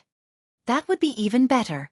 Thales stretched out his fingers and gently wiped away her tears. Then, he held her black-rimmed glasses and gently straightened the crooked and damaged glasses. He stared at Little Rascal with a solemn expression and a stern tone. After reading so many books and reading so many other people's stories, it's time for you to write your own story. Little Rascal subconsciously let out a sob. The girl stared at Thales with a dazed expression and a blank gaze.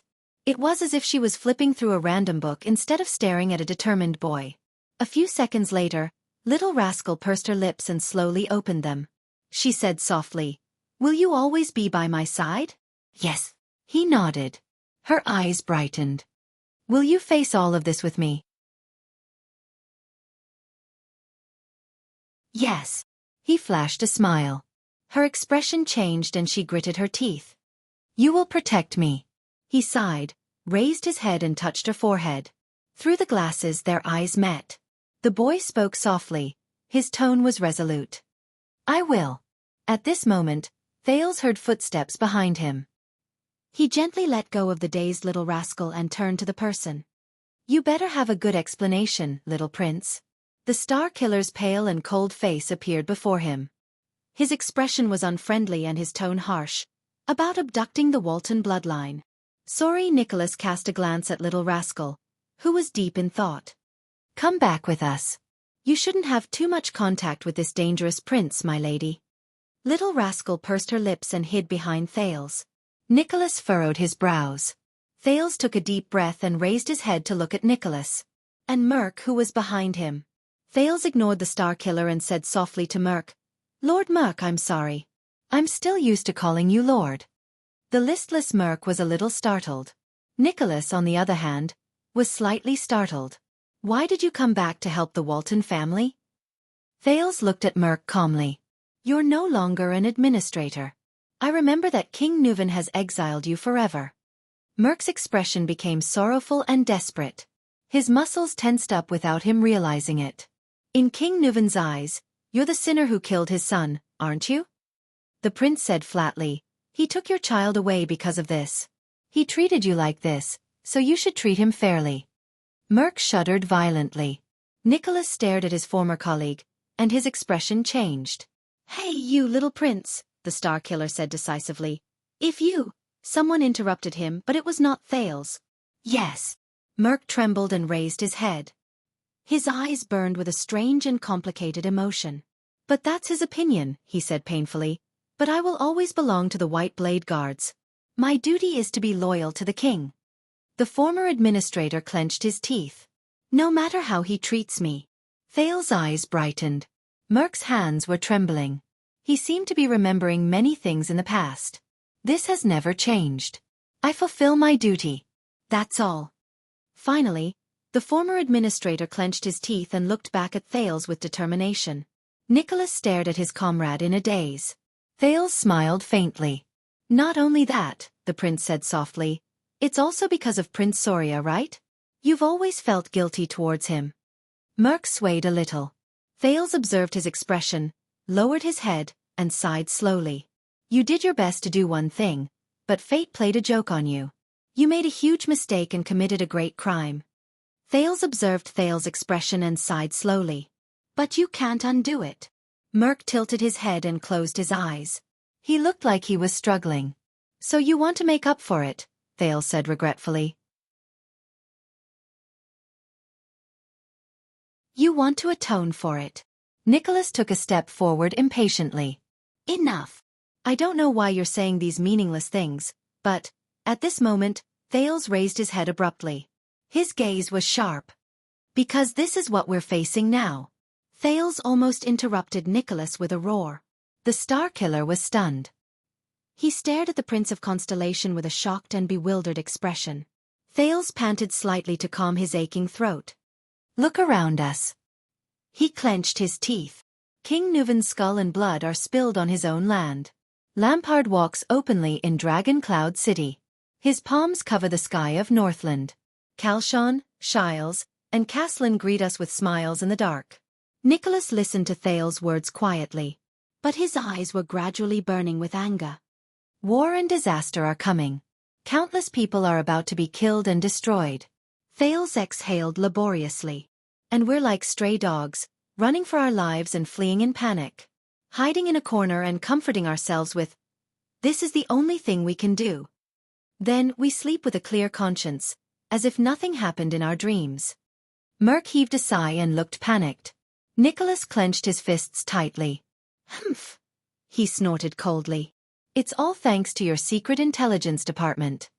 Thales ignored him and only shook his head. His gaze was sharp. But is this all? Nicholas furrowed his brows.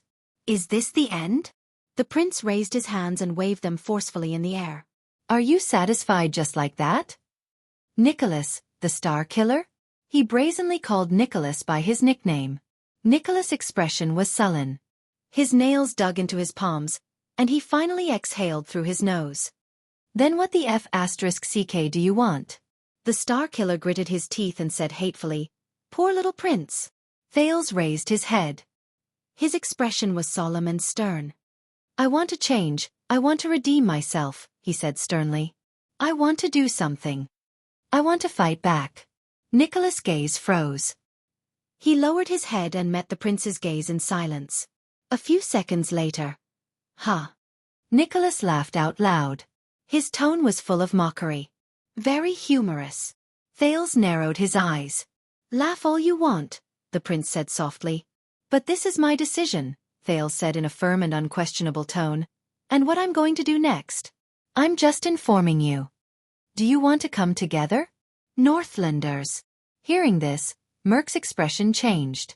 Nicholas' expression froze. If you ask me, this is indeed not a good idea.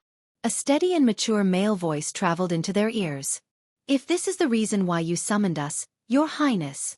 Together with Ralph, Wuxia, Willow, Jenid, and the others, Putray appeared in their line of sight. The vice diplomat nodded slightly at the prince. His eyes were filled with worry. Thales turned to his entourage of the diplomat group. Putray. Thales heaved a sigh of relief. His expression softened a little. You have followed me all the way here and witnessed so many things. I am very grateful.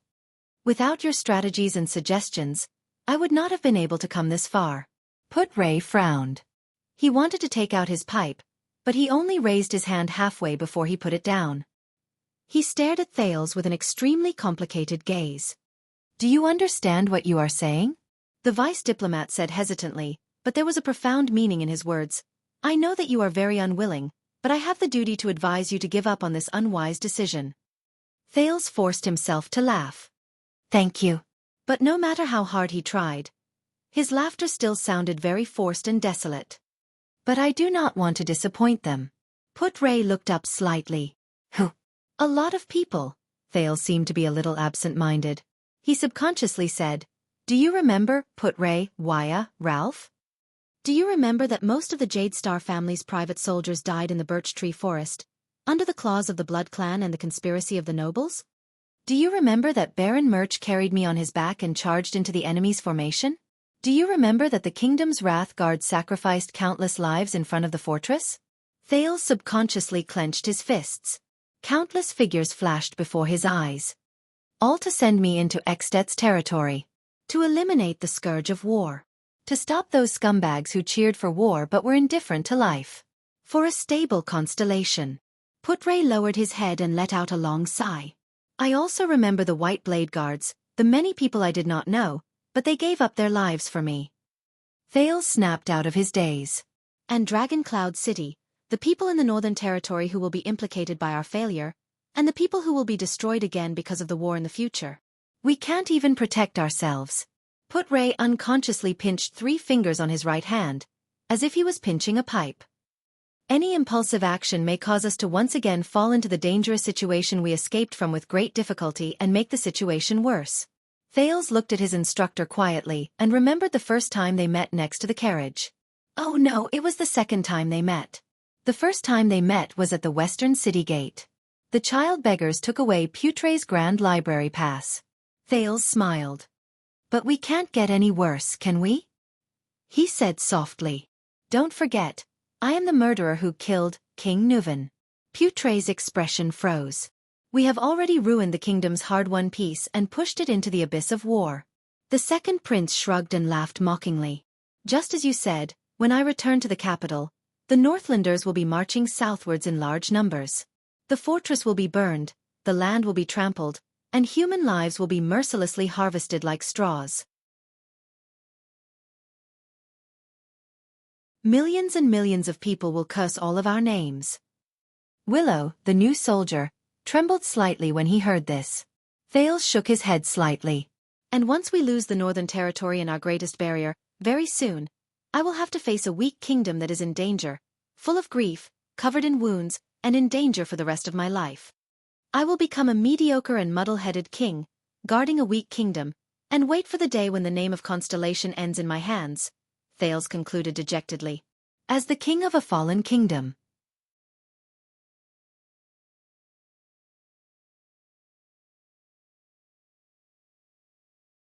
Chapter 231.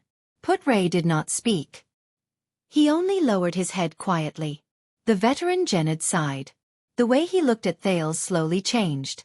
As for Northland and At, they will live under Lampard's lies and will. One day, they will even worship this king-slayer as their king. Thales turned his head. Nicholas snorted. The Walton family will never recover from this setback. The prince glanced at Nicholas and Merk and sneered softly. This feels terrible, doesn't it? Put-Ray exhaled. His eyebrows furrowed. As for escaping? Thales continued. His voice was a little hollow. Leaving behind such a mess, where else can we escape to? The prince turned his head and swept his gaze over everyone. In the future, we will die in the war-torn Eternal Star City, Thales said firmly. Or now, we will die in Dragon Cloud City, which is filled with conspiracies. Is there a difference? He asked loudly. No one spoke. Then, a sonorous and powerful male voice broke the silence. Of course there is. Everyone turned their heads in surprise. The young police officer, Cohen Caribbean, walked to the back hall with heavy steps. Miranda and Raphael followed behind him with subtle expressions on their faces. The tall and strong police officer said loudly, If we choose the latter, at least all of us can die like men. Miranda glanced at Cohen coldly. Raphael covered his mouth and coughed at the right time. The agitated Cohen's expression froze. He quickly added weakly, And women. Before everyone could ponder the amazing meaning of this sentence, Thales smiled slightly. Thank you for your support.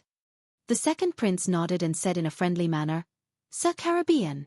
When Cohen heard the prince's acknowledgement, his eyes immediately curved into crescents. Just call me Cohen, Your Highness.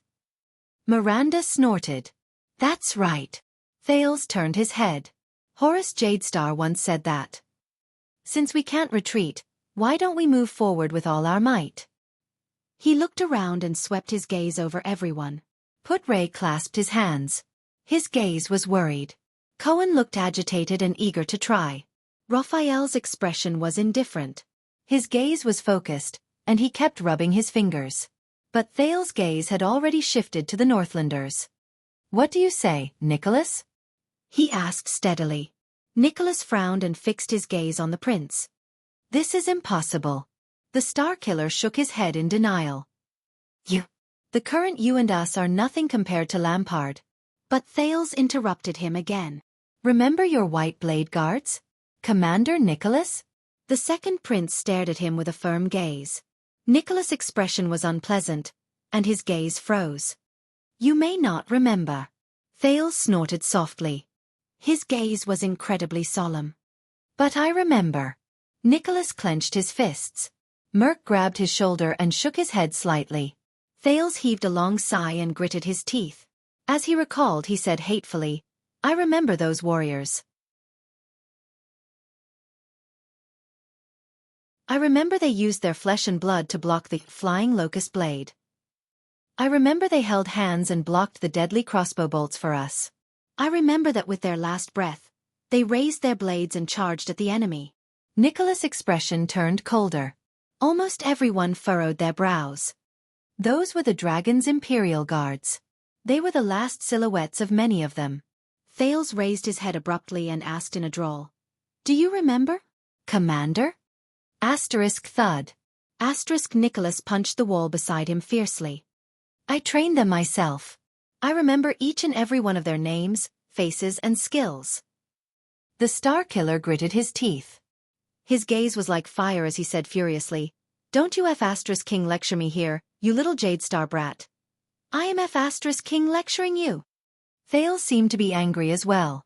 He did not back down. He took a step forward and roared at Nicholas. Lord sorry Nicholas, and the F** King coward Star Killer. Damn it, this title is so unpleasant to the ears. Nicholas' eyes were spitting fire. His face was red. He clenched his fists and was about to step forward. Wuxia and Ralph instinctively protected the prince. Cohen and Miranda placed their hands on the hilts of their swords. But Merc, who was beside the Star Killer, stretched out his arms in time. His muscles bulged, and he held the furious Nicholas down. Let him finish. Thales panted a few times as he spoke in a foul language that he was not used to. He gritted his teeth and said, And you listen carefully. I won't run away. I will go back to the place where we were utterly defeated by Lampard and tried to survive in a panic. The prince looked at everyone in front of him, from Putray to Wuxia, from Miranda to Raphael, from Merc to Little Rascal.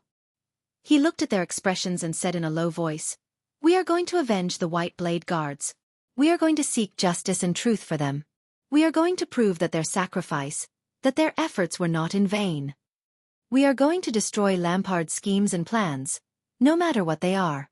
We are going to save this city that has bled too much. After Thales finished speaking, he patted his chest.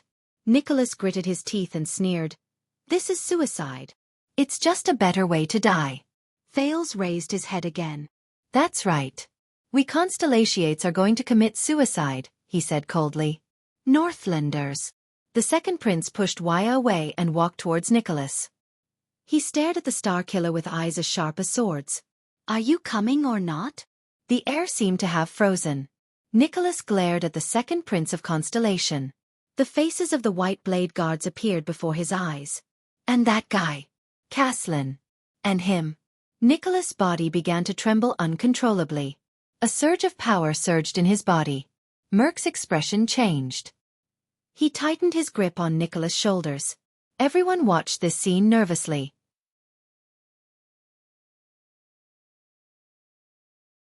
After a while, Nicholas swung his arm and broke free from Merc's grip. F***CK. He looked like he was struggling and spat. The Star Killer looked behind Thales, at the nervous little rascal. Thales narrowed his eyes. The Walton family's orphan is here. Nicholas turned his head around. His eyebrows were furrowed and his face was extremely distorted. He looked at Merc as if he was trying to explain something. I can't risk her getting hurt. He gritted his teeth, trying to convince himself amidst his struggle. He was angry and indignant. But I want to help him. A small female voice rang in everyone's ears. Nicholas froze. What? He lowered his head in disbelief and looked at the little girl. Little Rascal seemed a little afraid, but she suppressed her fear and moved closer to Thales. The prince gave her an encouraging and grateful look. Thank you. I'm sorry. Little Rascal trembled slightly. She gulped. I said, I want to help Thales. The girl stuttered and lacked confidence. I don't want to run anymore. Under everyone's strange gazes, she said firmly. We are Northlanders, aren't we? Nicholas and Merc were both stunned. The descendants of the Walton family have never run away from battle. The girl closed her eyes as if that would regain some courage. Her glasses slid down the bridge of her nose. Before the entire army was wiped out, the King of Wrath, Shalon Walton, fought for an entire day and night with an axe. In the end, he widened his eyes in anger and watched the Nightwing King twist his head off. Even if he failed, he wanted to witness his own death. Little Rascal opened her eyes shakily and forced herself to look at Nicholas, whose gaze was as sharp as a knife. She said, "We can't run." "I don't want to run either." Hearing this, Merc suddenly chuckled softly. "You are a real Walton." The former administrator of the king's eyes were sorrowful. No one knew what he was thinking about. This young lady.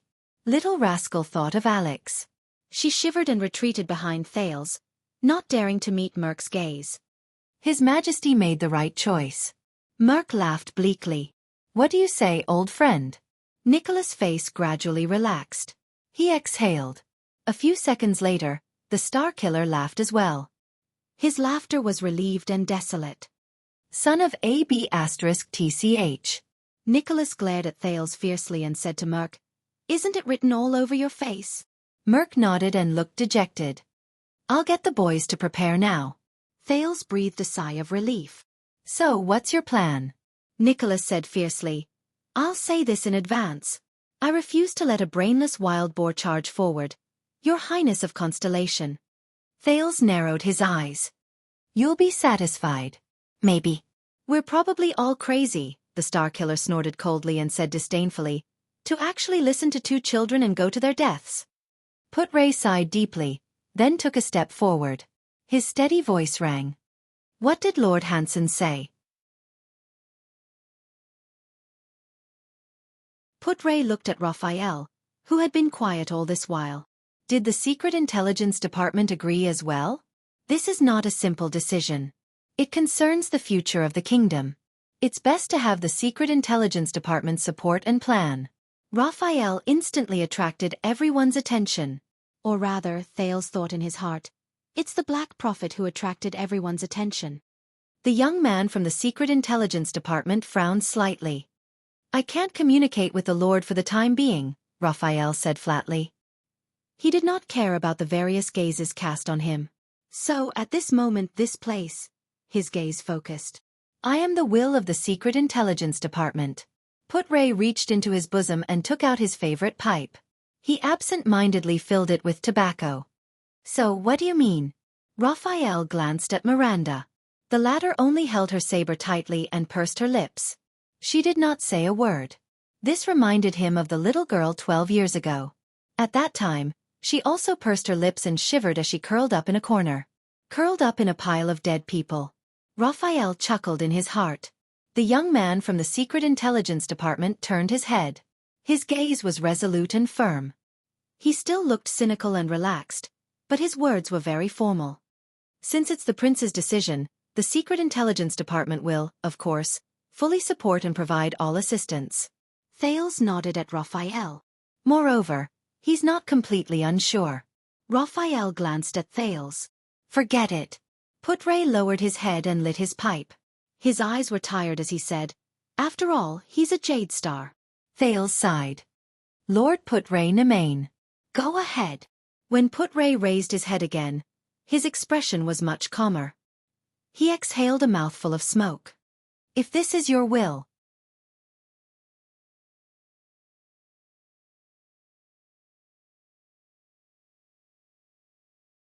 Chapter 232.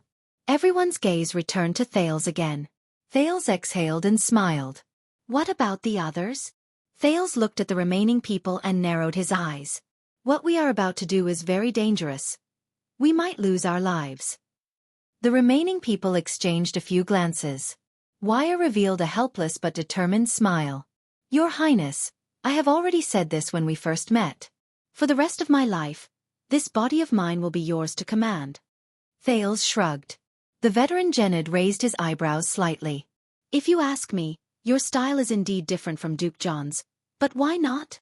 "Don't look at me," Willow said nervously. "I will go wherever everyone else goes." Ralph saw Thales' gaze shift to him and could not help but frown. He extended his hands and made two gestures in the air. "Don't ask. Just do it." Thales smiled knowingly. This tone. Does he think he's still in Blood Bottle Gang? Very well. Then we have reached a consensus. Thales breathed a sigh of relief and looked at everyone. But his expression immediately darkened. Even though this decision might kill us. No. Thales sighed in his heart. In this plan, there had to be someone who was going to die. But since the decision has been made, Thales' gaze froze. But what are you going to do? A discordant voice interrupted. Everyone turned their heads. We only have a group of defeated soldiers who are on the run. All of them are injured and hiding. Including the White Blade Guards, there are only about a dozen of us. Behind Cohen, Miranda Arund looked at the prince with a cold expression. You are just a 7 or 8-year-old brat. What can you rely on to overthrow Lampard and protect the Northern Territory? Lady Arund's gaze was incredibly sharp, and her question was extremely sharp. Even to save the kingdom? The same question, Nicholas mocked bluntly. Do you really want us to die and move the people of Dragoncloud City? Thales lowered his head and was silent for a few seconds. What do you think? The Prince of Constellation asked calmly. Everyone looked at each other. Putray raised his eyebrows. I say, said the vice diplomat in a low voice with a puff of smoke, that we are no match for Lampard in any respect. Cohen crossed his arms and gave Raphael a questioning look, but the latter ignored him. Lampard has nearly 2,000 men. They are the standing army of Black Sand region, and they are disguised as patrols. They are also firmly occupying the first gatehouse, and even control Heroic Spirit Palace. Putray calmly recounted the events. Nicholas raised his head and his eyes shone with a cold glare. Dragoncloud City has enough troops to suppress him. Gather the patrols and the Walton family's recruits. The White Blade Guards will be the vanguard, and I will personally lead the attack. Whether it is the gatehouse or Heroic Spirit Palace, I guarantee that they will not last more than 15 minutes. If, as a mere lord, you could recruit these troops in a suitable name, which might take a whole day, and make them run amok in Dragoncloud City without hesitation, follow you to attack the gatehouse, and rush into Heroic Spirit Palace, Putray retorted without batting an eyelid. That's right. Nicholas did not speak. He forcefully swallowed the words "this was my original plan" back into his throat. Merc patted him on the back of his shoulder. Putray sighed and continued, he has multiple Supreme-class elites under him. Regardless of whether it's Caslin or the Fire Knight, if they ambush us when we are caught off guard, they can defeat us in a short amount of time. There's even an existence like the supra-class swordsman Croche. Hearing this, Merc's expression clearly froze. He has allies like the Red Witch, Shiles and Vlad. Everyone listened quietly to Putray's analysis. Their expressions became increasingly unpleasant. Intelligence is everywhere, and his connections are everywhere. I am willing to bet that once we get close to Heroic Spirit Palace or the First Gatehouse, we will be discovered within 5 minutes. Don't forget about Shadow Shield. Thales sighed. And maybe Charlton. Hearing this, Putray's gaze darkened. Yes, and Shadow Shield and Charlton. We are also at an absolute disadvantage in terms of the situation. The vice diplomat took another puff of his pipe. There was a worried look on his face. Your Highness, as well as Constellation, have been rumored to be the masterminds behind the scenes. Other than a few White Blade Guards in this neutral temple, we are isolated and helpless. It is difficult for us to even show our faces. Everyone's expression became solemn. It was as if the excitement and passion from earlier had been swept away. Unless Lampard surrenders directly. Putray put down his pipe and sighed softly. Otherwise, I don't see any chance of winning until now. Thales did not speak. He only quietly observed everyone's expressions. Might as well let Raphael find another calamity to help us. Cohen shrugged in annoyance. It will be faster this way. Many people raised their eyebrows. Nicholas and Merc looked at the young man from the Secret Intelligence Department with unfriendly expressions. Yes. Raphael snorted coldly and glanced at Cohen. Maybe we can even get a great dragon to help us. Then we will definitely win. The others shook their heads. Little Rascal's expression changed. She subconsciously touched her glasses. Ralph grunted and gestured at the bright moon goddess with his chin. Ah, I understand what the mute meant this time. Waya looked at the phantom wind follower and sighed. He said that we should directly pray to the bright moon goddess. This is more reliable. Under everyone's gaze, the prince's attendant spread his hands at the statue. At least you will still be able to see her. Put Ray clutched his forehead and sighed. Are you done? The second prince suddenly interrupted Put Ray. Thales raised his head and looked at everyone with a piercing gaze. He flashed a sly and confident smile as he recalled the unforgettable battle and the swordsman who left a deep impression on him. Before the big battle starts, Thales raised his right hand and gently tapped his forehead. We have to change our minds first. Everyone was stunned. Change our minds? Miranda asked doubtfully. Among the puzzled people, Raphael rolled his eyes and seemed to be deep in thought. Thales exhaled and operated his brain, which had been thinking for a few hours. Black Sand region seems to have the upper hand in every aspect, seizing the initiative. The scenes from last night appeared before his eyes. He extracted information one by one. They have the entire situation under control, and we have no power to fight back. Thinking of this, Thales smiled faintly. How could a flying dragon lose when it rides on his face? But he felt a little gloomy. No one in this world understands this joke. At this thought, Thales raised his head and forced himself to be alert. Asterisk smack. Asterisk but. The second prince's gaze was calm as he punched his other palm. Really? Do you have another opinion? Putre's eyes shone brightly. Your Highness? No. Unexpectedly, Thales shook his head. Your analysis is correct. But even if they are as strong as the calamities, the prince raised his head and his gaze was firm, they can't change people's hearts and turn the situation around. Even if they are strong enough to destroy Exted's capital, kill all the Extension nobles, and even threaten every Northlander with death, they can't change Northland's traditions, can't change Exted's spirit, can't force people to change their minds, and can't destroy the truly precious things in this land.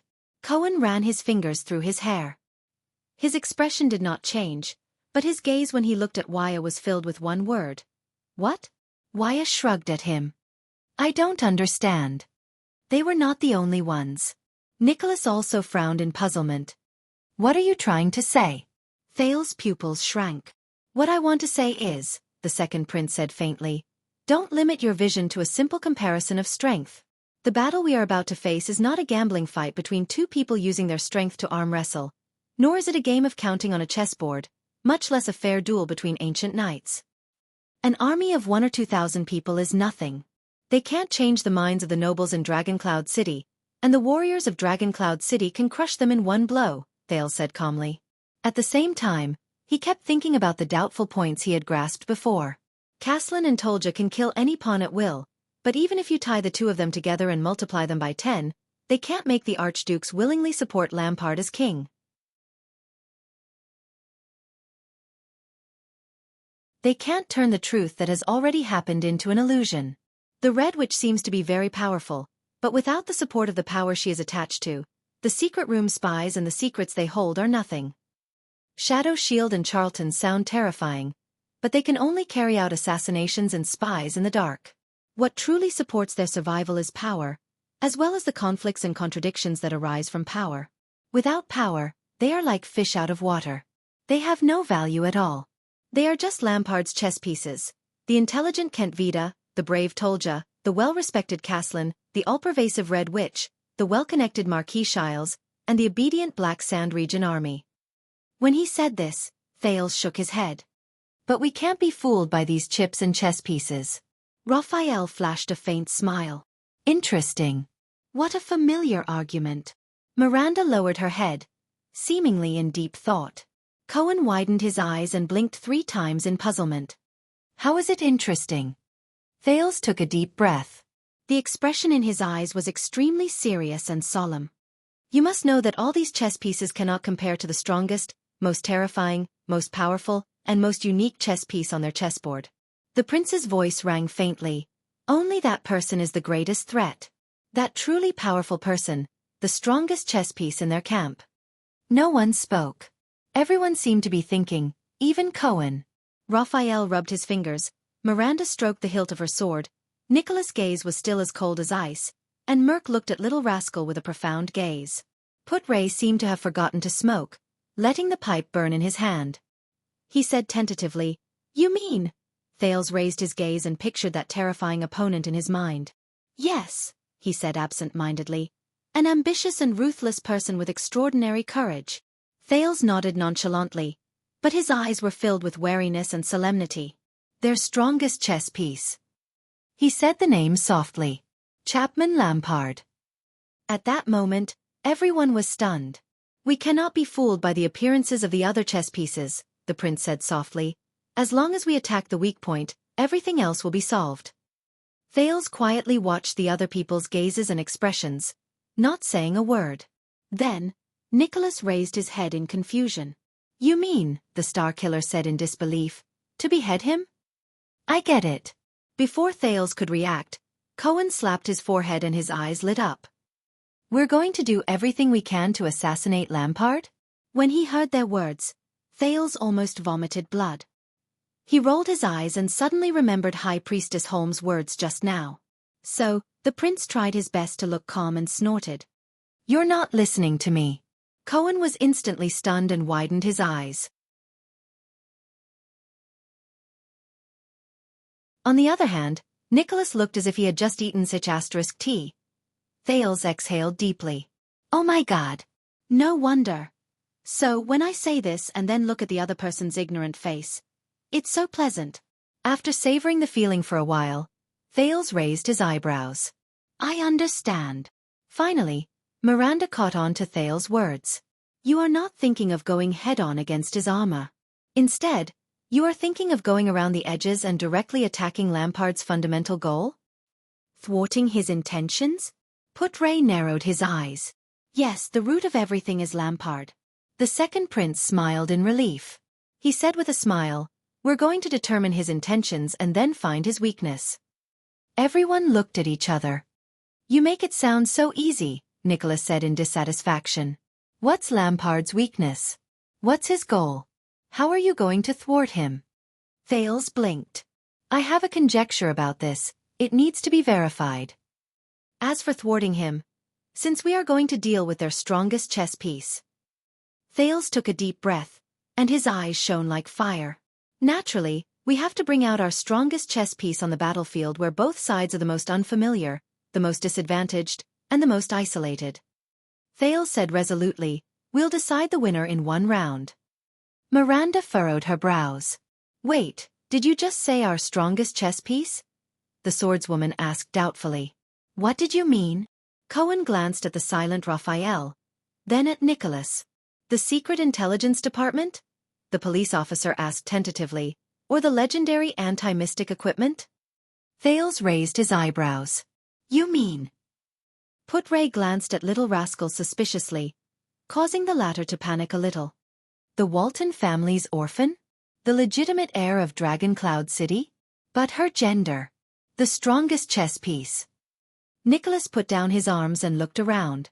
Puzzled, he said, "Me as a supreme class?" Thales ignored the three of them. He exhaled through his nose and suppressed the displeasure in his heart. "All of you are right." He ignored the others' words. His eyes burned with the flames of pre-battle. Just like when he faced the blood mystic in the past, he said eagerly, "The strongest chess piece in our camp." The second prince smiled and extended his right hand. He tapped his chest and shouted a name.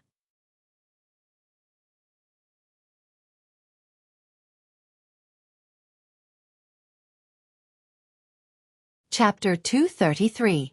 For 3 seconds, no one said a word. Until... Cut the nonsense. Nicholas tilted his head to reveal the hilt behind his back. There was a fierce glint in his eyes, and his words were as cold as frost. "Or do you like to joke?" Cohen narrowed his eyes. Even Little Rascal shook her head. Thales raised his eyebrows and smiled awkwardly. "But I am serious." He looked at everyone's hostile and doubtful gazes, and his heart skipped a beat. The prince could only shake his head in the end. "All right, let's get to the main point. Ever since King Nuvan was assassinated, I have collected a lot of information while on the run." Thales sighed. "There are many details about Lampard's plan this time." Put-Ray and Raphael glanced at each other, inwardly surprised. Miranda frowned slightly. Collecting information while on the run? Thales shrugged. I can't just run for my life in a panic. Nicholas focused his gaze. For example? For example, Lampard's true objective. Thales' breathing slowed down. Whether it was the army that he did not need to bring or his personal appearance, it has far exceeded the scope of self-preservation by counterattacking Nuven. We talked about this in the prison cell, Miranda said keenly. Do you have an answer? Under everyone's gaze, Thales lowered his head slightly. He recalled the oppressive conversation in the carriage. After King Nuven died and I fell into Lampard's hands, he said something to me, the second prince said absent-mindedly, replaying the scene in his mind. That sentence has been bothering me, until just now. Raphael subconsciously leaned forward a little and narrowed his eyes. Chapman Lampard's original words were, Thales said in a hoarse voice, imitating the ambitious and ruthless man's tone. What's next? Double quotes. To save this country. Aside from Little Rascal, everyone was stunned. There were a few seconds of silence again. What? Put Ray was bewildered. Raphael and Miranda lowered their heads and pondered. Humph. Nicholas shook his head and exchanged glances with Merc. The self-justification of the shameless, the cunning words of the King's Slayer. Thales shook his head solemnly. No, I can feel it. The prince exhaled. His gaze was solemn. He is serious. Lampard really believes that what he is doing is saving At. The Star Killer's expression slowly froze. Cohen scratched his head. Maybe we should stop this guessing game and get straight to the point. Say something that I can understand? There's something wrong with this sentence. Putray took a puff of his cigarette, and an undercurrent surged in his eyes. What does this country have to be saved? Could he be referring to the overthrow of King Nuven? Miranda crossed her arms and thought carefully. As far as I know, Nuven VII's 30 years of rule made the archdukes respect and fear him. To Lampard, Nuven's death is the rebirth of the country.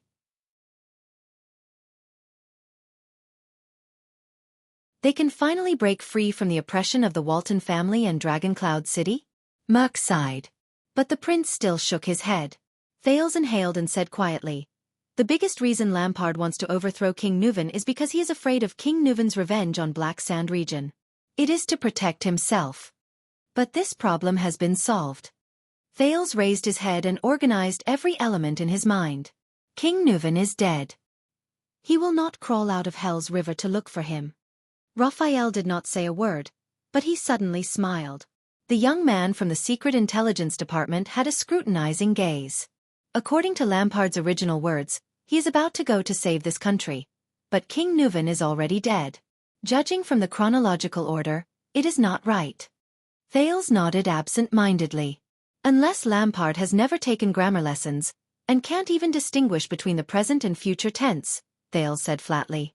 Otherwise, what he said about saving the country. Thales raised his head. His gaze was extremely solemn. It is definitely not just to overthrow King Nuven. It is not just to get rid of Dragoncloud City's oppression. It is not just to change the king. He wants more. He wants an unprecedented change. He wants to save this country, in the most thorough way possible. Everyone fell silent. I bet. Thales exhaled. His tone was solemn and serious. This is why Lampard brought his army to Dragoncloud City. This is why he is heading to Heroic Spirit Palace right now.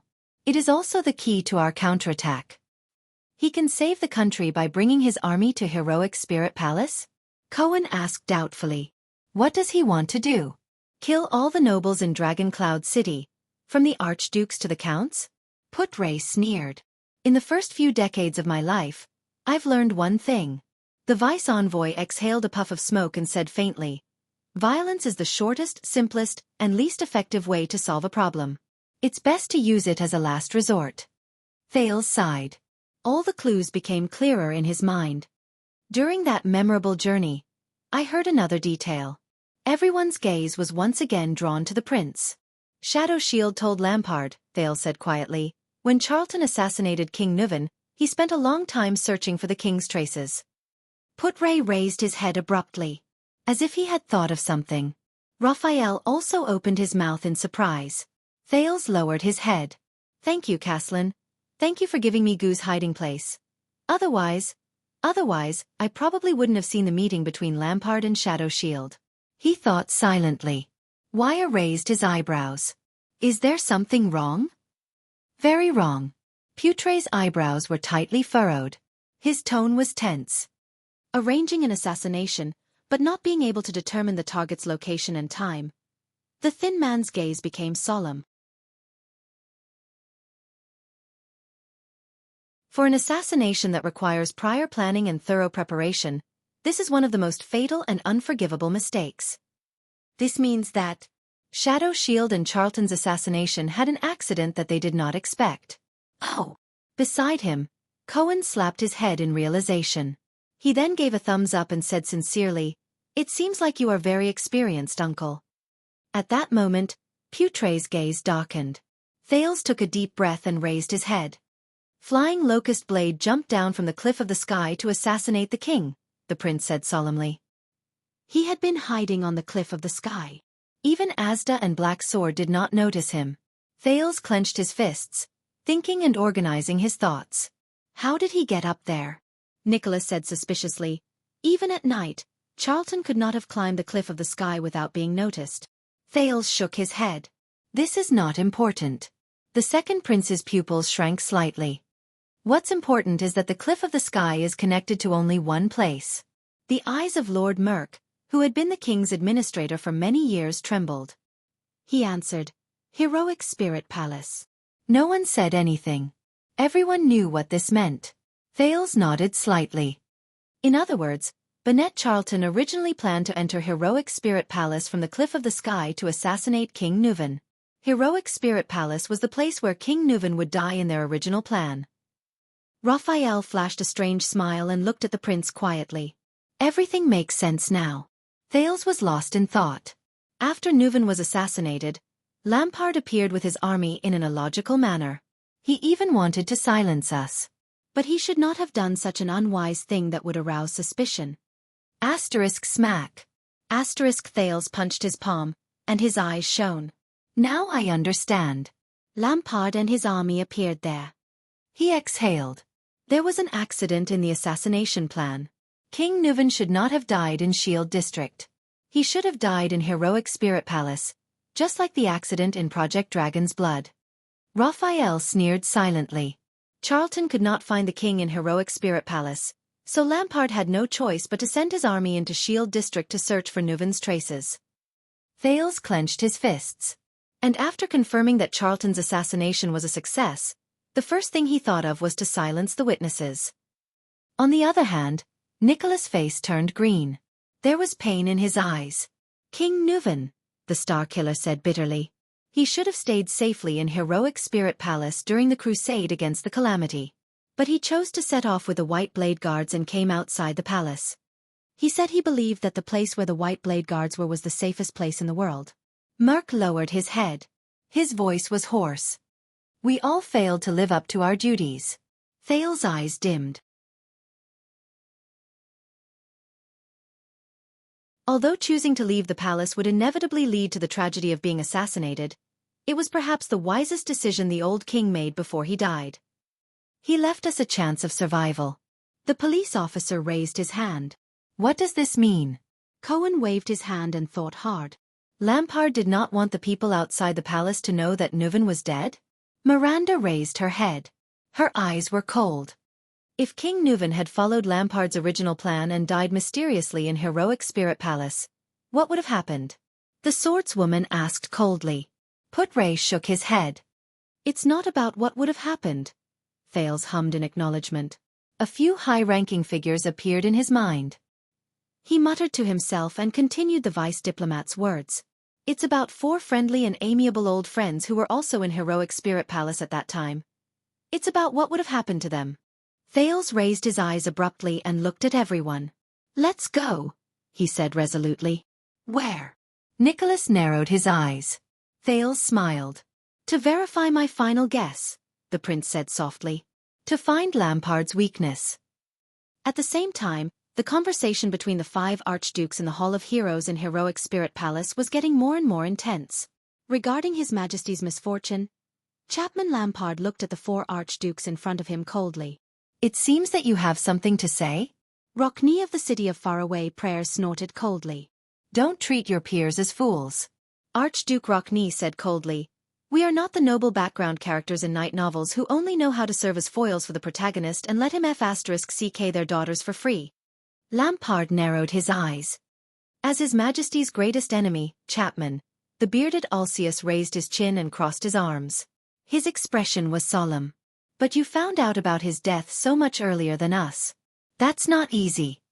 The Archduke of Black Sand region snorted softly. And you appeared not too early nor too late. You appeared not long after His Majesty was assassinated? Archduke Trentida hid half of his face in the shadows where the brazier's light could not reach.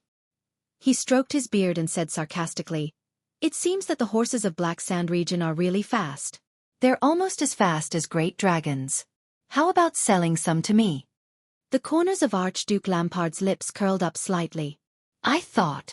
The experienced and prudent Archduke Lecco shook his head, making his bald head even more conspicuous. His eyes occasionally sparkled. If you're just here to talk to us, don't you think you brought too many attendants outside the door? Chapman Lampard raised his head and glanced at the stone carving of the cloud dragon spear above his head.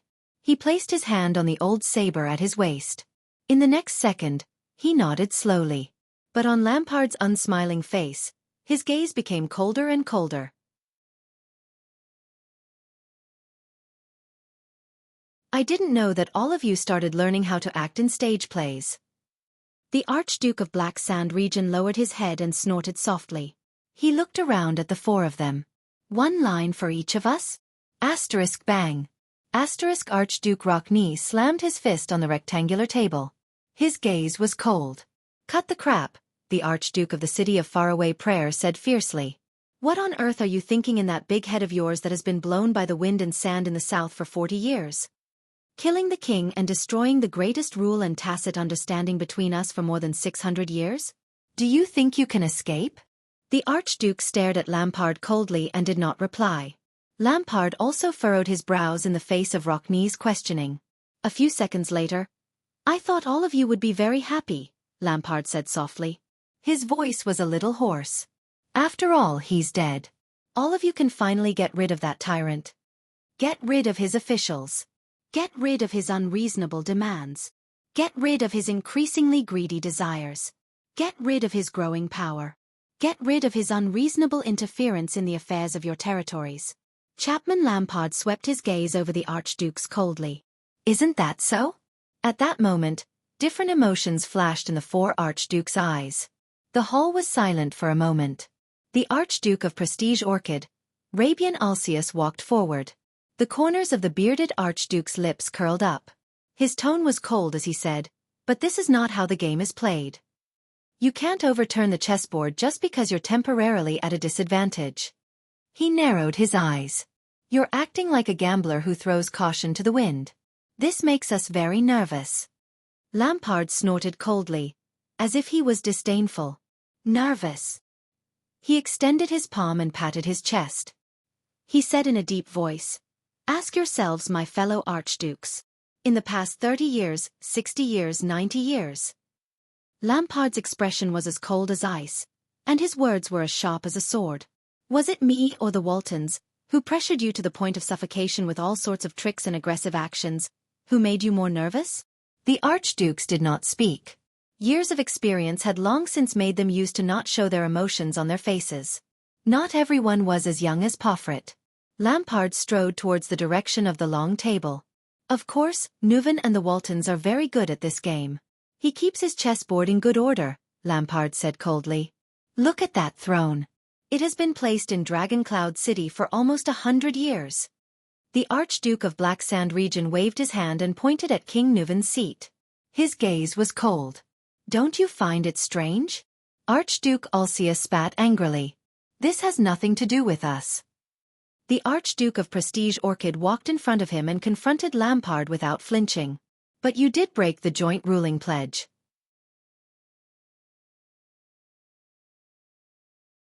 His Majesty is still your common elected king. Asterisk thud. Asterisk Lampard took a sudden step forward. His forehead was almost touching Alcius' forehead. But Alcius did not flinch. His gaze was fierce. The atmosphere between the two archdukes became increasingly tense. Then all of you should know that if he is still alive, my head will be placed in a box for all of you to see in 2 months. Archduke Lampard narrowed his eyes. He enunciated each word, and it sounded extremely terrifying. If he is still alive, my head will be placed in a box for all of you to see in 2 months. How do you know that the next head in the box will not be one of you? Stop talking nonsense. The oldest Archduke Letko raised his head, which was a rare sight. His gaze was very solemn. Trying to make us believe that the Prince of Constellation killed the king is not a good idea to divert the focus. The Northlanders have their own way of doing things. Archduke Rockney continued his sentence and said in a deep voice. We just have to follow it. Archduke Lampard narrowed his eyes, seemingly dissatisfied. Archduke Trentida clapped his hands. I don't think he wants to follow the way of Northland. The Archduke of the Reconstruction Tower, who was famous for his cunning, tilted his head. Look at the bunch of stupid soldiers outside the door. Archduke Rockney snorted coldly. Why do you still plan to exterminate all of us here? Archduke Lampard stared at the 4 archdukes. His expression grew colder. He clenched his fists. But the 4 archdukes before him did not have the slightest intention of backing down. They either sat or stood, staring coldly at Lampard, uncompromising. After a long while, Lampard relaxed his fists, lowered his chest, and slowly exhaled. I'm not here to threaten all of you, the Archduke of Black Sand region said solemnly. And I'm not here to harm all of you. Archduke Letko narrowed his eyes, as if he was deep in thought. Lampard raised his head abruptly. I'm here today for At. Archduke Alcius and Archduke Rockney exchanged glances and sneered at the same time. Come on. Rockney shook his head. The King's Slayer wants to negotiate terms? For At's future, Lampard said solemnly, I have an important proposal to make to all of you. The Archduke of Black Sand region raised his head. His expression was cold, but his eyes seemed to be burning with flames. Flames in ice. Dragon Cloud City no longer has a direct heir, he said flatly. I believe that whether it's the selfish Walton family, or this archduchy that has been a burden to At for more than 600 years, should not continue to exist. Trentida revealed a puzzled expression. Archduke Letko's expression changed. Alcius pursed his lips. There was a hint of shock in his eyes. Rockney's smile froze on his face. But Lampard continued to speak.